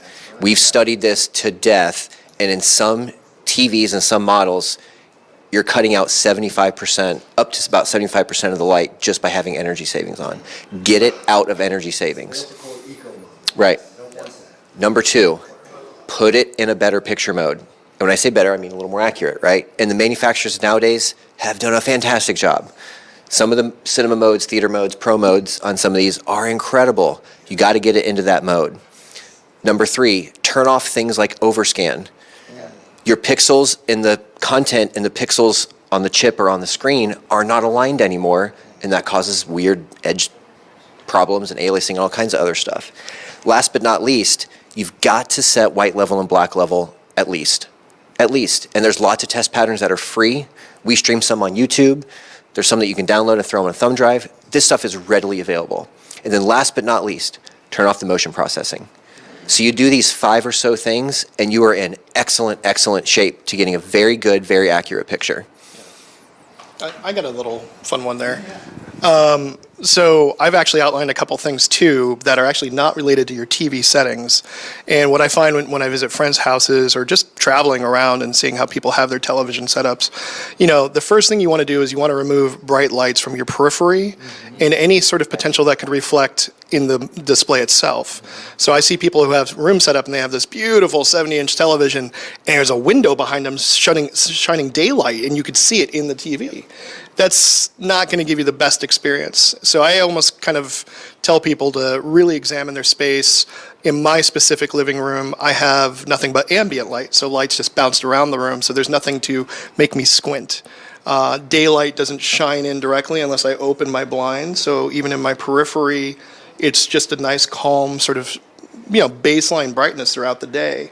And I find that provides the best viewing experience. And I hate to say it, but it's almost like your living room or wherever you have your TV or whatever setup you have is like an almost meditative space. Once you got it locked in, it just feels right. And then wow, I turn this on and it's like right into the content, straight away, nothing between you and it. So. What about the eye care settings? Is that something that's meant to filter out kind of blue light? I've gotten this call many times from other calibrators and from friends and family. Why is the picture so orange? And it's to cut out the blue light for late night viewing, to keep your eyes from, getting too much blue light at nighttime. It messes up our rhythms and sleep patterns and things like that. So that's what the eye care stuff typically is. Phil touched on something that I'm very, very, very in much agreement with. Just like in audio, the room can be everything sometimes, especially in audio, right? So next year, we're talking about an ISF doing more conversations about room design and room recommendations. So I'm super glad that you brought that up, Phil, because you could have the TV set up exactly perfect, but when you have a giant window blasting light off the screen and you're trying to watch a scary movie, maybe during the day, completely takes you out of it. So thank you for mentioning room design. I'm going to say something controversial, yet brave. Okay. Yet brave. I agree pretty much point to point with everything that's been said so far, but I also want to add one other point here. It's perfectly okay, I think, for an end user, for a customer, to have a preference. If what we're talking about right now is how we get a television very quickly and easily to reference, and so that's what we mean by right. But if you do those changes and then you think the picture is not bright enough, that's fine. There's no picture quality police that come knock down your door and say you can't have the TV in that mode. Ultimately, people work hard for their money. They're entitled to their preferences. But if you are looking for that kind of emphasis on creative intent, which is, of course, what Sony really talks a lot about. In the case of Sony televisions, if it's the A95, it goes into Pro mode, and pretty much all the things we've talked about so far, from motion to eco modes to everything, are preset. If it's the non-A95L, every other Sony TV, it goes into custom mode, and the same thing is true. But again, I just want to emphasize the fact that if you then prefer it to be some other look, then you do you, boo, and we love you for it. It doesn't even matter. It's a great point, and I've got some calibrator friends who are sometimes super insistent on SDR being at 100 nits and these very baked-in rules, right? But people at home are not in a studio, and I'm so glad you said that, because if you want to go a little bit brighter, you're not going to hurt anything. If you want a slightly wider color gamut because the room's really bright, no problem. So I try to tell a lot of the calibrators who are coming to the ISF classes specifically, there's a big difference between reference and preference, right? So if the room's not right to get a perfectly 100 nit SDR calibration, it's okay. I say this a lot too, you nailed that. I say the ISF police are not coming after you. So the point of this is to have fun. So if I'm calibrating in somebody's home and the room is appropriate, I will calibrate a reference mode for them. And then I do also what I call a fun mode, right, where they're watching sports and it's really bright and maybe it's a little oversaturated, but that's okay. We all like a little more bass sometimes, right, and that's okay. So I typically, for a lot of folks, will set up a money mode is what I call it, and then a fun mode. I don't talk about this much, but I used to generate LUTs for very low quality displays, specifically on laptops mainly, because they were using panels that barely get Rec 709 to 60% or so. So the question is, how do you make content look good on displays that are far from good? And you get in these interesting things like fun mode, like that vivid setting. There's lots of computers in the world where that's what I thought it was supposed to be, and on really bad displays, that's what people run with, because you have to just turn things up a notch just to get there. And even yesterday, when we had our baseline, TV tuning, when we put them into out-of-the-box manufacturer mode, one of the panels that was looking abysmal suddenly was like, wow, that's much better. So there's something to be said about how things are shipping right now versus where we end up on the calibrated zone. And I think there's probably an interesting middle ground in there to be found most of the time. So, yeah. One last little thing is that, and probably everybody knows this, but when you take native 8K content and you display it on a 4K TV, it looks better than native 4K. It down converts beautifully and looks better than native 4K. Would you agree? The process of scaling down does magical things. It sure does. Yeah, it's incredibly common right now to shoot at a higher acquisition resolution and then scaling down. And that also frees you up for filmmakers to do things like cropping or reframing in a shot. Yeah, exactly. You use it for your advantages. And I think my famous quote from way back when was I said, filmmaking is a process of reduction. And it applies to so many things like cooking. Like, it just makes sense for a lot of things when you think about it. So it's always nicer to start with more if you can compress it down to less and less. Yeah. I see that exact same thing with color gamuts. Give me a giant color gamut that I can tame, because if I can't push out to Rec 709 red and the panel has hit its wall, if you will, I'm stuck. We saw that yesterday too. So give me a giant color gamut and let me tweak it down. Yeah. We had one television here yesterday that at a certain point in highlights just decided that color doesn't exist. And that's very exciting. There's a stylized way of looking at things, but every other TV was able to render a nice color highlight. And it was actually strangely bad. So, someone has to go back to the drawing board and, update firmware if it's a firmware thing, but it's probably a hardware thing in this case, combined with some sort of gamut protection. It's an interesting thing because color in particular, I know in these times with SDR and HDR, there's so many conversations about what things should even look like. I know there was a gentleman, Don Eklund, who used to work at Sony. We used to have vibrant conversations at the ASAE MITC committee, and he came up to me one day and he goes, in HDR, where do you put an overcast sky? Like, you just give me a question like that. And, how are you supposed to answer that? and in the terminology of like a colorist, he's talking about where we are in nits, and where does that land? And I my first answer to him was like, wherever I want, because I would design the look. And it was interesting because he was actually looking for more of a perceptual answer. And we had some really cool back and forths, but then there's a bigger conversation of like, what is the correct saturation in a high dynamic range image of the sky? And we're going to see that for the next phase of this comparison. And those are questions. Those are things happening right now. Very good. And just to elaborate a little bit on what Jason so well said, is that with sports, when you have an 8K and you've captured an 8K and you want to blow up a small image out there, you can maintain very high resolution. Remember, I shot my son's wedding with a mirrorless SLR 8K native camera. When we played it back on an 8K TV, we tremendously enlarged him putting the ring on his new wife's hand. You could see the diamonds with such great detail, with it so blown up, so large. And it was like perfect. It was remarkable how perfect it was. And I must have enlarged that image hundreds of times. So you can't do that with a low resolution content. There are actually replay systems that'll shoot the 8K image and then create a replay within the 8K. Oh, I love Your that. own replay, so it'll Thank make you. the camera moves for you within the 8K image and that's cool stuff. Thank you, Kenneth. That's a nice thing to add. Thank you. Yeah, absolutely. Thank you. So this doesn't have to do necessarily with the resolution of an 8K TV, but I still think that it's part of this kind of overall conversation that TVs are becoming bigger, but they're also becoming thinner. And I guess I'm kind of directing this more at Sony to see your opinion. How are you dealing with less room in your TV to fit stuff like sound equipment? How important is sound when looking at an 8K TV? Excellent questions. Excellent questions. Thankfully, as you know, as a videographer will tell you, audio doesn't matter. Clearly. Clearly.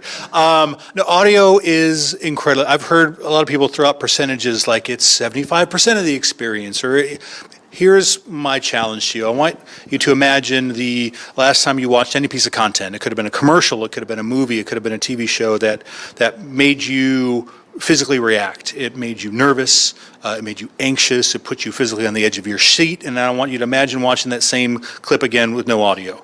Audio delivers the emotional resonance of any piece of content. Visually, that can tell you how something real it is. Is this really happening? Is that, really blood? Is that really a car? But if I want to feel a certain way about it, audio has to happen. So Sony's perspective, there are two things I want to touch on that I think are relative to Sony specifically.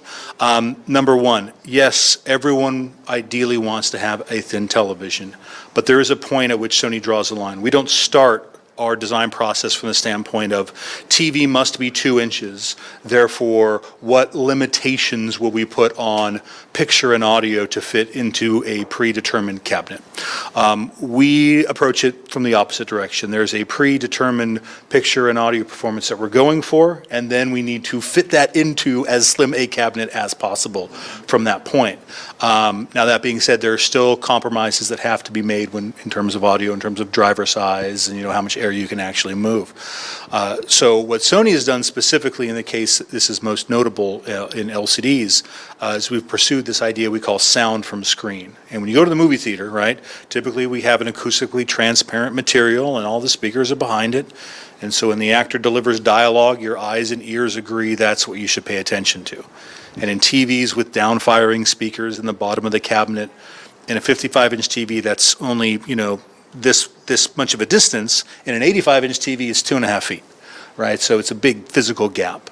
So what we do is a combination of things like rear-firing subwoofers, front-ported, although down-firing full range, side kind of firing tweeters, and various kind of combinations of technologies to try to maintain sound from screen. So we actually do a lot of engineering, not just in the quality of the speakers, but the placement and the type.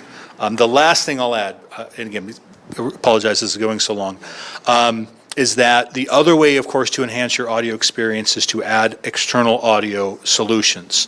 And one of the big changes that Sony's implemented over the last year or so is this idea that just because you buy, let's say, a soundbar or a receiver, you're going to do component audio, it doesn't mean we want to throw away the audio in the television. You as a consumer purchased that. Some of the money went to it. So rather than replace it, we enhance it by using technologies like what we call acoustic center sync. So the television and your soundbar can work together. Your TV becomes a center channel. You get the added benefit of the soundbar or the receiver or the component-based audio to deliver this more immersive experience. So those are the ways that Sony approaches, and it's not specific to 8K, but obviously with 8K we're talking about this pinnacle of immersion, and if the audio competes or doesn't agree with that immersive experience, it's painfully obvious. Before Mr. Brennan gives us the microphone, on the back of that TV are speaker terminals. So one other thing that can happen, great question. The question was speaker terminals.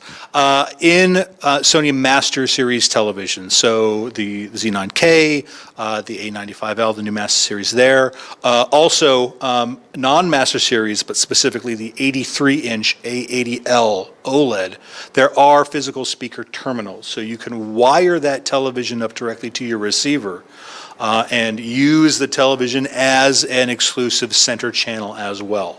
So there are lots of things that Sony thinks about in terms of how can we incorporate video and audio, and it primarily comes from the fact that we're both a video and audio company. We make movies, we make TV shows, we make cameras and mastering monitors. We have a record, a record label and all of these things. And we're able to rely on all of this technology and experience from various departments and put it all together in unique and interesting ways. I don't manufacture flat panel TVs, so I don't have a lot of perspective on that, but I can tell you some personal opinions. For those of us in the room who are old enough, we had big screen TVs with 6.5, 8.5 inch drivers in the front. So I grew up with pretty darn good sound coming out of a big screen TV. And I've seen some and heard some TVs in the past 2 or 3 years who've really done a good job. And you look at the TV and you say, how does it sound this pretty good, and the panel is so flat. So I've seen that a lot, which is really cool. From my own complete personal opinion, I don't mind personally if the TV's a little thicker, if that means they can put in a bigger power supply and some things like that. So me personally, I don't get too obsessive or even care all that much about how thin it is, and I don't know, there may be some other people who feel like that, but that's all. Yeah, I wonder where that comes from a manufacturer's standpoint. Is the public telling you, oh, we want as thin as possible? Because again, for me, it's not really that big an issue whether or not it's 3/4 of an inch or an inch and a quarter. Yeah. Yeah, so for those that didn't hear it, the question is, where's really the driving force behind thin televisions? And that's simple consumer behavior. When LED televisions first came out, right, there was not a performance uptick from LED. This was an aesthetic uptick. You have CCFL. At the same time, you could get a CCFL, right, with advanced processing, and the television's 4 inches thick, or you could get the new LED-based television that's a 1/2 inch thick. And consumers voted with their wallets. And so that's largely, so the market understands that consumers are interested in televisions that are aesthetically pleasing. And as TVs get physically larger, they take up more space in our living environments, right? We already orient our couches around the TV versus the window that looks out into the natural world, perhaps sometimes. So having a beautiful looking television is completely understandable. But again, to your point and what I said earlier about Sony, there's a point that we'll go to with that, but our emphasis on creative intent, on immersive video and audio only allows us to go so far. We are not, Sony at least, is not interested in the world's skinniest television, the world's smallest bezel. Those are secondary to picture performance, audio performance, usability, but they are part of the decision-making process.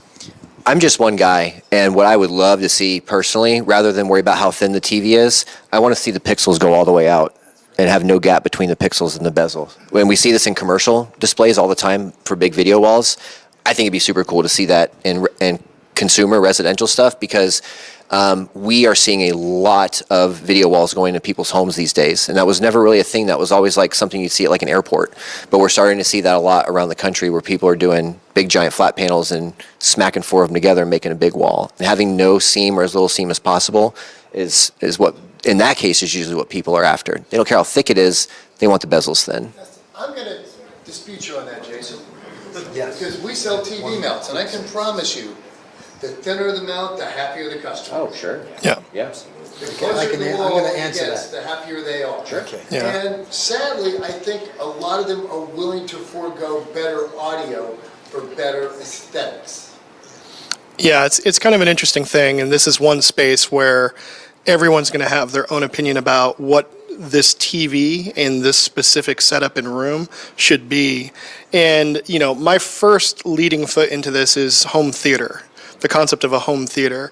And, I'm talking a lot about that cinematic viewing experience. For me, I think the baseline thing to aim at is something like a stereo 5.1 surround experience at a minimum, if you have content that can utilize that. And I do think that provides just that extra layer. Now, I'm not expecting surround sound to be amazing off of any TV, and that's why we have sound bars and so on. So I think for a lot, people invest in that way, and that's been my journey. And interestingly enough, on the bezels, much like I outlined a long time ago, I was really grumpy that we used to have 3-inch, 4-inch bezels on these TVs when they got skinnier and whatever. But interestingly enough, as somehow my career has led me to a place where this has all become true, if you look at the work I've been doing for the Apple TV product, where in your homes right now, there's a black void. But I've found through projects like Ariel that people are leaving their TVs on as almost a moving art piece. Yep. So a little frame on that doesn't hurt too much. Now, they're too much frame, and certainly any ornate frameage would be kind of weird. I saw someone put a grill on one model. That was odd. It had like a weird perforated grill pattern of metal, and I was like, that's incredibly distracting and captures light at weird angles. But as we're seeing these TVs used in a new way, I think it's kind of cool to see, bezel-less would be awesome. I think it needs to be an option for some things. I don't think every TV needs that, though.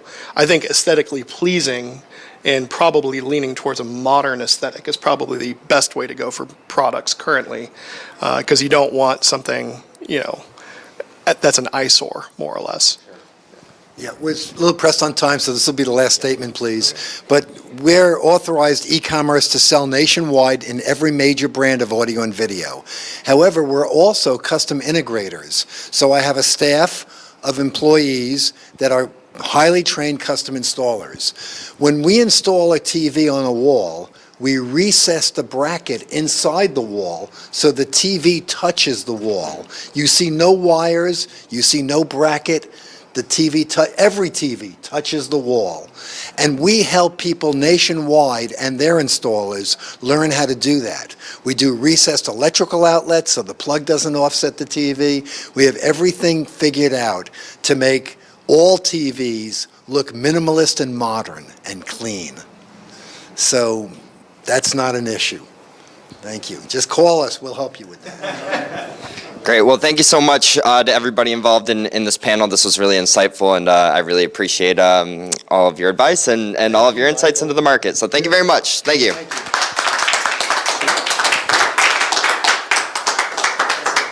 All right. Woo-hoo. HDR evaluation. Awesome.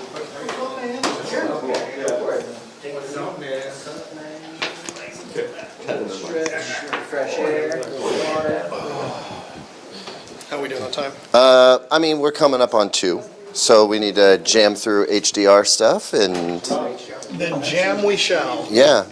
After everybody gets a chance to kind of stretch out and stuff. I'm going to hand this back to you guys, mostly because I don't have... They're taking the panel bio break? Yes. Yeah, we'll be getting to HDR here in a little while. You want to sit down and talk? Sure, why not? Camera's on this side anyway. Join. Ryan.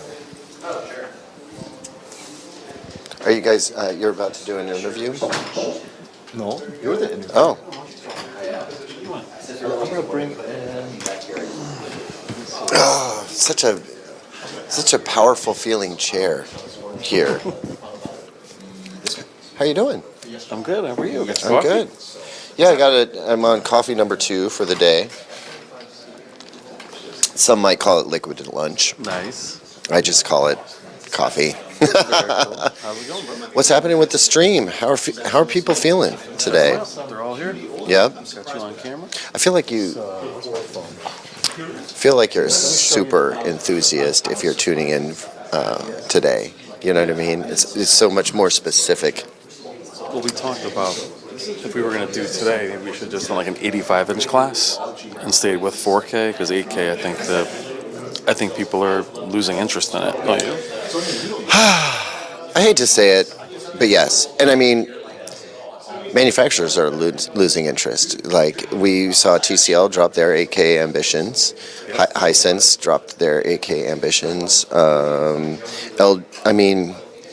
LG chose not to try to come out with a Z3. They're sticking with the Z2 because, what more are they going to do with it? They have it in Japan. They have the Z9L in Japan. Yeah. But they just decided not to do it here. But you think that's a power thing, or because we don't have a format? I think, first of all, Japan has always been an earlier adopter market than the U.S. They'll sell more there than they will here in the U.S. Yep, and it's way more common to see 8K broadcasts in Japan. They're pioneering all that stuff. They have been for years and years and years. So I'm not surprised to know that. But yeah, when you have fewer contenders, that's an indication that they've taken their sales data and whatever polling data that they've done, all the different manufacturers, that's what guided their decision. And I think all we're seeing here today is a reflection of what they already knew. I talked about it a couple of years ago, though, when we started seeing like the X92 was 100 inches and it was 4K, I knew that was a bad sign. I'm like, uh-oh, there goes the whole big TV, big size thing. What do you think about the big TVs being 4K now? I mean, I think that in a lot of cases it's perfectly fine. I mean, we're blessed today to have some amazing 8K content coming, that Phil has brought to this. But most of what everybody's going to be watching at home is upscaled 4K, and I think if you're sitting especially close to your display, which we know there's a benefit to doing that, then having the smaller, denser pixel count is gonna pay off. But I used to say, I've done a few reviews where I said you don't buy 8K for the resolution, you buy 8K because it has the best panel technology, it's got the best processing, it's got the best backlight if it's an LCD TV. 4K version. Yeah, and the thing is, that used to be true, and now it is not.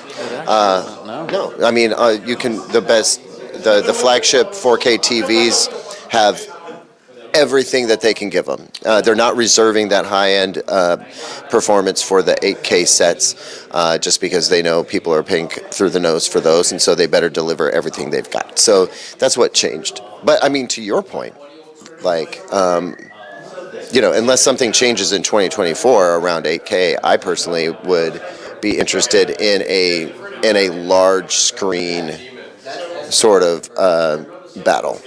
Yeah, well, a lot of people wanted 12-bit to be the next jump versus 8K, but we talked about this when 1080p was dying out. The way they killed it was pulling all the specs away from it, and then it was all going to 4K. With 8K, they never made that jump. I mean, maybe with like Sony Z9K, but Samsung, we saw where the 4K model would outperform the 8K model almost year after year. And it's hard to recommend them for any reason. In gaming, it's very far away. It totally is. And I mean, I hate to open up the gigantic can of worms here, but when we talk about, there's no 8K content. I mean, that's true. There's no real access to 8K content. But I mean, we have all this bandwidth, and the decision to go 4K has already been made. That's already happening. But like, less compression is actually a better route to a premium picture than increasing resolution. I would rather have less compression, and first of all, we'd have to obliterate data caps across the nation. Like, the first thing that we should actually be doing is lobbying internet service providers to just eliminate data caps, because it is a made-up thing. Like, they just turn the faucet off. Yeah, I mean, forget it. Like, it's just absolutely ridiculous. And then once people aren't worried about hitting their data cap because they're watching premium video, then now we can maybe talk about having less aggressive compression on the signal. I remember the first time I saw completely uncompressed 1080p video, and the only way to deliver it was with a special box and a special connection, because HDMI couldn't handle it. Like, it was unreal. I mean, even to this day, I'd probably take completely uncompressed 1080p over compressed lossy 4K. You had said that to me before. Yeah, it was unbelievable. So yeah, I think I'd like to see higher quality 4K before we just move on to the whole 8K thing. Although, if we were in Japan and we were getting it over the air in a broadcast format, that's different. Like, also, we were looking at Phil's content. Some of those shots, even if we had 8K content, our good friend Jennifer Gala's in the chat. She's an amazing filmmaker, shoots all in 8K. You need to make an introduction. by the way. Jennifer Gall, you know Jen? No, I don't, and that's what I'm saying. I would love to be introduced so that we could have a dialogue ourselves. That's her right there, Jennifer Gala. So all my videos feature her demo material, and that she's incredibly talented. I'll link you. I think I found her channel. She's amazing. The second channel you see, our super channel. Yeah, But I think she shoots in 8K, like Yeah. Phil. But when you look at how clean that content is, if you and I had 8K movies, we know that directors would add that false green, and it would be fuzzy. So I think the benefit of 8K would disappear due to the way people want to master their content. Like a lot of the Netflix stuff is overly grainy, but made grainy falsely. If I had movies that look like his content or Jen's content, forget it. We want 8K, but I don't see them doing that. Well, Jennifer, Caleb wants to hang out, link up with you, so we'll make it happen. Hi, Jen. Or Fur. Sorry, I hate it when sometimes I do that. What's up, Bri? Your name's Robert. I'm just going to call you Rob. I shouldn't do that.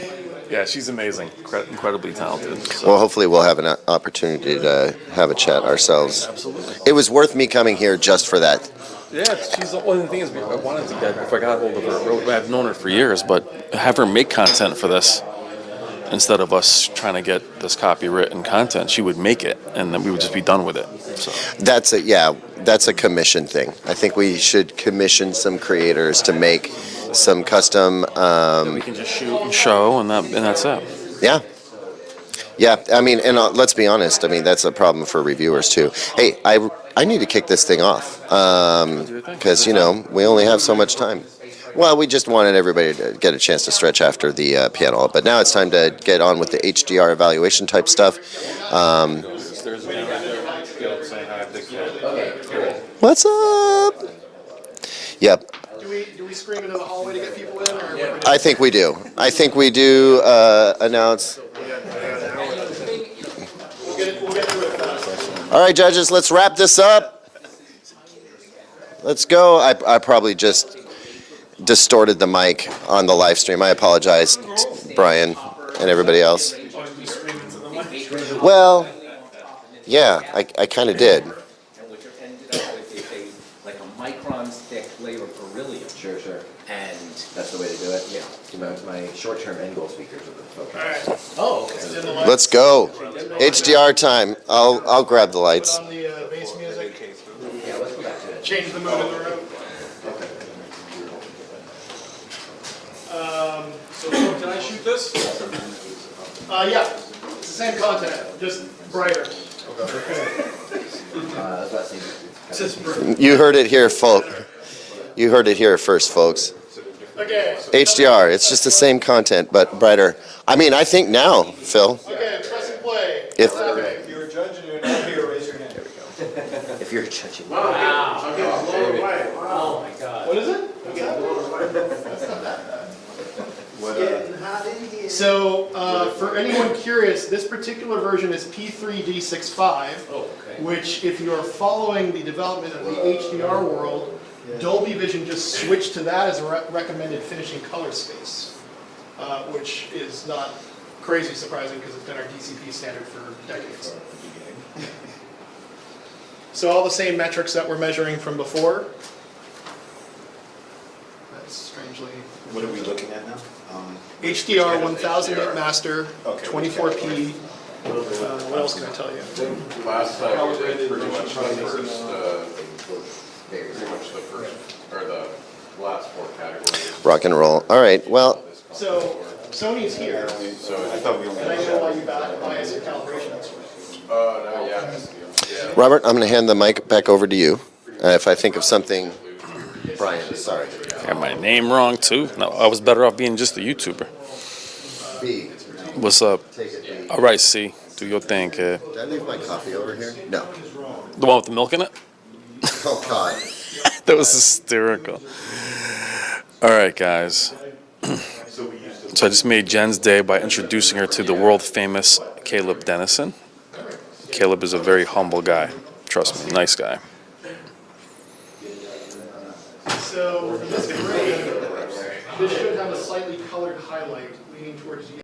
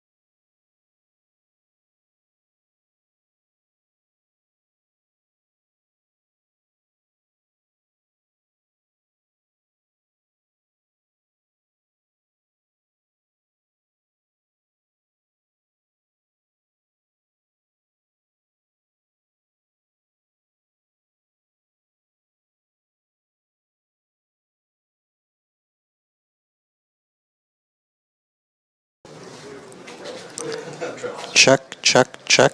Making sure the audio is working. Hey guys.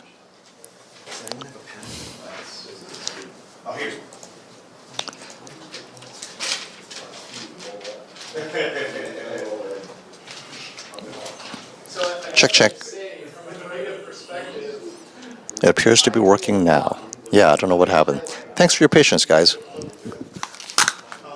I've noticed with a lot of HDR releases on the Blu-ray and stuff like that, clipped highlights, even some of the And we're back. demo material, some of it just Audio looks works. so bad. I don't have anything to So say. that's really tuning that to look okay.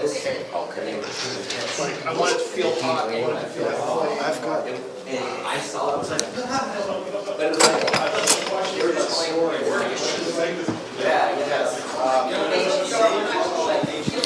All right, guys. We're back. Sorry about that. So Jennifer Gala had the opportunity to meet Caleb. And then Caleb is going to contact you, Jen, straight away. So the battery die on the Sennheiser? Battery died in the Sennheiser? No. I'm going to blame my StreamYard. Okay. Audio's all fine. Because I saw the audio was still going. All right, guys, I'm going to walk behind the TVs and tell you what I see.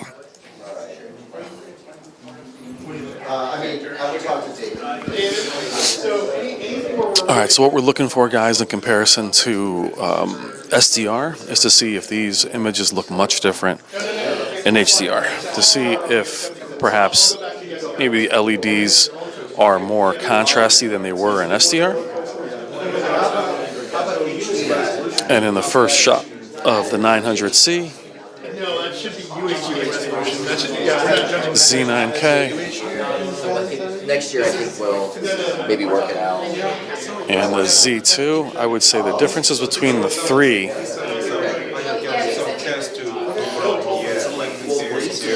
Z3 is still as different in contrast in HDR than it was in SDR, maybe even more, meaning the Z2 feels like it pulls away more.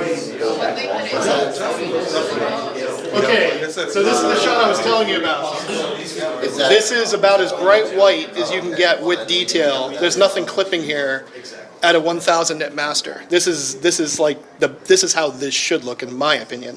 And look at how dynamic that frame is. This is probably like an 18 to 19 stop exposure. If you're curious about the.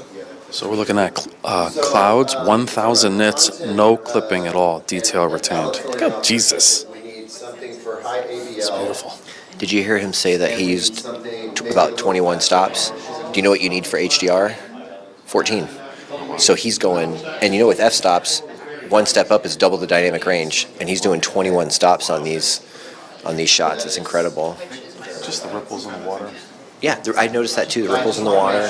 Yeah, that's very, very cool. And we know with 4K, upscaling, you'll see like little dithering, you see some of the really very clean. It's just not there. Anybody's missing about it, but It's kind of, we want the lead, and this is true for audio, maybe even more true, but still true. You want the least amount of distractions possible. So if the bass hits and a window rattles, it takes you out of the. Absolutely. If there's a bunch of noise up in the corner or macro blocking, your attention is now to that. So this clean of a panel is just, it's a. Well, plus we have with native versus upscaling. Right. Even having a 4K It's not super upscale. compressed. It's not. Yeah, it's all native. I love that shot for the ripples in the water. That's got to be a hard shot, Phil. You can see the helicopter vibrating, which is a pain in my ass. Yeah. Also in Oregon? Black Santa is also in Oregon. Did you guys hear that? It's actually the body of water between Saudi Arabia and Qatar. Oh, wow. Yeah. At least, Phil, it's better than shooting The Shining when you can actually see the rotary blades. I was the first person to ever film it. You're like, damn, you see Shining? You can see the rotary blades. My man Phil was talking about the helicopter vibrating in this shot. For the king of Qatar. I guess you had all the permits you needed. Wow. From the That year, first year, a helicopter flew through Doha. I was there for about 25 days. So Phil just commented on this. He said that the helicopter was vibrating. So what were you creating? I was like, you're critiquing it that much? So as they were, When The Shining was being filmed, you can actually see like the rotary blades. They're trying to film it. no, they were building a new soccer stadium. So again, the and they hired Z2 looks more like the guitar style content. reference, but the reference monitor doesn't do HDR. So sorry, guys.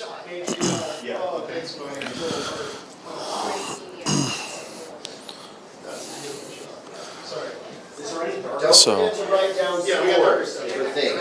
The judges. I'll rewind it We're back. all opening the So you want to amazing see dark content. green, high and ADL, score some stuff. and some more motion. oh, that's a nice shot. That's a beautiful shot. This is another highlight that should be good. So again, looking again, the reference model It's is actually kind amazing. of the worst case scenario because there is actual detail in these rocks here. And this is that shot that's like 20 birds. I don't see it on the monitor. The bird? No, the details. You don't see the shadow detail in the reference? So they're looking at the reference monitor versus the LEDs, and the LEDs 900C, and then See it here if I get right up on it. the Z2 again is miles better than what else we have. I mean, There's actually a Though again, the Z9K I think looks better. shadow detail, I don't know, where are you standing? Where's your head relative to the screen? Walk 2 feet. Phil, how do you get close to this without burning up? what with me? Yeah. He probably has a lens. What do you think he's hanging up If to? you really want to know, you should not be filming this close to a boat. Really good pilot. So like I do. He's like you zoom in. So there's a smoke plume that we actually, you see the smoke shooting out there? Yeah. If we fly in that too long, we die. So we have a sensor in the helicopter. Oh, okay. So we had to kind of work the angles. Sensing while areas we're or sensing heat? Yeah. Both, so. No, it's So the Z2 is as close to reference as you can get. I was very determined to shoot this. This is literally how this would be. I mean, very beautiful. So that was very close. So I'm going to rewind. Oh, actually, let this go live. Oh, there we go. This is a great scene too. Actually, did anyone see banding when that thing came up? I did not. Did rewind? Exactly. But I would say out of these three, I mean, obviously the Z2 is pretty far ahead, but I would say the Z9K is next. Z9K definitely performed better than last year, but the 900C looks better in HDR than it did in SDR. So let's say the HDR performance on the 900C is better than it was in SDR. But keep in mind, for me, if you have a 900C, having it in a preset that favors Samsung is the way to go. The TV can look very good. I think it's at a disadvantage with its calibration and trying to make it look the way it is. And we still have the reference monitors on. Just verifying, because we saw banding yesterday on some. I'm impressed how, like, I mean, it's open. I like the grayscale that looks. What are you impressed by? What do you say? The grayscale color. This is like On the Z2, too? really good. I need a translator. It's insane, right? I mean, it really, this is different. Feel. Do it like kindergarten level, like more like. I should have brought this whole shot. This whole shot's like 4 minutes long. When we get to the backside of the lighthouse, it's just all sea lions. Yeah, dude, it's crazy. We had a huge lions on. Where is this? Northern California off the coast. I would say the nearest place was. I mean, we're so far south of Crescent City. I don't even know where to tell you where Were that's. those sea lions in the back? Yeah.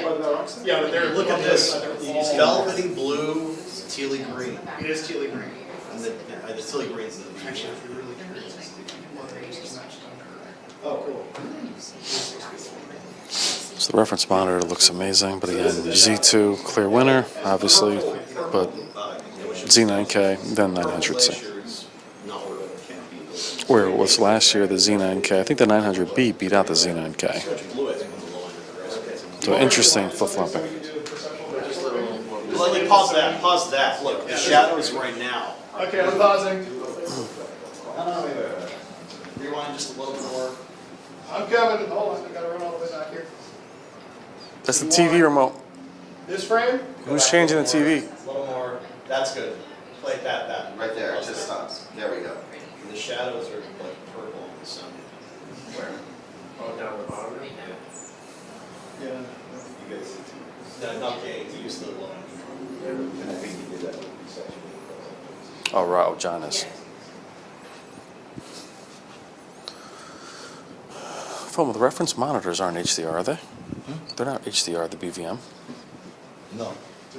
So they're The just BVM's just for. they're just on to be on. Oh no, it's up to 1,000 nits. So BVM could do HDR up to 1,000. So these are all graded up to 1,000, and no TV can do full screen at 1,000 except the BVM. Yeah. So if Phil has a full screen 1,000 nit content, all these TVs would be pushed to its hardest, and they still wouldn't match it. Yeah. Well, Z9K, I don't know, but for sure the 4K mini LEDs have not been able to do that. Yeah. Pete, the reason there's no Z9L is unfortunately there just wasn't, not to say there isn't the interest. So we're talking about how they have broadcast formats of 8K in Japan, which is why there's a LG Z3 there and why there's a Z9L there. I think for here, they looked at it as it being redundant, if I'm guessing, FOMO, to release a Z3 and a Z9L here this year. I don't think they thought it was a smart decision. If we're guessing.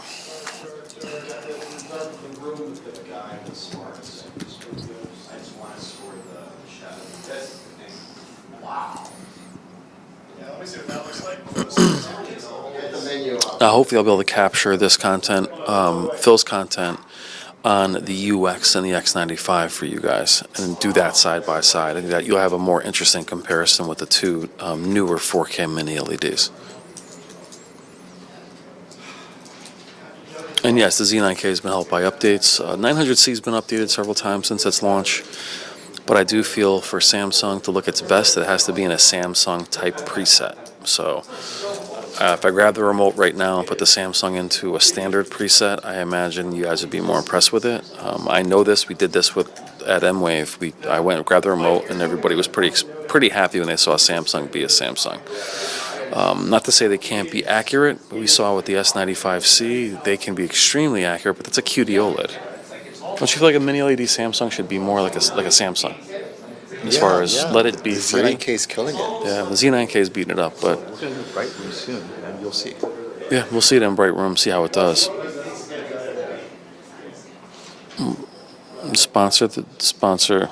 What sponsor's name? Dealerscope? They have this video going up on their thing. And it's very nice, Jeffrey.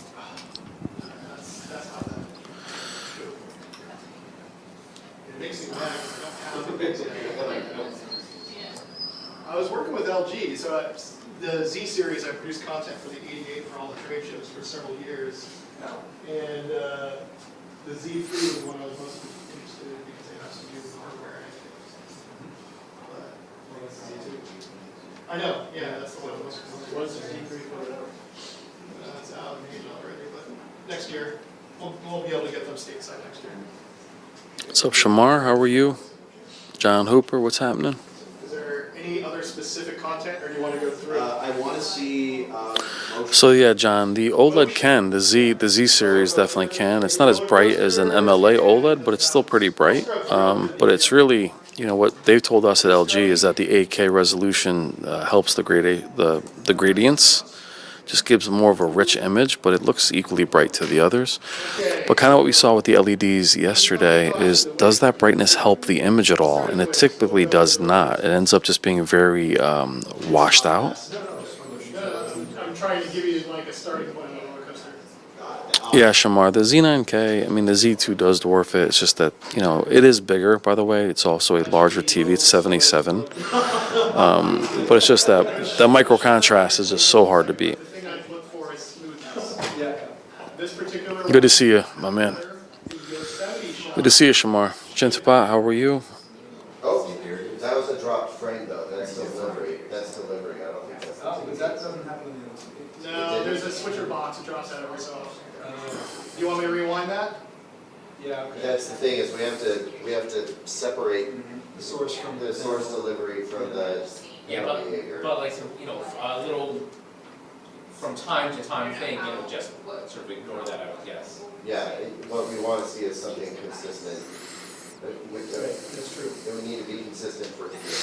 Yeah, Shamar. I mean, I think in order for the LEDs to, get more contrast, they have to be brighter and brighter, and then maybe crush some black and lose shadow detail. And that's what we talked about. Sony, their signature is to retain shadow detail, which is why I think the X95L is their most well-rounded mini LED, or LED in general, Shamar. I mean, it might not be as bright as the Z9K, but it's got very little blooming. It's bright enough, and it just overall is a very pleasing image. Where the Z9K can be very bright but unwieldy. And Shamar remembers the Z9G, which was extremely bright and very unwieldy. So it's, you're trying to find that middle ground. I think they need to be more LED-like and just go after it. So we got FOMO behind the camera right now, checking it out. Appreciate you guys watching. I know there's not as much interest in 8K today as there was yesterday. I mean, for me, what I'd rather have is an 85-inch battle X90. So that would have been today. It would have been X95, UX, Q195C. And we probably would have thrown maybe an A80L and an S90C. But those are 77. So maybe it would have been an 83-inch A80L and maybe a C series to see how they all did. I don't know if this is going to work. Well, Pete, they're positioned, they're lined up height-wise, but typically it's the judges that are positioning the TVs, meaning the LEDs tend to be in the center. Now, granted, we can't be in the center for everything, but we have them where the judges have to look at them directly. This is HD. Sorry, SDR. Most people here are just waiting for the X95L uses UX. I hear you. Okay, that's not my. I have no. I'm sure we'll see it jump once they do. How are we looking? They're still judging. This is HDR. They should be done. I don't know if there's bright one. Let me see. So when we're done, are we going to just take these TVs out and put the UX and the X95 on? They'll be going out there to score. Judges are gone. And then we can move the TVs around? Yeah. So guys, when they're done... We'll have high APL next, so it'll be in a bright room. All right. So when they're done scoring, what I want to do is then move the X95L over by the UX and then get those TVs on. That's the thing I really want to see. And hopefully FOMO and I'll just control that. We'll do that independently from the rest of the stream. You could actually probably convert it to HDR and have it presented properly.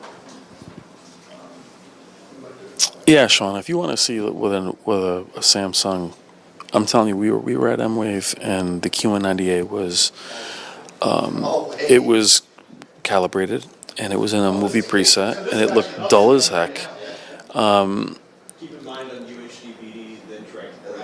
So basically, having this Samsung look like it was trying to be too accurate. It wasn't until I switched the preset on people that they absolutely loved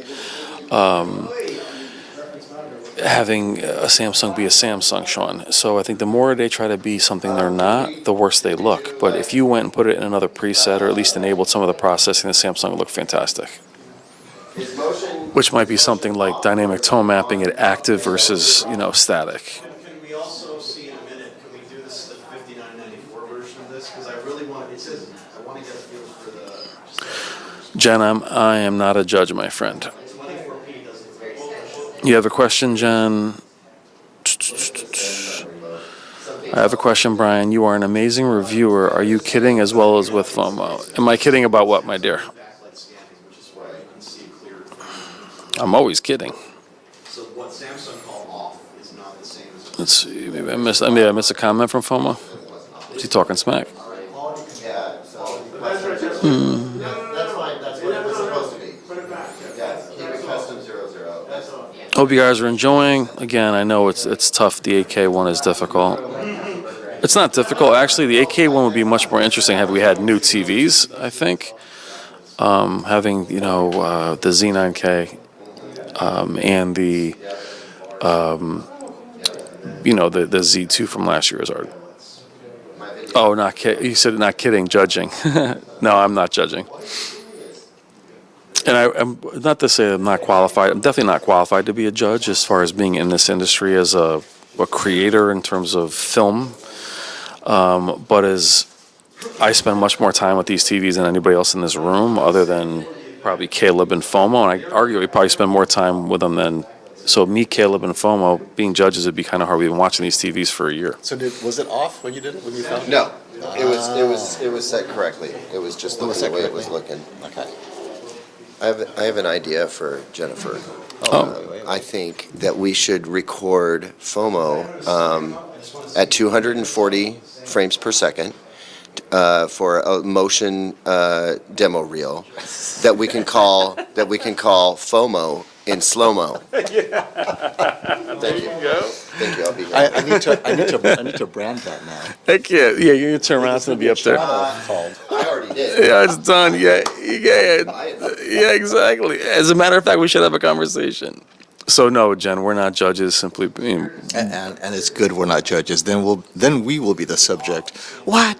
Yeah. Brian loves mini LED? Lies. Yeah, it's lies. Well, and I mean, we spend way too much time with these TVs, I believe, to I already have my mind made up in a lot of ways, where a lot of these judges are seeing them for the very first time.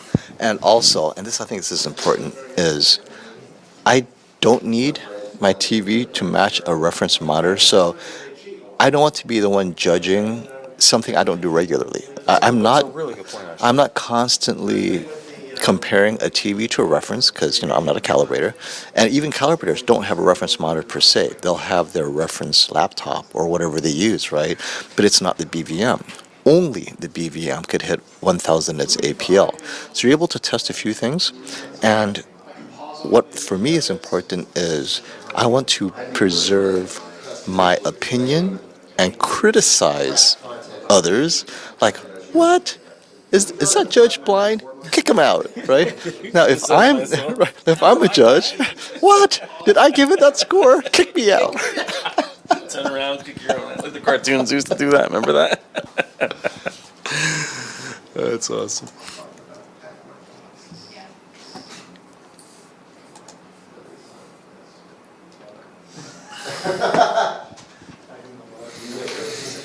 Yeah. Micro LED. They've promised it for a couple of years now. I can't see them. I mean, I saw one in England that was 100 plus inches, and it was the panel micro LED where you build them. It still is. But the ones that we saw at CES were actual TVs. Remember those? Those weren't the built-up ones. They were frames. So there had to be some wizardry under the table. So the showcase demo models that are not for sale from Samsung, micro LED that was 78 inches, some weird size, 80 inches, that was one panel, and they were testing those panels basically to see if it would work, but it looked good. I mean, micro LED. You were walking and I was filming. You walked through the thing. It was the smallest one, They went right? down to like 50. Maybe they went all the way down to 55. Did it? Yeah, Oh, they went well. all the way down. But they said they couldn't claim. Well, the irony is that 55 would probably cost more than the larger ones, because pixel density obviously has to be a lot greater at that smaller size. It's more expensive to place small micro LED pixels. It would be cheaper to get the larger size because it costs less in terms of rejected yields. To get that 55, let's say, how many panels do you have to reject? Yeah. And it ended up, if you add up all the rejected panels, it may be more wasted panels than the larger ones. And that's actually why OLEDs were expensive initially, was the high fail rate. Leo, the 900C is not as bright as the Z9K. I would argue the 900C is not as bright as the 900B, but the 900C has better picture quality than the 900C. So they took a page out of the X95L's book, making a more refined TV versus making it bright. So don't get caught up in the brightness, Leo. And also, Leo, I'm measuring the brightness with my camera. It's no more than one stop, maybe 1.5. You're not going to see that difference, honestly. If I didn't look at my camera and didn't see the difference in the zebras, I'd be like, oh, wow, they're the same. But, slightly not. But it is just a little bit more obvious that the Z2 is about two stops less bright in some scenes, but again, it's very minor. And it's not useful because the content dictates that certain parts are brighter and they are brighter on the Z2. Well, here's a good question. Here's a good question, Brian. What are your thoughts, not necessarily 4K gaming per se, but just a gaming shootout? How hard would that be? Would it take an entire day? Because we cannot combine it with a regular shootout. But how would you create a gaming shootout in your mind? What are you measuring? Well, I guess in a gaming shootout, you guys would have to decide what is important to you. I really feel that input lag and latency are manageable on almost every major TV.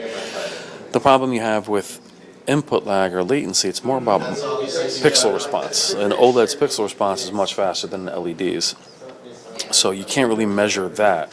So I would go by just game mode looks. How does the game mode look? How much latency are you willing to give up?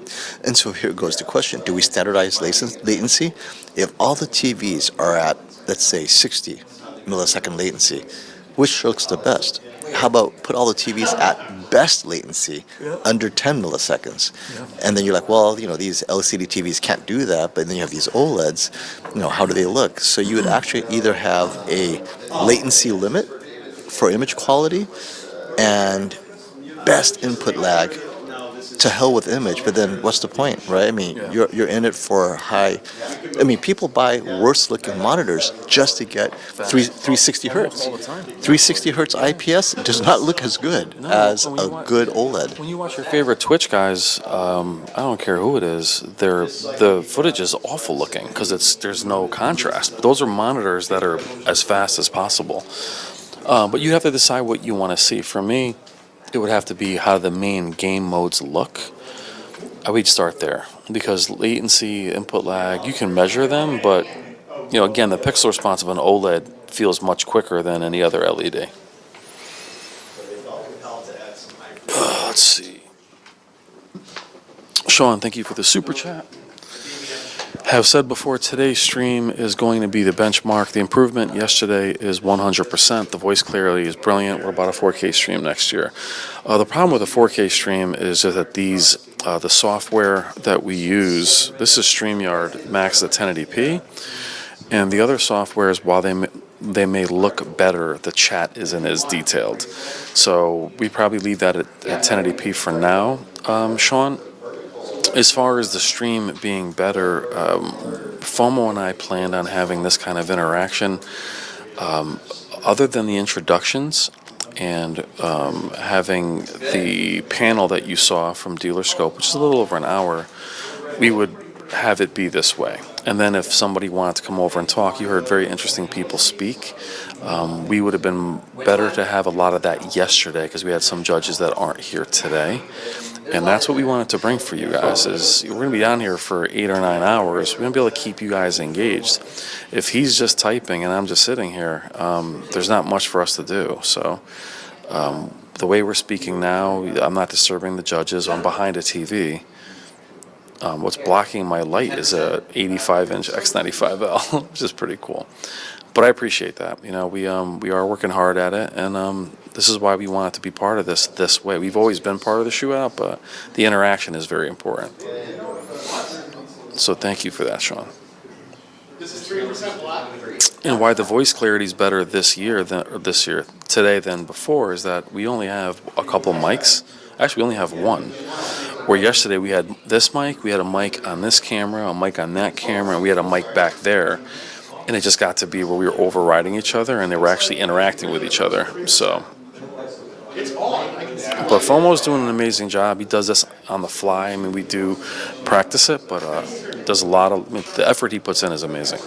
So I appreciate you guys being here. But yeah, one mic. Next year we'll have in-ear so we can actually talk to each other. What's up? We're in 3% black, and the Samsung is like crushing the 3% black. No, that's okay. I'm just going to change and add some. Because I have to adjust my camera. I mean, it was. We gotta change the. Okay. It was dark at 3. So you can wait. The light, the backlight was on. Now it's on. Yeah, right. If you go back to 3. Thank you so much, Jennifer. I appreciate it. Hopefully next year we'll have you here. I know Mr. Robert Zahn has sent you an invite, but next year I'll make sure that you get that invite earlier. I know you had something happening this year. And if there's any content you wanted to make for the shootout, that would be amazing. Because we had a hard time with movie content this year. That better be off. Now we can see the No, that is. What is that? What the hell is that? That's the start. So AJ, is my decision not to buy anything this year The problem is I have to buy something because I do have a studio that is large, and it's also an apartment that I use part-time. I do need a new TV, but after what I saw yesterday, it's really looking like a QD OLED. But for me, no matter how good the 895L is, for gaming, I'd still have to go with the S95. That would be amazing, Jen. I'll take you out to dinner. We'll hang out. I'd love to have you. And Caleb said he'll be reaching out to you. So, better? On the boundary seat because it's so crushed. They've just never seen anything like it, so they're enjoying the crushed black on the boundary seat. Hey guys, so they're all gathered around the 100C because apparently, although it's crushing black, it's presenting them with very interesting colors that Phil has called, quote unquote, this is a psychedelic experience.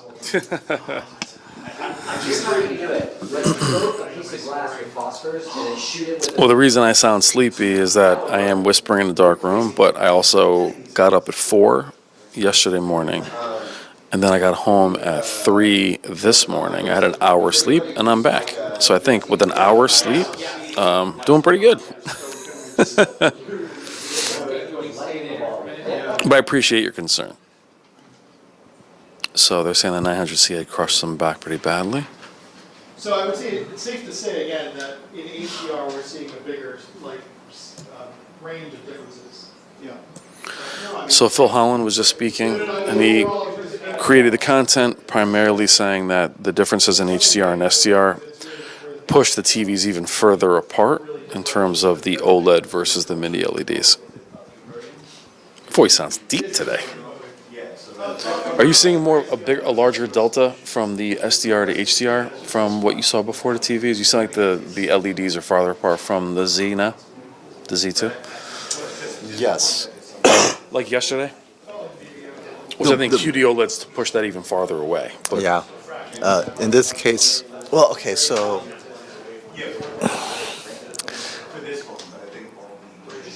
these mini LEDs are high-performing mini LEDs. much more than yesterday. Yes, and they actually perform a little bit closer to the Z2, in my opinion, because the Z2 doesn't have MLA. Now that we're in HDR, the Z2 is even closer. I mean, the Z2 is more like a G2, slightly better. Yeah. But it doesn't have the MLA, and so in HDR, it's not going to have that advantage the G3 had, which means the G3 gets closer to the QD OLED. Now, we don't have a QD OLED here, but this year, Z9K with this updated firmware, which to me is a totally different TV. I did not see the Z9K looking this good in color gradation last year, and the 900C continues to do what it does. Oh, actually, let me ask Rob. So Jen, yeah, Phil Holland was here. Yeah, he's brilliant. Yeah, talk to him a lot. We're going to have him on the channel as well, Jen, interview him. And he did a 12K helicopter video in NYC with red cameras.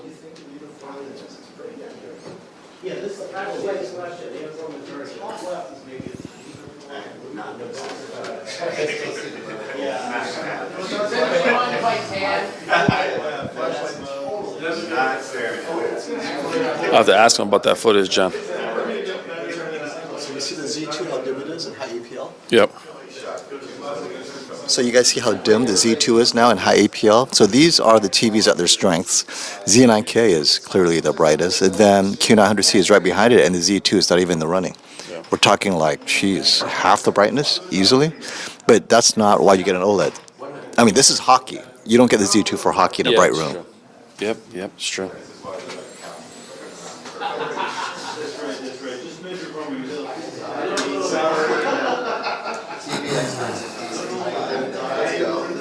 Let's go.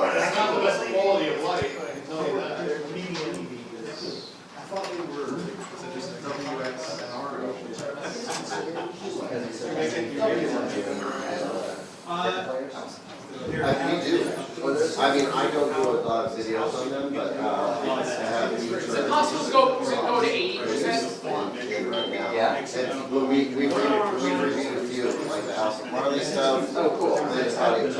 Thank you, Nigel. Thanks for being here, guys. I'm a huge file nerd. Dude, I have Yeah, you're wounding. I'm not sure what the heck that means, but.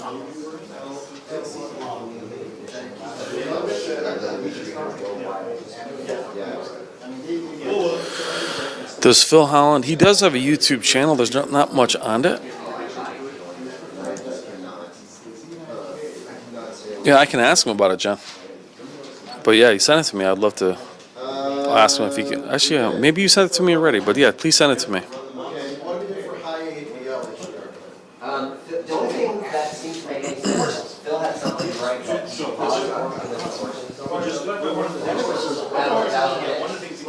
Bring the horses. Hey, Phil. And also we need to do the upscaling. Phil. Anyway, so. Phil. Did you say you're big into vinyl? What's that? Something like this, sorry. When I first moved to New York, I got into CD very early. I thought it sounds amazing, and then all of a sudden- Red cameras, 12K, do the city. Yeah, I've done that. Yeah, she was telling me about it. What's her name? Jennifer Gala. She's a creator in Canada. Amazing stuff. She said you were a genius, and she told me about that. So, yeah, she's in the chat now. What? She's like, she's sending it to me now. Well, Jen, I have to link you with Phil.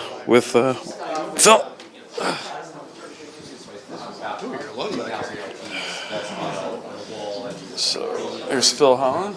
Hello. And here's Jen. Let's see, where did she go? Here it is. Oh yeah, yeah. That was a really cool shoot that we did there. Her work's amazing too. So. Oh, cool. Thanks, Jennifer. Yeah, I think we referred to it as the maiden voyage of the Hammerhead setup, which was the custom plate we developed for. We could actually do more than 3 cameras now in that specific setup, but it was for a 3-camera array. And if you're privy to camera stuff, that basically resulted in an image plane of 80 by 40 millimeter, so technically larger than IMAX film.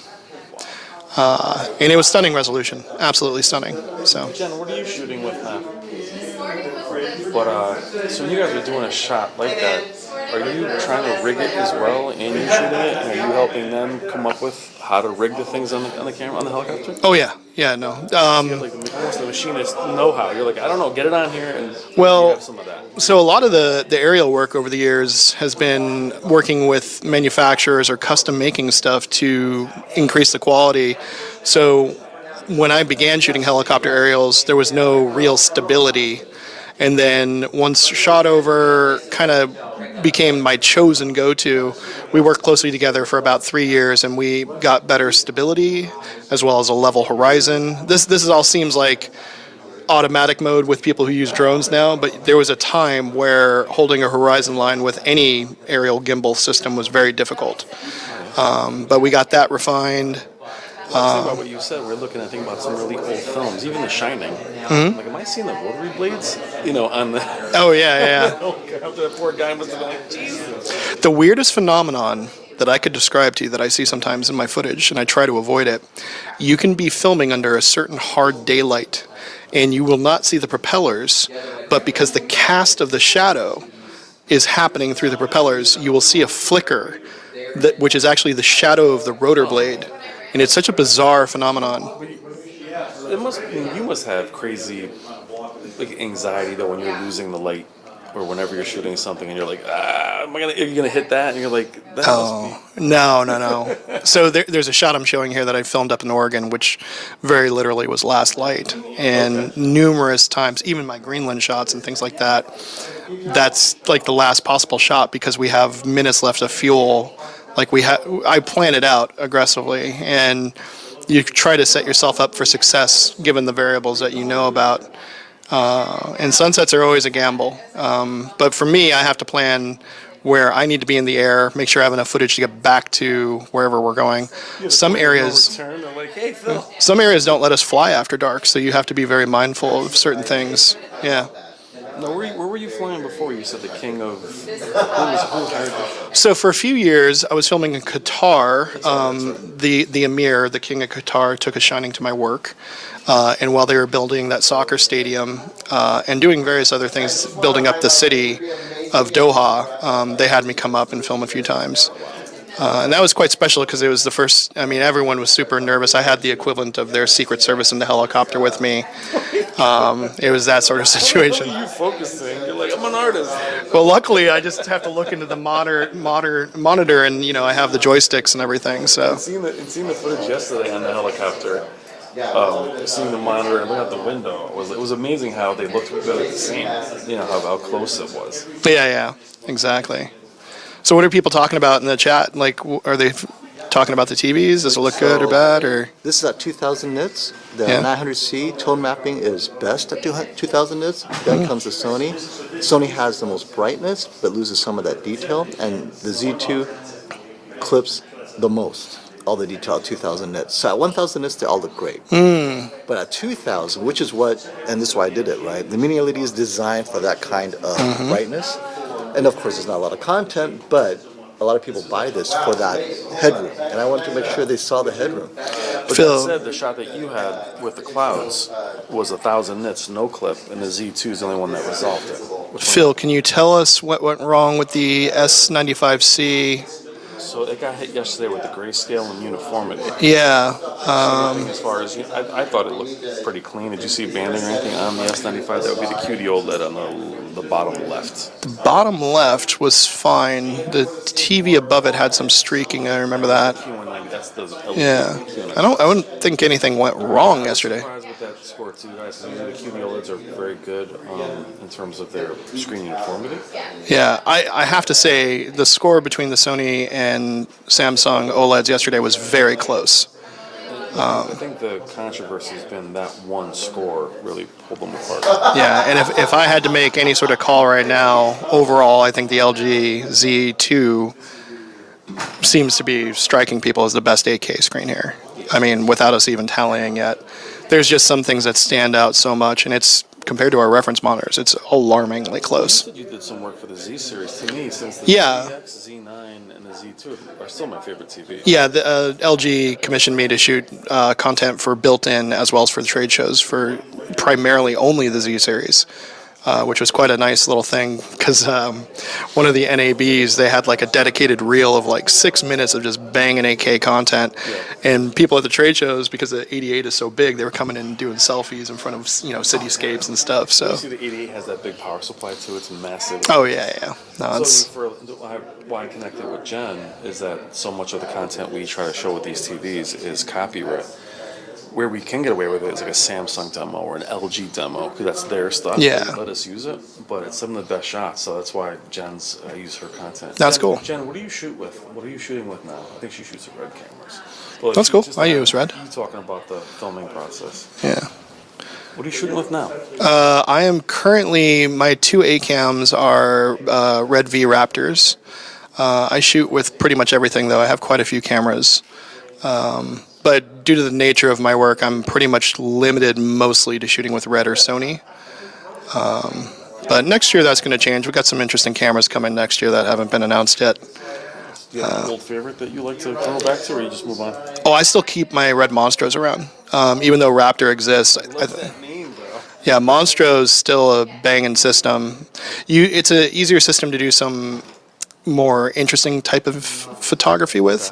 So if I have to do infrared cinematography, I use my Monstros. In fact, Marvel rents my cameras from me for special shoots like that pretty often. Yeah. Z2 is beautiful. That's cool. It's good to see the chat. Check it out. Guys. Nice meeting you. Oh, I'm going to dip back in. Oh, yes. I'll be at my desk on Tuesday, so I'll send it. Pleasure to meet you. Yeah. I'm sure I'll see you around. Yeah, I have your disc too, so I'm excited to put it on. So nice meeting you. Yeah, you If too. there's anything I can do, let me know. Yeah, and FOMO, if you want to share my number too. Oh, yeah, absolutely, yes. Yeah, because that's my personal, not my work, so I actually answer it. Oh, so do I have to go through you now to talk to Rob? Yeah. Really? Yeah, you gotta, normally I'm the funnel. The other way around. So Rob, I have to text her to get through you now. I can't no interviews. I'm Rob's agent. That was- Everything has to go through me. You get a 20% cut. 25. But Yeah. doesn't she need agency? Has to go through me. So nice meeting you. Yeah, Take care. Bye. Hey, John? Yeah. My first thought that was a pineapple. I was going to ask if it was upside down. All right, guys. So, at least now with the Spears and Munsell disc, you can really see it. Z3 is available only in Japan right now. Same with the Z9L.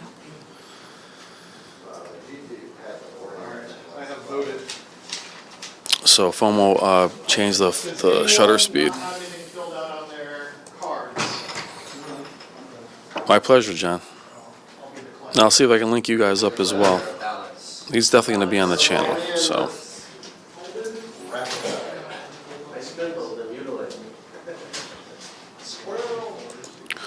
The X95L will be doing a comparison against the Hisense UX, but that's going to be more for fun than actual competition. They're not going to compete.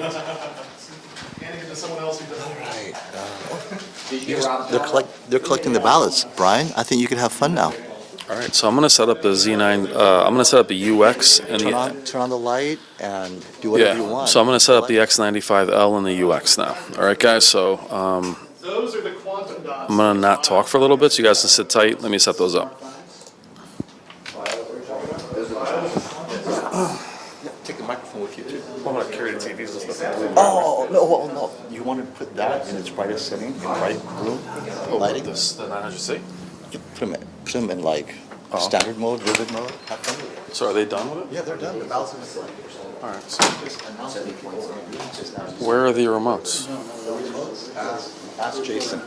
Well, they're still judging. What are they doing? No, they're not judging. They're done.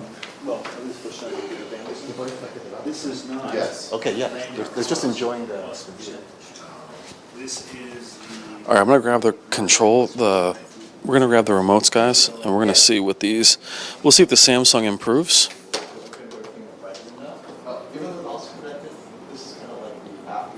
Don't these things kill whales? Hey, birds. Let's see. So I got the LG remote. We can show you guys what they're set on, and.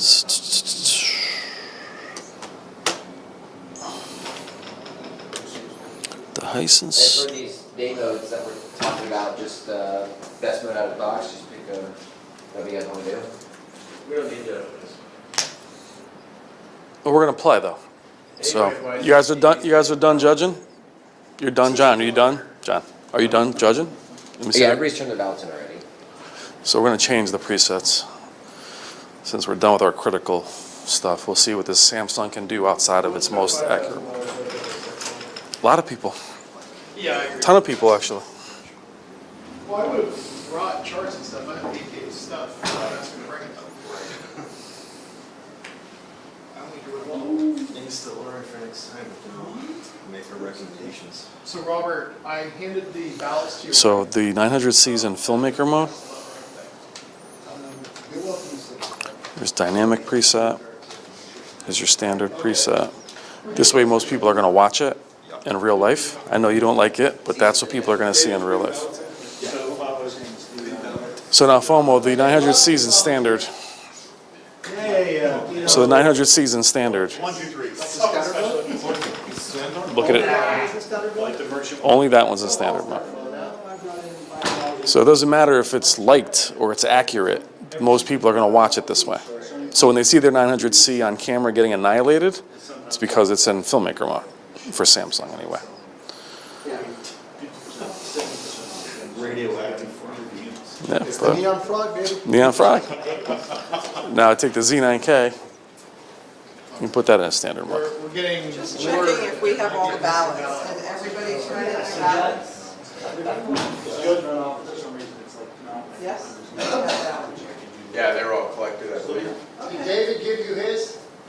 Yes, Okay, yes, so he walked out with it. yes. Okay, just want to be sure that we're. Hi, I'm Mike Wallace. Did you get one? Yeah, I do, but I don't know if I should be tallying. My other question is, you did? So guys in the chat, Yeah. now you're looking at the Z2 and the two LEDs are in standard preset. Now look at them, just in the menus. Not only is it Way brighter, right? All right, so now those of you that like the 900C, now that it's in standard, it's out of its calibrated. I'm going to leave the Z2 where it is. And now everybody sitting in the audience, the judges are going to make comments, but now look at the Z2 compared to the other two. So the reason why I want to show you guys this is that those of you that like these, now look at the Z9K. And now look at the 900C versus the Z2. You can see it on camera. It's not accurate. But my point, what I'm trying to illustrate to you guys, that like LEDs is there's still a place for them. Doesn't even give me the option. That sucks. But for those of you that thought that but Dartman or Terry, I'm not trying to put it in an accurate preset. I'm just trying to show you how the headroom for the LEDs that you can't see in filmmaker mode and you can't see in cinema. Those people that look how bright they look now, right? So even if it's not accurate, I'm just trying to show you guys how it can look. So if you're somebody who has a 900C and you've watched this comparison, you're not going to be too happy with how the 900C performed, simply because it's in filmmaker mode, which is a very drab mode. And filmmaker mode for the Samsung is basically turning everything off. Samsung needs that extra headroom to make it look like itself. So is this something that's being judged? It's not. This is subjective, something I wanted to do. Now, the Z series can also be put into a standard preset and changed. How do they look now? It's great. But this is 1,000 nit, right? Or 2. I haven't changed it, but I mean, now the Z2 in fairness is still in its filmmaker preset. But what I'm trying to illustrate to you now is how much better does the 900C and the Z9K look. They look more like LEDs versus an OLED, do they not? Can you put in 2,000 nit content? Sure. Since we're playing with it. We're going to put in 2,000 nit content. Okay. Leo's very happy and Sean's very happy that we're in a different preset. See, now you like your TV again? And then start it from the beginning. You can put the Z9K in custom if you want. So let me, I'll type what it's on now. We're going to go to 2,000 nit content so you guys can see what the power of all the TVs are. I'll put the what's it called? The Z2 in standard. Oh yeah, definitely.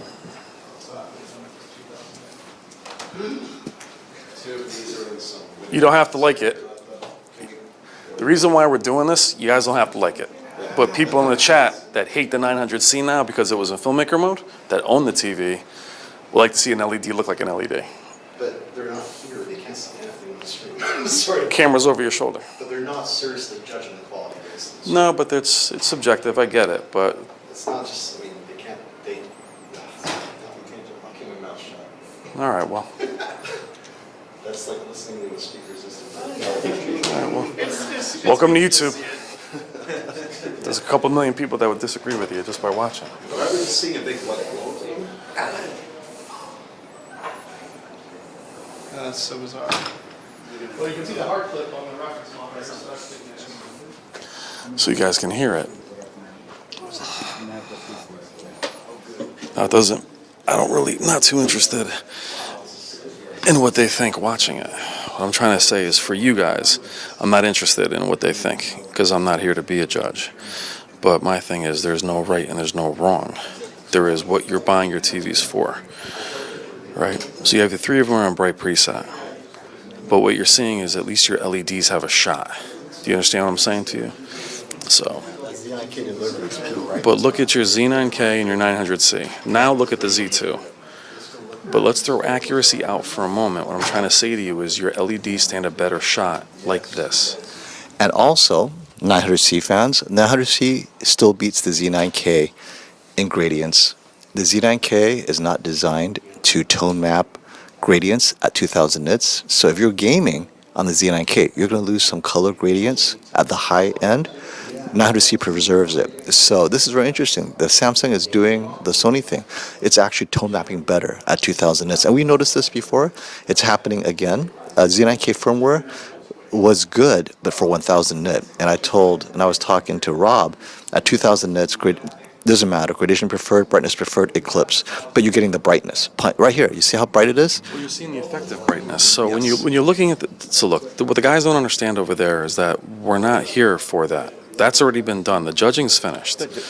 So, Sean, I fully agree. Why they bought the 900C or Yeah, Z9K? yeah, it doesn't matter. You can switch them back. Can we poke around with some SD real quick? Sure.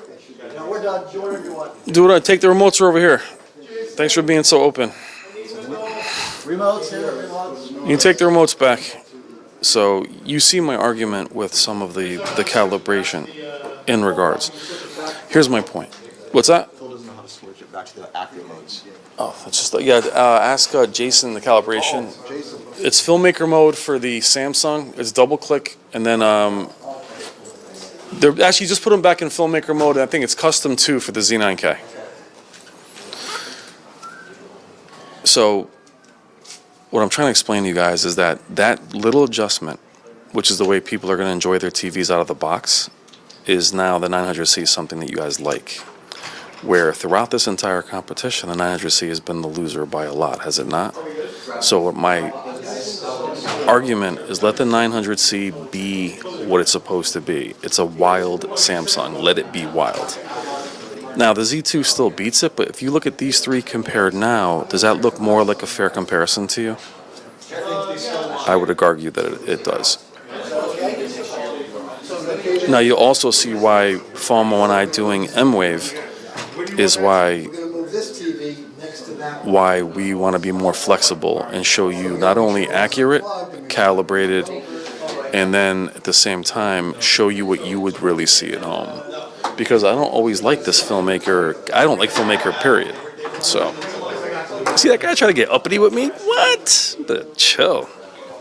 All right, guys. I hope you guys are enjoying. So right now we're going to move the UX to the.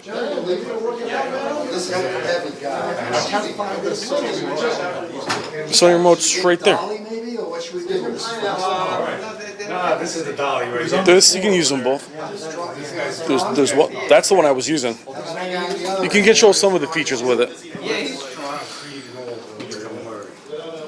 In the Z9K last year, Terry, I mean, honestly, if it was able to be a little bit more flexible, it might have looked better.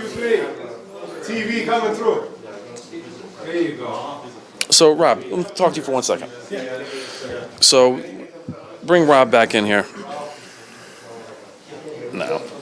Now, so 8K is 8,000 horizontal pixels. All right, you following so far?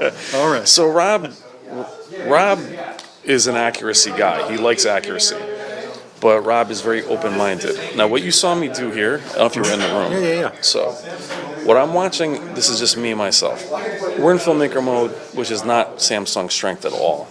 The Z9K to me was not crippled last year, but I thought it was compromised. Mm-hmm. Me switching them in for just a minute, got the panties in a ruffle, which I'm a big boy, it doesn't bother me. You saw me kick it back. But when you get over yourself and you realize that these are the guys buying the TVs, the attitude changed slightly, that the Z2 looked more like an OLED again, and the LEDs, because these are high-performing LEDs, these aren't average, they all of a sudden look like LEDs again. Yeah. Can you speak a little bit to just you, more than anybody, you've said this to me many times in regards to Sony, you're more into people buying what they want. Totally. Yeah. So I know you're not against what I just did. Oh, no, absolutely not. You know, as a matter of fact, you know, when we think about, and I've mentioned this before, you know, Sony has this desire for creative intent, right? And it's accurate reproduction. But I don't know if I've ever explained this. I think I have. We objectively define that as the master monitor, but there's more to it. The mastering monitor, when viewed by the creative powers that are making, you know, the directors, cinematographers, they're viewing it in these perfectly black rooms. That's not your living room. Yeah. Right? It's not how we view. And so when I say creative intent, it does not mean perfectly calibrated, you know, because that also would require all your lights to be off. Yeah. It's like, it's more complicated than that. Yeah. Which is why, you know, televisions in standard mode, because you're in a bright living room, can make sense. We design standard mode, for example, to be reflective of the BVM, but for a bright room. Yeah. So the black level, would be higher, but the overall tonality is very similar to the BVM. And then you turn off the lights, and the ambient light sensor sees that, and then it changes the picture and then becomes very similar one-to-one to the BVM. So when I say creative intent, I don't just mean you calibrate it to this fixed point and it can never change because the camera said that's D65, and that's not what creative intent means, because we don't watch content the way that content is mastered or even designed to be watched. We live our own freaking lives. So, and that's my point, and why someone almost got thrown out a window was when you look at, like, Shamar right here loves Sony guy. We changed the setting on the 900C for a minute, and it reminded him of a Z9D. Yeah. So it's not just the tonality or how bright it got. It's just when it was trying to be in filmmaker mode, its local dimming just went haywire. Yeah. And it's just a very drab mode for Samsung. I don't like the filmmaker mode on most TVs. We talked a little about that Well, yesterday. I'll say it again. I want to be careful because I am not a representative for Samsung, so I don't want to. It's not appropriate for me to represent, and I potentially can misrepresent. I'll say that. Right? I said it. Yep, my fault. But in case you weren't aware of this, you probably were. There's a difference between Sony's like Pro or Custom mode and Filmmaker mode. Yep. In Filmmaker mode, essentially everything just gets turned off. And Pro's So- the new mode this year. and Pro's in the A95L specifically. Yeah, it was custom before. Yes, Yeah. but in Sony's Custom and Pro mode, we don't turn off everything. That's not an appropriate reaction, because there's still a target. Yeah. The target is still the professional monitor, right? And you might have to process the image because of deficiencies within the image or deficiencies within the panel technology you're using to bring it in line with the professional monitor. Yeah. Right? So we just adjust processing to that level. We don't just abandon it, and turn it off. So that's a difference in kind of the approach. But the last thing I'll say is this, and I've mentioned this before, I love ride motorcycles. I love getting out on my motorcycle and doing my thing, right? And if I want to set a record for going around to the track, the trick there is wheels don't leave the ground. Except when your front wheel leaves the ground, it's a lot of fun. Yeah, exactly. And so it's perfectly okay with your television sometimes, or just all the time if you want to watch that way to be all about reference. Yeah. But if you want to pop a wheelie, I mean, That's what I'm saying. I want anyone listening to this, if you're listening to this, that means you like TVs more than the average bear, right? Because this is a long time just to sit here and talk about TVs or to listen to us talk about TVs. I want you to have a TV in your home that puts a grin on your face. And I don't care what it looks like, that makes you get that grin. I do agree that some of these TVs have this massive top-end potential, and they can be somewhat neutered based on certain calibration and certain limitations we place on them. HDR content is typically not graded above 1,000 nits, and TVs can regularly break that. SDR content is graded for 100 nits, and TVs are like 10 times brighter than that. Yeah. So it is possible to have a TV that has all this potential, and then you just kind of reduce that potential because the movies you're watching, the TV shows you're watching, the videos you're playing aren't asking that much of the TV. Yeah, and I thought that was exhibited yesterday with the content we were watching with the Hisense, the Sharp, and the Samsung. It just seemed very much like they weren't able to play to their strengths at all. Like, other than the Q95C, a couple shots, the rest of them just turned into like almost pale messes. My thing is, again, it's your TV, you guys buy it, do what you want with it, but I'm not of the school of there's only one way to think. I think that's where we get in trouble, is that, and we saw it illustrated here in the room, we're done judging. So I did was take the remotes and change it, and everybody freaked out. But those of you in the community were watching and were pleased with what you saw. For a moment, you saw mini LEDs be strong. So it's anyway. I've ranted enough on it. Thanks, Rob, for talking. Sorry, I got distracted by cables getting pulled. So right now we're gonna take a second. We're gonna set up the X95L versus the UX. All right. I'll take the mic and check. Let me set up. Hold on, so I have to figure out who won. I mean, yeah. And even back So then. the other, in case this is not Imagine us. experience. Oh, yeah. Thanks, man.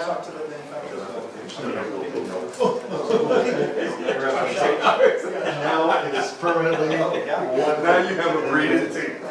But Rob, thanks for getting back on that. Oh, man, you got it, man. Anytime you get it, it's ships to customers, but also there's no subject development. Yeah, so they can only do it as long as our. Yeah, no, I totally understand. It was like, dude, like the stuff. Let me give you another roll too. Brian, can you help? I found that down. No. Especially this one. No, they're not.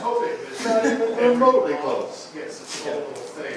I got another roll of tape. It's nice to see it as narrative. Yeah, take it back Series now. came out. What are we doing with those two TVs? No, we're still over good. So they went into the line. They look great. Phone, did you see the kickback I got? The other phone looks better than the right side. We're done. You didn't see it? Just this year. So which is on the left? The Hisense, right? Whatever the left one is better than the right. It's the UX versus the X95. Am I right or wrong? He's got special glasses. Nothing but that. Wait, which one's the Hisense? The left? The one you call? My things are reversed. I meant the right. My left and right's reversed. Samsung, they brought us in. Yeah, that's the one, Jeff, you were? I think so, yeah. And that's where I got slabs. Completely wacky. We were talking about. I mean, the Hisense is pretty good from here. And they actually use something more material. It's a special glass. They were like, oh, can we do something more elaborate? Like thinking, I was like, you know, when I see this, I think about material. You see me and Tomo with the same glasses. Tomo, these glasses, they tell me which TV is the best. Oh, yeah. And they were like. And yours is especially good because you have a lens. Exactly. Control and stuff like that. And I'll write it all with UV lights because you have to act it. And they're like, okay. Well, So kind of like, display you want to is micro it and like, say, what's going on? Okay. So they decided to pay me out. This is the next thing. I'm not going to shoot this because I shot it and it works for hospitals. And I made some miniature diagrams. Okay. And working with engineers who are, they actually did a micro to make a fair stable. In the TVs, they're a fair stable. But if you just use it as a tool, I can do this. But by making it a fair stable. But, and what display? So the engineers who have. No, but it's called X95L. Just to make sure like, they were very skittish, yeah, they were just very skittish, and like, how this work. So we'll all like, in vials, like, we have those that don't work, everything like that, Man was about to turn on the TVs. yeah. I like that. Yeah. Just right on top. Yeah. Oh, I got official paperwork right here. Good. We get to business. Hey, Tomo. Hey, Official Tomo. paperwork. Let's get to business. Let's get to business and take care of this. Time is money. Let me move this over. 1 second. Is it too late to put content up here? No, it's not. Jason, you got to look at it? Okay, no big deal. All right.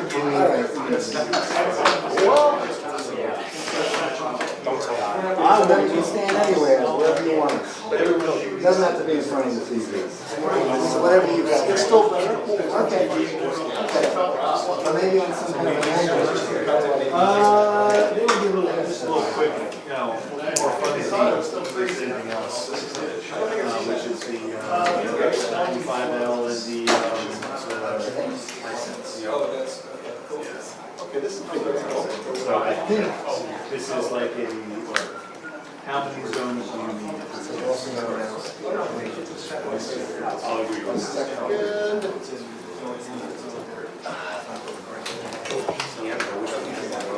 Yeah, exactly.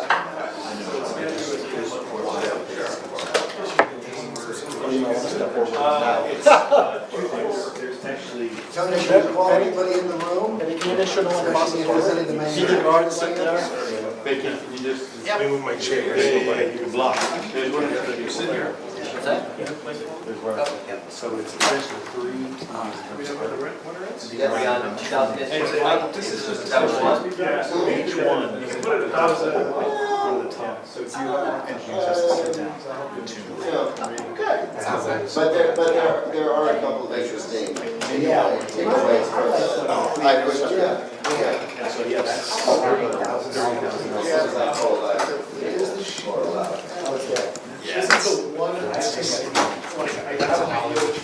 Well, yeah, that's it. But I think that's Check, check. Check, check.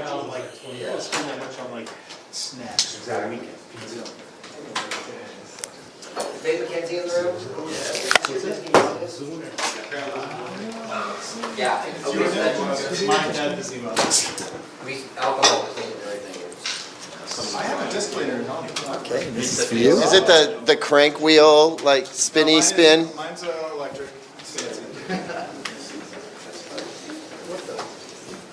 Do you use the green ink marker on the inside and outside edges of your discs? Do you shave the discs for better music fidelity?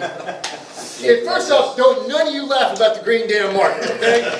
I have a few. There in 1986 for that bullshit. I have a few discs with a green marker on the outside. Did you get the hermetically sealed vacuum-centered Nakamichi player that put the disc into a vacuum? I don't know room of those. What are you talking about? That's weird. Do you have one of those, Bert? Good, we got this thing on his certificate. Are we good? Are we live? Fantastic. All right, folks. Thank you for joining this, our second day of the Value Electronics TV Shootout, in which we compared 3 stellar 8K televisions. There was one clear winner, although there were a couple of little added points that I wanted to highlight. Because it was not a clean sweep in every single category, actually. But I will go ahead and let you know that the winner of the 8K TV shootout was indeed the LG Z2 OLED television. So congratulations to LG for that win. I do want to mention, however, that hi, this is Caleb. How can I help you today? I do want to, however, point out that the Sony Z9K had a few wins, notable wins in this competition. In the SDR category, the Sony took the native motion category fairly handily. And then in the HDR segment, again, Sony took the native motion section as well as the high APL section. And otherwise, it was a fairly close contest. So yeah, those are some notable mentions on that. And again, thank you and congratulations to all who participated. Can I ask a question? Yes, I don't know that I have an answer. What are the retail price points of these televisions? I'll do it approximately. 9,500. Is that the LG? Yes. The winner? Okay. Is it? MSRP. Okay, but there's some promotional things going on. And these are a little less than 5,000 each, a little closer to 45. The Sony and the Samsung. Are very similar in price, about 4,500. Yeah, so it is worth pointing out that the winner of today's event is almost double that of the 2 other competitors. That's right. And it's the only OLED that participated in the event. The other 2 are mini LEDs. And the best mini LED was Sony. Was the Sony, yeah, Z9. But Anyway. that new Samsung is real strong and very, very close as well. So it's not like it was a big difference. And do we have somebody here from LG to accept the award? He's right there. Oh, there he is. Right there. There he is.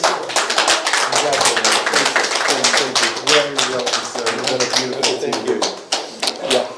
Yeah, okay, so thank you very much for everyone for participating in this event, and we will keep it moving forward. Okay, thank you. Thank you so much. And we're going to have that engraved for you. Okay, gotcha.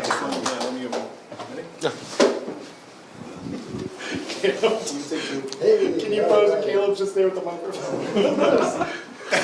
That's a really weird moment.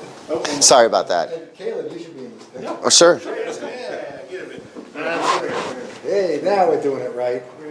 Hey, all right. All right, hang on. So you see the Sony was... Okay. Good? Congratulations. And- Yeah, we're gonna engrave it and then. Can you do a pitch for November 11th for the projectors? Oh, on November 11? Oh, yeah, I wasn't even aware, so that's good news for me as well. I do want to mention to everybody that on November 11, which also happens to be my daughter's birthday, but an equally important event is, yes, I'll tell Jasmine you said that. Equally important event is that the Ultra Short Throw Projector Shootout takes place on November 11th. So for everybody who's tuned in to the live stream at home and for enthusiasts everywhere, I think that is definitely going to be one to watch. That shootout, I know for a fact, changed a few businesses, a few brands have experienced pretty radical changes to their lives as a result of that shootout. So let it never be said that these things don't have a fairly dramatic impact. And then what's that? She might be down. She might be down for that. We'll see. I'll ask. And then on a personal note, I just want to say thank you. I've been honored to be able to MC last year and again this year. And it's been a wonderful experience, and I appreciate the warmth and the support that I've received from everybody as part of this event. So thank you for having me. It has been an honor, and I appreciate every single last one of you. Yeah, absolutely. Anything else before I do a mic drop? Just kidding, FOMO. I'm not going to ruin your mic. Here you go. All right, coming up next, guys, is the Hisense UX versus Sony X95L comparison. And Robert, here. Oh, where is Jason? Yes, the unsung hero. And it's important to have you here. So please look at these and give us your, this is just virtual. Any of the judges that want to stay and help us with this, please do.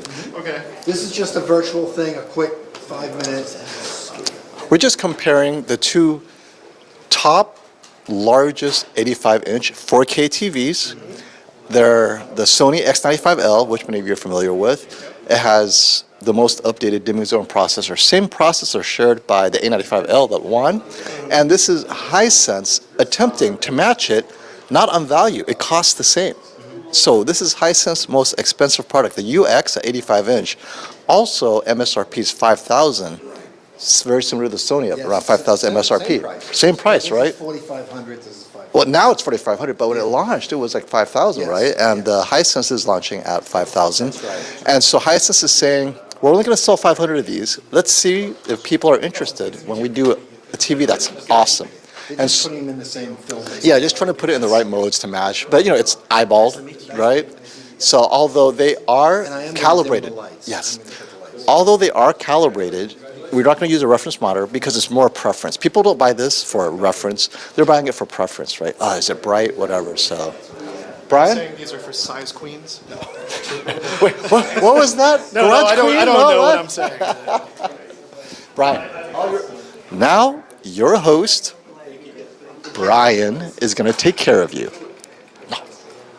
Let me manage. You can't even see what's going on. You got to play. You got to play with that. What? I thought there was a wire here.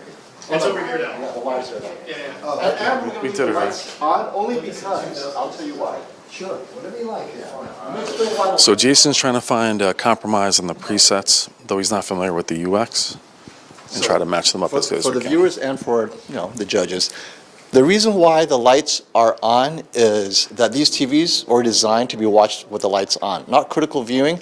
This is a typical living room environment, so it minimizes the black crushing issue in a sense that they expect you to watch it with the TVs with the lights on, so you can judge it with that in mind. They're looking at the high end. Do you know what the luminance capability of these is? Are these 2,000 at displays? Over 2,000 for both. Okay. The UX is technically higher luminance. The Sony is at its higher luminance ever, short of the Z9K. And unfortunately, on the Hisense, we are losing, in this particular mode, we are losing so much detail on the high end. Yeah, that's what. Yes, so yeah, they're setting it. I don't know what's the mode, but I think once. Oh, Justin, I'm sorry, Jason plus Dussel equals Justin. What is the grade? What is the HR grade on this one? I think we're on 2,000 Put it on 1,000, because I know they're clipping at 2. Yeah, because they're at 2,000 nits, so I'm going to have them. Tone mapping on the Hisense on the left is turned off, by the way. Oh, well, let's turn on the tone mapping. Quite similar. Very, Yeah. very similar. They're both quantum dot opens.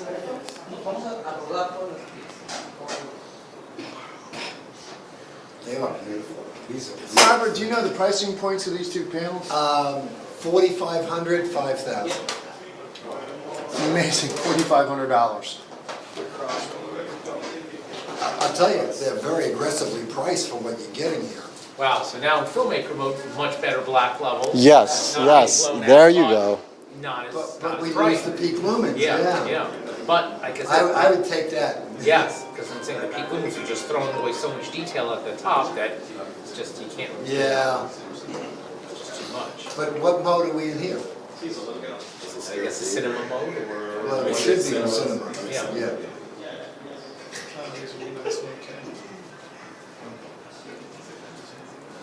Okay, so that's done. There is a strip of tape on the bottom of this guy. Oh, yeah, yeah. I don't know. Protective or? Yeah, I guess it is. It's a packing. The main pressure point, I guess. Oh, okay. It's just. I have a little preference. Okay, so that's, as long as it's on custom, let's see if brightness gradation. Yeah, the problem with these TVs with the no bezels is when you try to adjust them, when you get them up on a hill mount, you end up with fingerprints all over. Oh my gosh, you're not kidding. My guys, we have these white gloves. Well, I can't wear gloves at home all the time. I'm just trying to turn the TV this way. Okay, so they're at their most accurate modes now. And we'll also put them in inaccurate modes as well. Take it up from the bottom, and don't touch the panel. And then So now both TVs are in the most accurate modes. And because it's preference, you don't have a reference. Buyers will walk in looking at this, and I have to say, it looks like the Hisense is saturated, but the question is it oversaturated or not? So Hisense is doing, Well, I think the part of the issue is that when you lower levels, I think might show more saturation. Yeah. So and the that Sony's could at the be- same lower level, but see. Now, I believe they're both calibrated to their best. I don't know. I don't think they've had a problem with them. Okay, so the UX, the 8Ks were calibrated. This is out of the box. The UX and the X95L are out of the box. Thank you. Definitely more color accurate. So measure. Now, why do you say that, Brent? Now, first off, the Orchid that was there before was much closer in color. So is that one. Look at the right is much more color accurate than the left. Okay. The left is The way one on the left, the one on the left has the Hisense has some kind of motion interpolation going on. I'm sure you can defeat that. But to your point, if people are just unboxing these and put Oh, them you in know the what? Let me turn off the motion on both of them. That's a good idea. Thank you. That's a good idea. Hisense has a very dark phone microphone. But these are both Google TV. That's why the menu looks the same. Yeah. And review is good, so you have to get a motion here for some of the comparisons. So maybe we can put in a filmmaker. And we'll ask Jason to start it again. What's that? Jason, can you start the run again? I'm going to turn the motion off on all of them to make sure. 1,000, I'm sorry. Yeah, start at 1,000 and then we'll jump up to 2 after this one run. I mean, really, we should be looking at these in Dolby Vision as well, right? They both support. They're both capable of Dolby Vision. Let's use that. Oh, yeah, you know what? Dolby Vision on both. Yeah, actually, that's, put on Dolby Vision 10,000, might as well, right? Because, You hit the top menu and see if Dolby Vision was detected, because something in the switch might be killing it. Because it'll tell you in the, it says here that something in the chain does not support Dolby Vision. Okay, so all my stuff does. both TVs support Dolby Vision. Getting it EDID from somewhere. That's an EDID thing. Can Oh, it's the EDID? can you Okay. power off the did it get the EDID on the power? Can you power off the player Yeah, and put it back on? Because it might have got the EDID Oh, from the yeah. Samsung LCD. Could it be just concealer? That's all your movies, yeah. Boy, the traffic is really getting bad. Let me adjust. Oh, I can adjust the lighting. I'm sure I'm getting complaints about, wait, how come I can't see? Yeah. We should just done this part alone, to be honest. It's gonna turn into a whole nother thing now. So we have the Oppo. We are gonna be doing Dolby Vision. Now, Clancy just said there hasn't been video on your stream for a while. I know. Okay. I know. Thanks. Sorry. It's okay Did because we the get settings were did off. you get the announcement?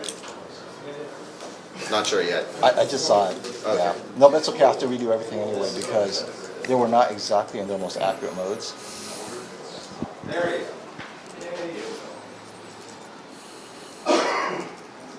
Just how cycle.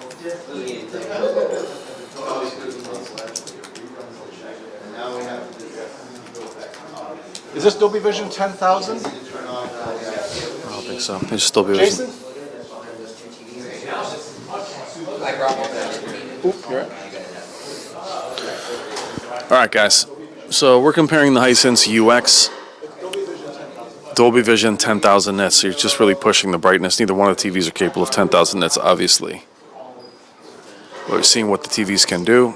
But I'll let you know out of the box, the UX is not nearly as bright in Filmmaker. So there's not really a comparison between Filmmaker and, say, Custom or Filmmaker in any of the modes that Sony has. It's too dark. So if these guys leave it in Filmmaker, I'm just letting you know it's going to cripple the Hisense. But the Hisense is very bright. It's almost too bright in the other presets.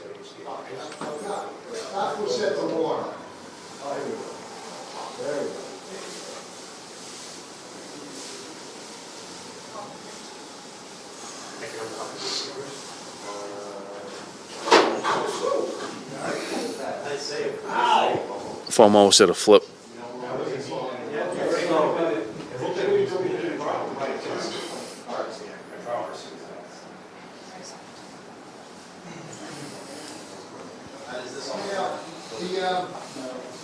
The Hisense is set to a warm setting.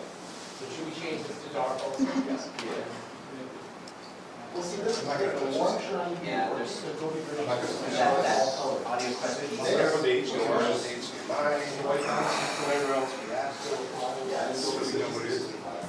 All right, so now you're looking at them. Perfect.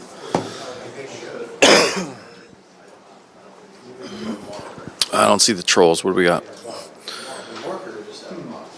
Oh, how about this? Both are David's. Let's see.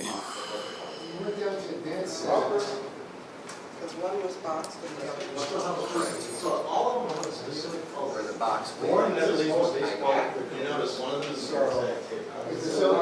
So now they're just trying to put them in different presets, try to match them up as well as they can. That's not warm. Is the signal good now? You guys can see, right? You guys hear me?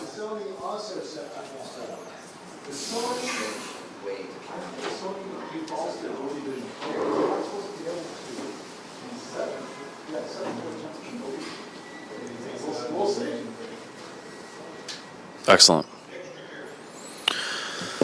All right, guys. What's up, though? What's going on? How you feeling, brother? You good? I'm feeling good. I'm feeling good that both the TVs I thought were going to win in this whole little journey. So you predicted them both? Yeah. I mean, there are some obvious answers. LG performed very strong here today. The Z series is next level, I think, though. I think even the Z series without MLA is impressive. Well, I think one of the interesting things when we were putting the full resolution targets up, there's a lot of interesting comments about 4K, 8K, but then there became a new commentary going on about what is 8K. And LG was giving you a very accurate representation of material in what you would expect out of a high resolution display. So, very impressive. Yeah. How's the chat doing? They're good. My eyes are searing. That's because they're watching these bright LEDs. Nice. So we're nearing the end of it, man. When are you leaving? Tonight. I'm hoof at home, get back on plane, get back to LA. So yeah, the UX and the X95L are out of the box, and they're just at Dolby Vision 10,000 nits. It's Dolby Vision 10,000, both set to warm in their most accurate mode. Which is what? Because IQ is irrelevant for this anyway. What's their accurate mode for? Warm. They're both in warm. No, which preset are they? Oh, because they're Dolby Vision. They're just what Dolby Vision. Dark on both of them. Okay. And they are in warm. They look good, man. They both look good. They look identical. And the feed is 10,000 nits. All right. Here, you want to chat a little bit? Oh, All right, so lights are off because it is in their most accurate Dolby Vision mode. The Dolby Vision is 10,000 nits, and Much more, seems like it's more of a dynamic range on the tone mapping because the blacks were a bit crushed, the highs were a bit higher. you're talking about the Hisense, right? The Hisense, yes. But here, like the mids of those trees were. And of course, this is Interesting. preference, right? I mean, we don't have a reference, Yeah. and Dolby Vision doesn't have a reference here anyway. But, I mean, you can see just the color out of the box. The Sony's a little bit cooler, and the Hisense is a touch warmer.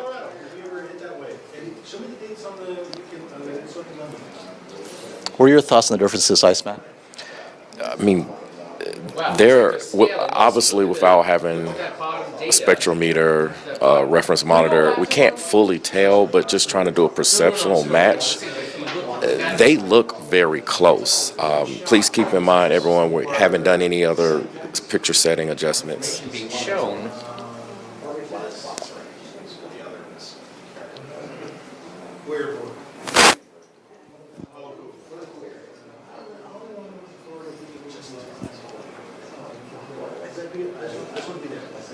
I think on the high contrast scenes, the Hisense is more pleasing, but the Sony's more honest.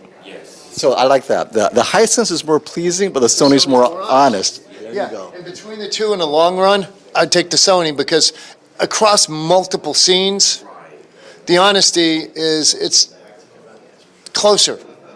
But the contrast of the Hisense is impactful, but maybe a bit, what do they say, exaggerated, right? Well, it's putting that little extra sugar in your ketchup at McDonald's. Now, so which one would you get, Iceman? Now, you're seeing the comments and the subtle differences.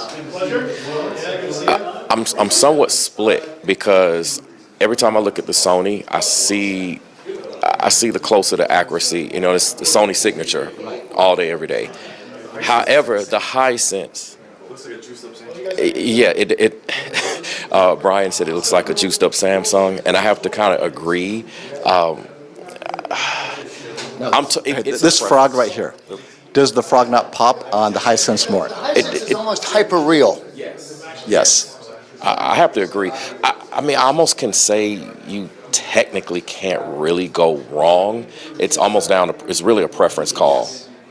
It's already so close, and they're not even calibrated. Yes. We don't have a monitor to, we just kind of did a very quick perceptual match.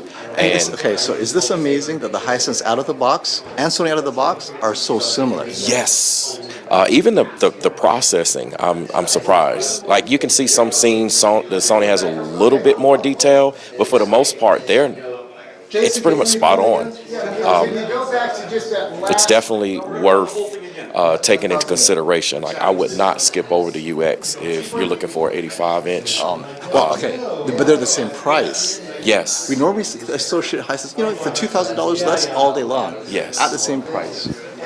Well, the Hisense is more money. It's actually 40. It's actually It's 5. MSRP, but it'll drop MSRP. to. Okay. Both of these are in a price point I would consider purchasing.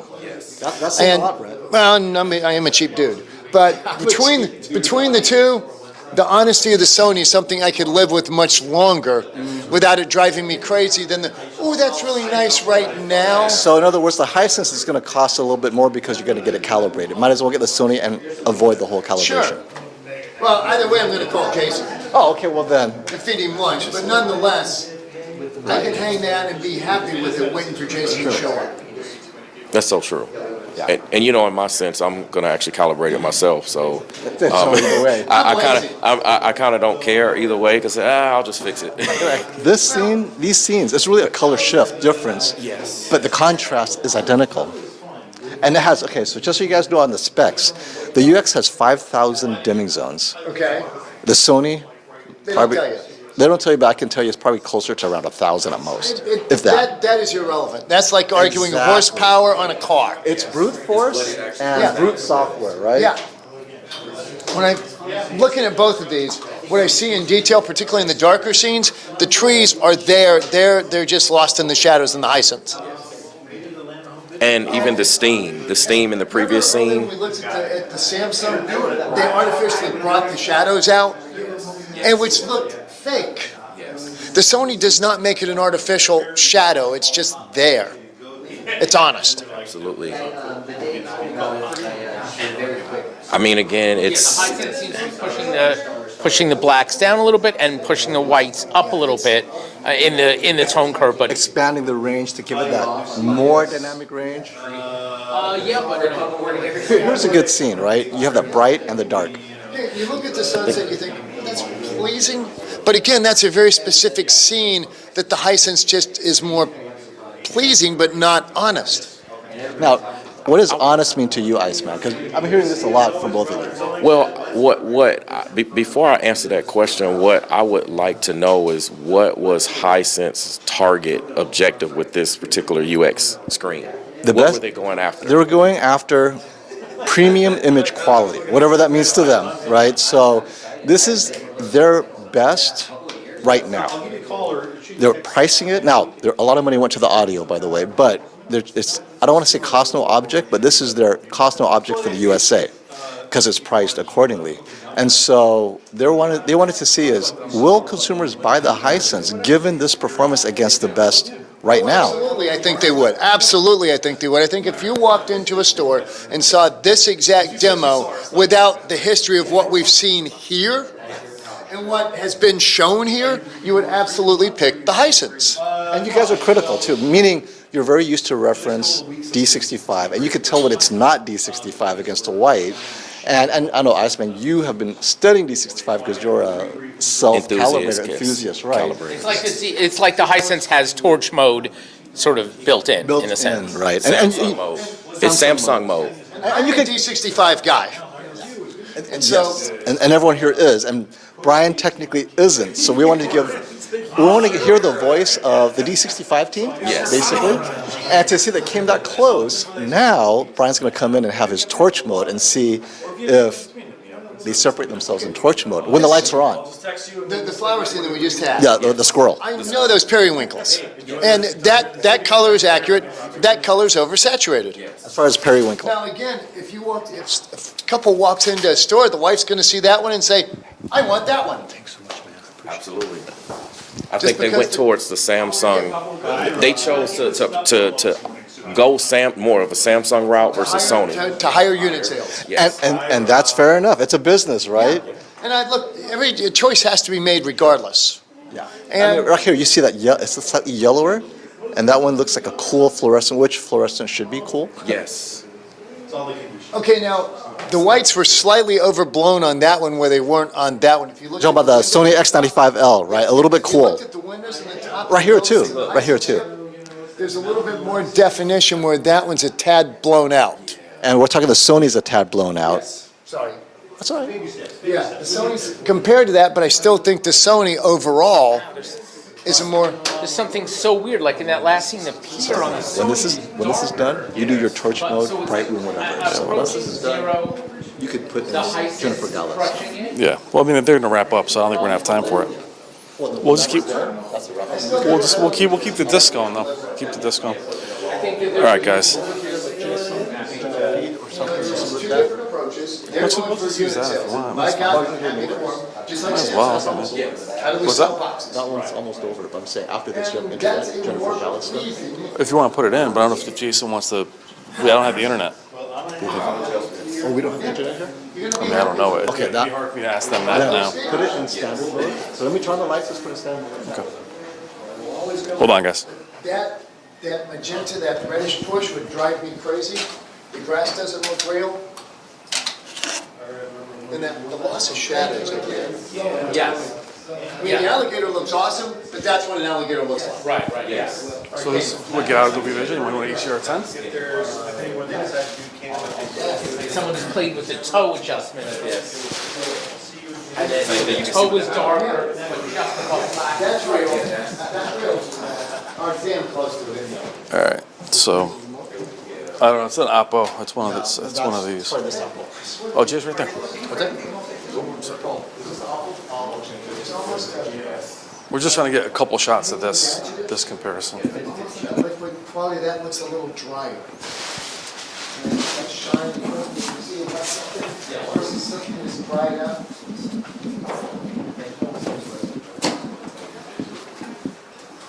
Hold on, guys. Good job, man. Did you have a good time? Yes, indeed. I'm How glad, could you brother. not?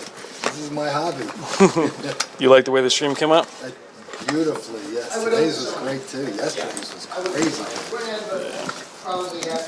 Like 21,000 views already. Yeah. It's out 1.5 days and it's 21,000. Still great, yeah. Never saw a number like that. Here, you want to check Hisense too? What? I want to set it up. You want to set it up? We can change it, but.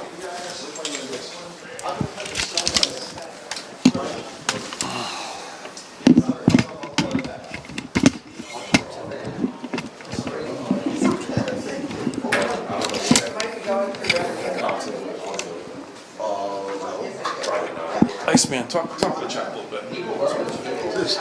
Hey, what's going on, everyone? Yes.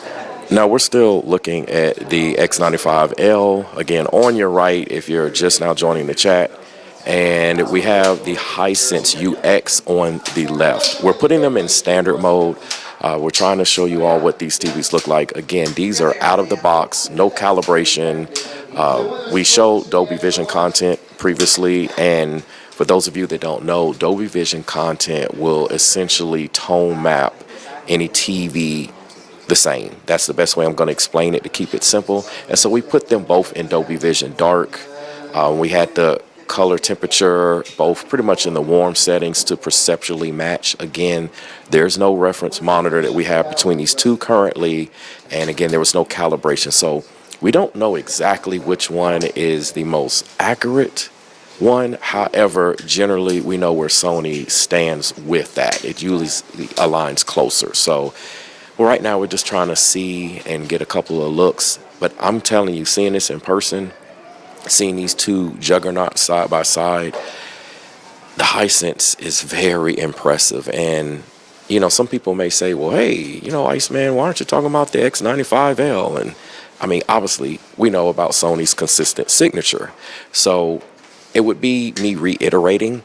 I think a lot of you are going to be more curious and would like to know about how the Hisense is performing, because many of you look at the U8Ks and the 7s and other Hisense versions, and you may be considering that. And I can tell you that the Hisense, it's definitely competing. It's a different look. You're pretty much getting a very close look, I would say, in isolation. Unless you have that trained eye, you're not going to really see it unless you have seen it, or you do have a trained eye, or you're a calibrator, or you're so used to, say, like the Sony look, you know, maybe then you might actually see something. But outside of that, it looks amazing. It reminds me of a Samsung, for those of you that might want to know. So in terms of that pop, that extra, it may not be as natural, but I'm pretty sure you could dial that in as well. Again, we just pulled things up out of the box, and it's just amazing to see these two side by side. We're currently just going through some of the Spears and Munsell content, and wow is all I can say. I hope you all are enjoying everything that you are seeing. A lot has gone into putting this whole event together, even just setting these two juggernauts side by side. And again, you're still getting the best of the worlds all the way to the end. These are a sight to behold. If you get a chance to see them, if you're considering either one of these at the 85-inch size, I repeat, highly recommend you to consider the Hisense. The Hisense may be $500 more currently. Again, this is MSRP, not including any discounts, deals, sales. However, I'm pretty sure that How many nits are we at? yes, we're at 2,000 nits. Sony can't tone out 2,000 nits. Okay, so what you all may have just seen is that on the right, we're looking at the Sony, the X95L, and we're at 2,000 nit content. And you have just observed some clipping. So here we go right here at this scene. Take a look at this scene. It's on brightness preferred, so let's go to gradation preferred and see what happens. Okay. Because So I try to give it a brightness bump, but no bueno. okay. No bueno? No bueno. So we're going to see what's going to happen here, but this So a little bit better. Yeah, it is, I yeah. just prefer it's unusable. So keep that in mind, everyone. I know a lot of people like to put it in brightness preferred when you want a little extra brightness with Sony, but again, it depends on the content. You're going to lose some of that ability to see, aka clipping, as we can see here in the background. And I still will say, even though it's better in gradation preferred, the Hisense still has more. You can just see more. It's in slow motion. I'm just making sure. At least in that particular scene. Now, thank you. Now, in this particular scene here, I like the Sony. Me personally, I know a lot of people like to know my personal preference. They almost trade blows of sorts. The Sony is brighter, ironically, in this particular scene. So Specular highlights. Okay, so this is a great scene. it is. That last one. Yes, and even this, you can see the beaver, or what have you, is still. The APL feels brighter on the Sony. Yes. Right, the overall picture level. Yes. And so, who's honest though? This is standard mode, by the way, everyone. Oh, See, okay. Tone mapping on the Hisense is better. It's Yes. clipping on the Sony, Yeah, even in greater. See, look at this right here, everyone. Look at the cloud. This way you can clearly. Don't go for the camera.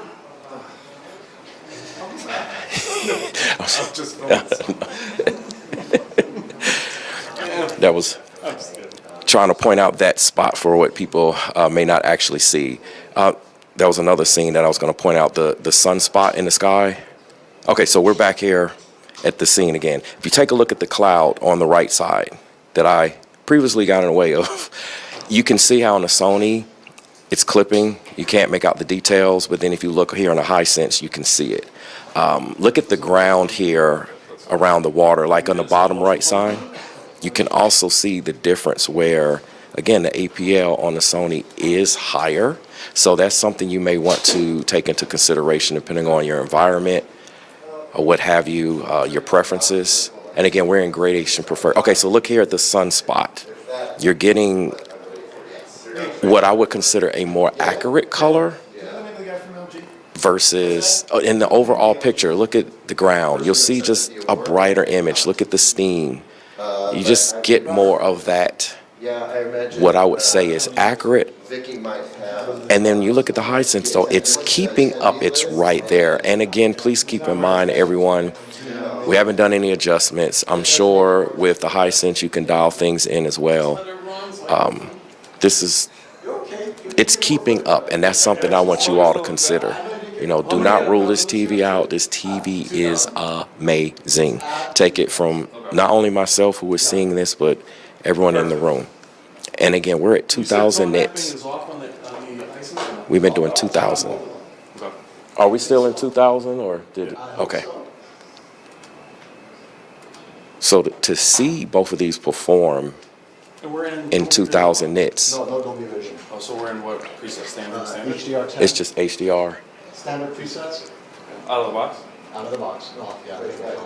So I don't know if you all heard that. Both of them are in standard.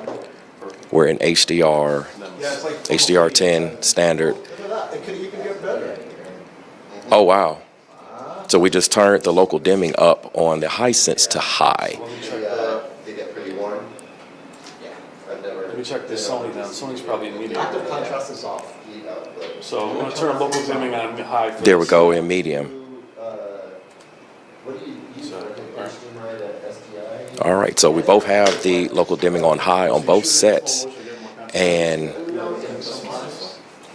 look at the difference in you may see a difference in the color because, again, we don't know what the actual white balance is. Now, we're out of Dolby Vision content. So when we previously showed Dolby Vision content, it's going to set the white balance as close to D65 as possible. However, we're currently just in standard mode, and the Sony has the more preferable snow. If you look on top of the deer, you can see it. Also look in the bottom left corner, you can see it as well. It's in this particular mode, in this particular setting, it's my more preferred setting. Okay, so now when we change the scene, they look very similar here. This is where it's almost like a scene-by-scene adjustment. Scene by scene. Keep in mind, you know, we're looking at a Hisense UX Yes. compared to a flagship X95. Even though it's more expensive right now, it came out 2 weeks ago. Yes. Well, not 2. It's Well- been out for a while actually. It's just not a wide release. Yes. But it's pretty indicative of what's coming. Yes, I mean, for Hisense to produce a television like this is very promising with what they have in store. And, you know, we have next year, we're vastly approaching 2024. There's no telling what they already have in the works, what they're going to. TCL, exactly, TCL as well. I definitely, their objective of transforming their brand image from just being the budget brand to, I would say, a household brand, they're definitely achieving it looking at this here. The results are very impressive. And again, people, this is a Sony. You know, this is the bad boy, bad girl X95L that we're looking at. 85? I mean, 85 inches.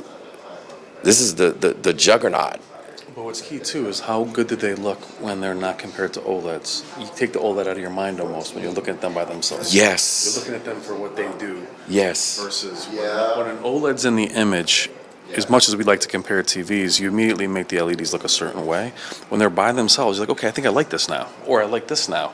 Yes. You put an OLED in there, and you're like, oh man, put this other one. You know what I mean? So Absolutely. This is really so subjective. Please keep what Brian just said in mind, everyone.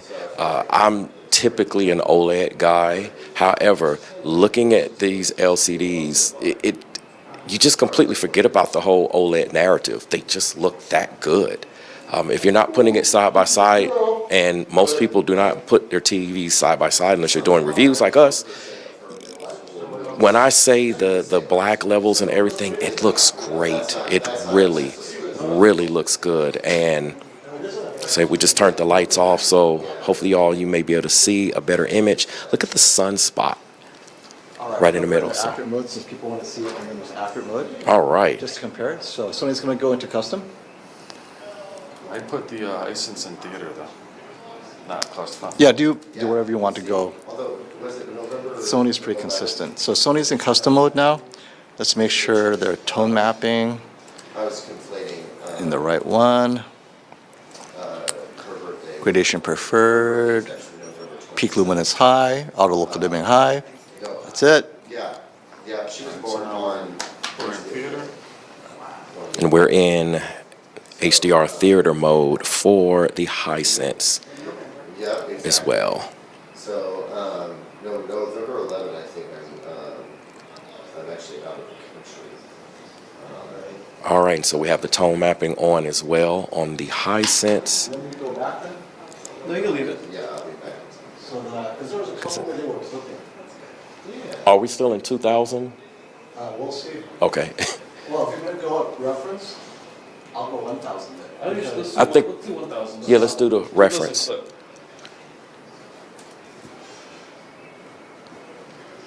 So we're switching to 1000 nit HDR content. All right.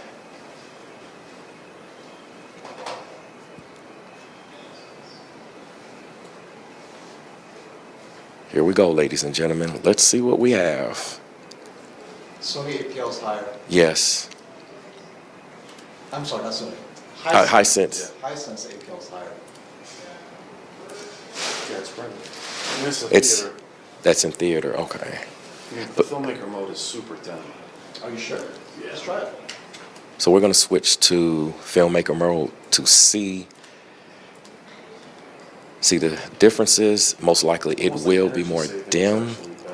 Did we turn the energy savings off? Oh, wow. Wow. Oh, it's not used. Let me check the backlight on that. You're right. That's We may have the energy savings still on. So. Energy saving mode strikes. They're enabled. That does not make sense at all. It shouldn't be that dark. Aha. Ah, there we go. So lesson learned. So if you wonder why your TV's dark, make sure you turn the energy savings off. Oh no, that was ambient. The ambient light sensor was on. Turn that off as well. You need both of those off just to be sure. Okay, so now, They look identical. yeah, they're I see more color saturation on the Hisense. Whether it's accurate is a different matter. But there's more saturation on the Hisense, and there's more perceived contrast, but the Sony feels like the APL is brighter overall. It is. Right? Absolutely. I mean, perceptually, not knowing how close we are to D65, again, I would assume the Sony's closer. That will be the difference in the color if you're observing any color differences. However, outside of that, they're very close. They're very, very close. And again, in isolation, now look at the horizon. You see more color on the Hisense on your left. And here's a popular scene that we like to look at. The biggest difference I see is the white balance, which can easily be set and adjusted. You can also have that calibrated. And generally when you get TVs like these, you would look into calibration just to maximize what you're getting. Okay, so when we're looking here, look at the grass. A slightly higher APL you can see consistently on the Sony. The Hisense is not far behind it though. It's not far. Maybe a tick or two, and you can be in the same ballpark. The blacks are nice though. Yes, there's very minimal blooming. You really have to look hard for it. It's satisfying. It's nothing that's going to be annoying. They're both doing a great job when it comes to that. These are some pretty challenging scenes. There's our... But the Hisense is consistently slightly brighter. The Hisense is consistently slightly brighter by about 1 to 2 stops, depending on the scene. Yes. And that's something you want to take into consideration. I think it also, too, depends on, maybe your content or scene by scene. We could always get into some more content in a future time, but this out-of-the-box comparison is... They're both like running neck and neck, and I just want you all to keep that in mind. It's literally amazing. I think many of you would be impressed. Many of you would be blown away. Look at even with the squirrel. And again, if you've seen these in isolation, you would know a difference. I mean, right now the roses look beautiful on the Hisense. My eyes are actually drawn in that direction. Let us know, which ones do you all prefer?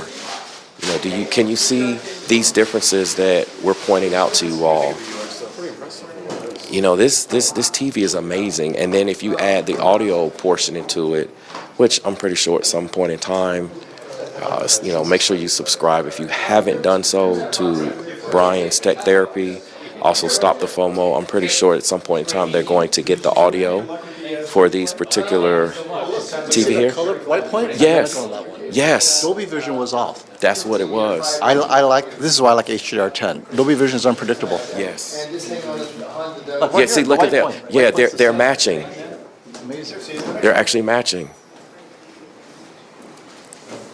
And keep in mind, neither one of these TVs are calibrated. So that should stand for a lot with Hisense.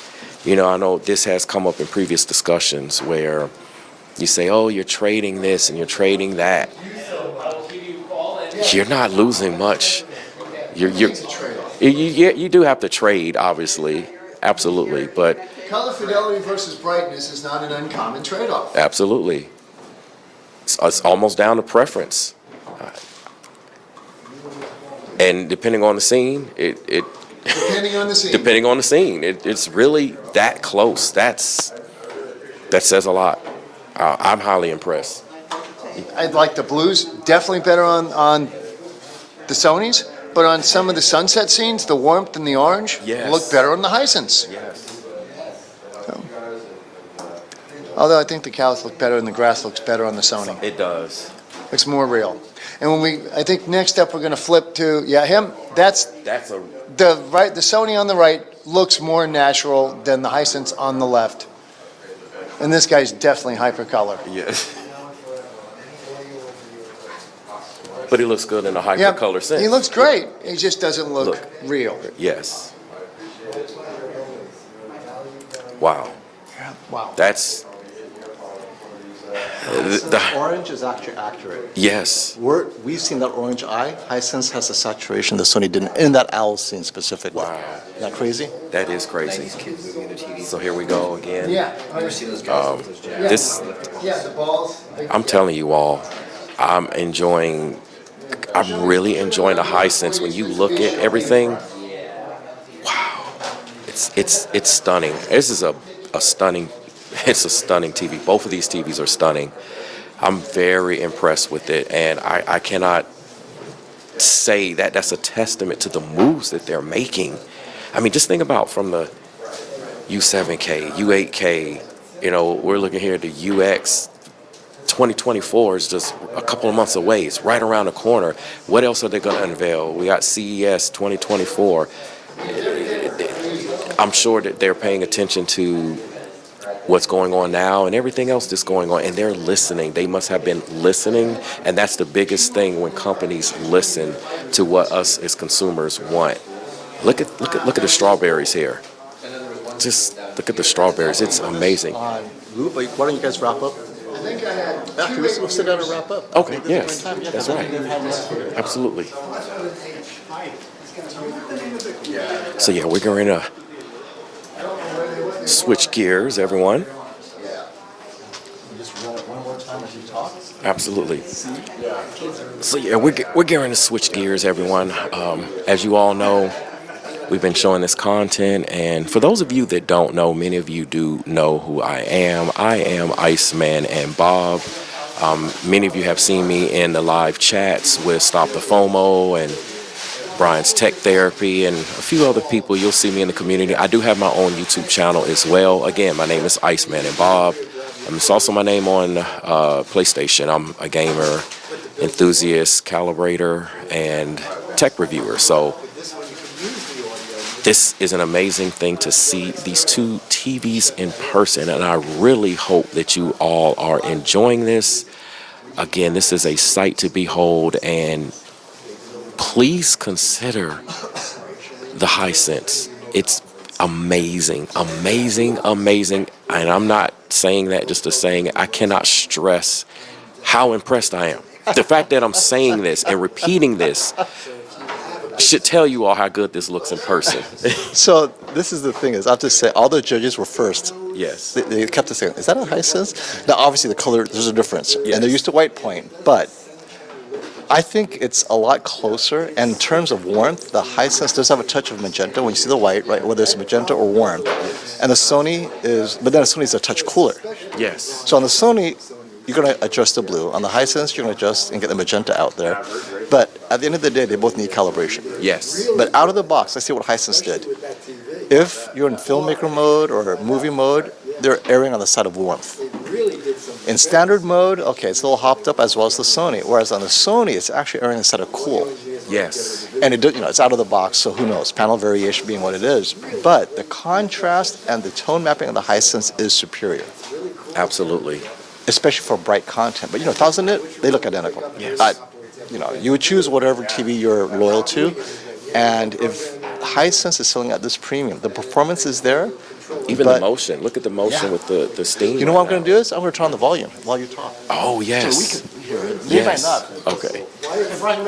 So one of the things that we hope that you all can hear it. You may be able to hear this, you may not.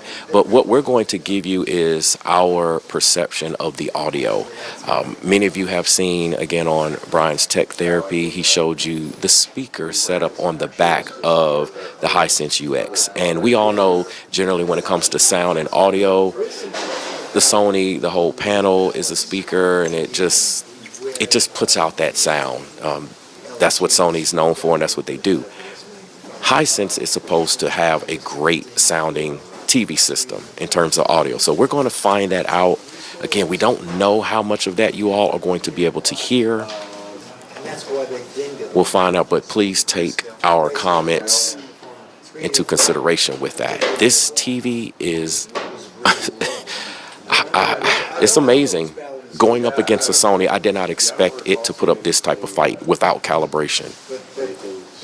So what we generally like to say is I know many people say, I'm not getting a calibration. I don't want a calibration. Who needs one? But I will tell you, once you get one, it's worth the money. You will dial everything in, and it's going to give you that look, that consistent look. The key word is consistency. Regardless whether you're watching SDR content, HDR content, if you're gaming, if you're doing everything, normally people have to go dancing around in the picture settings, switch to this mode, change this out, do that. If you're, say, outside of a very rare situation, you're going to actually set it and forget it. That's what I like to say, and that's what calibration does. You're as accurate as that particular television can provide and produce in terms of the creator's intent, and you won't have to make all of these adjustments when you change modes. Again, shy of some crazy, all of a sudden you have a ton of light in your room and maybe you have to change to picture setting mode, and this goes for all picture modes, including gaming.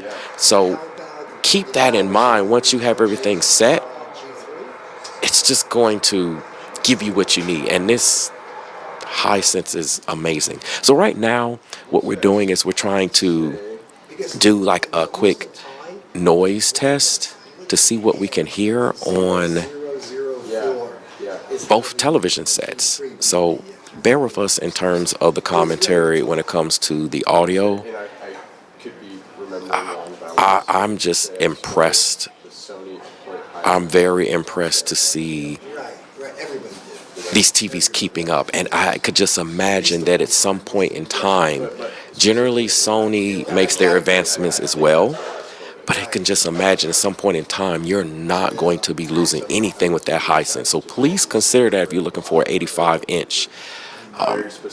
It's really holding its weight. It's definitely holding its weight.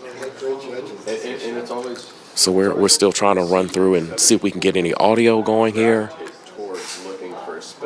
Hopefully we'll be able to get some type of sound here. I would love to be able to give you all my commentary as well as anyone else's commentary regarding the audio. That is one thing I would love to see. How does it compete, considering currently the Hisense UX is $5,000 versus $4,500 for the X95L. Is that extra $500 worth it? I know many of you would say, no, it's not a Sony, et cetera, et cetera, et cetera. But I will tell you, if I were blind, say if this was a blind test and we didn't know which TV was which, I mean, there are certain things that I can see out of the box. However, if they were calibrated, wow. It says a lot. It says a lot.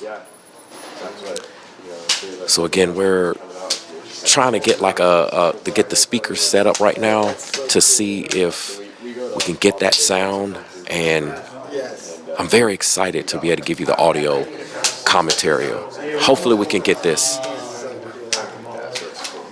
And whether we get this particular test, unfortunately everyone, we haven't been able to get it, so. Hi guys, I've been trying to get the sound up, and unfortunately the connection, TV's not playing the right format, so forth, because we have it set up for video, maybe next time. So we're gonna have to wrap this up. They're kicking us out quite literally. They're coming in with a boot. Quick wrap up, Hisense UX versus Sony X95L. I'm gonna get my cameras ready, but I'm gonna have you wrap it up. Brian? All right, guys, sorry that the UX X95L thing was pushed so far to the back. Hop over, bro. Oh, I'm sorry. The idea was to show you more of that so you guys can see the X95L, but, my thoughts on it is the UX is an unfinished kind of project. It really brute forces everything, which I like. Yes. I like some of that. But at the same time, you can see where there's more nuance to the X95. Like it does everything well, and but if you like that Samsung brute force that they used to do, yes, I think that the Hisense. Now you haven't seen either one of these in person before, right? The X95L. Not until today. Today, okay. So like the X95L, you've seen the Z9K. Yes. The X95L is not as bright. What do you think about that compared to the Z9K?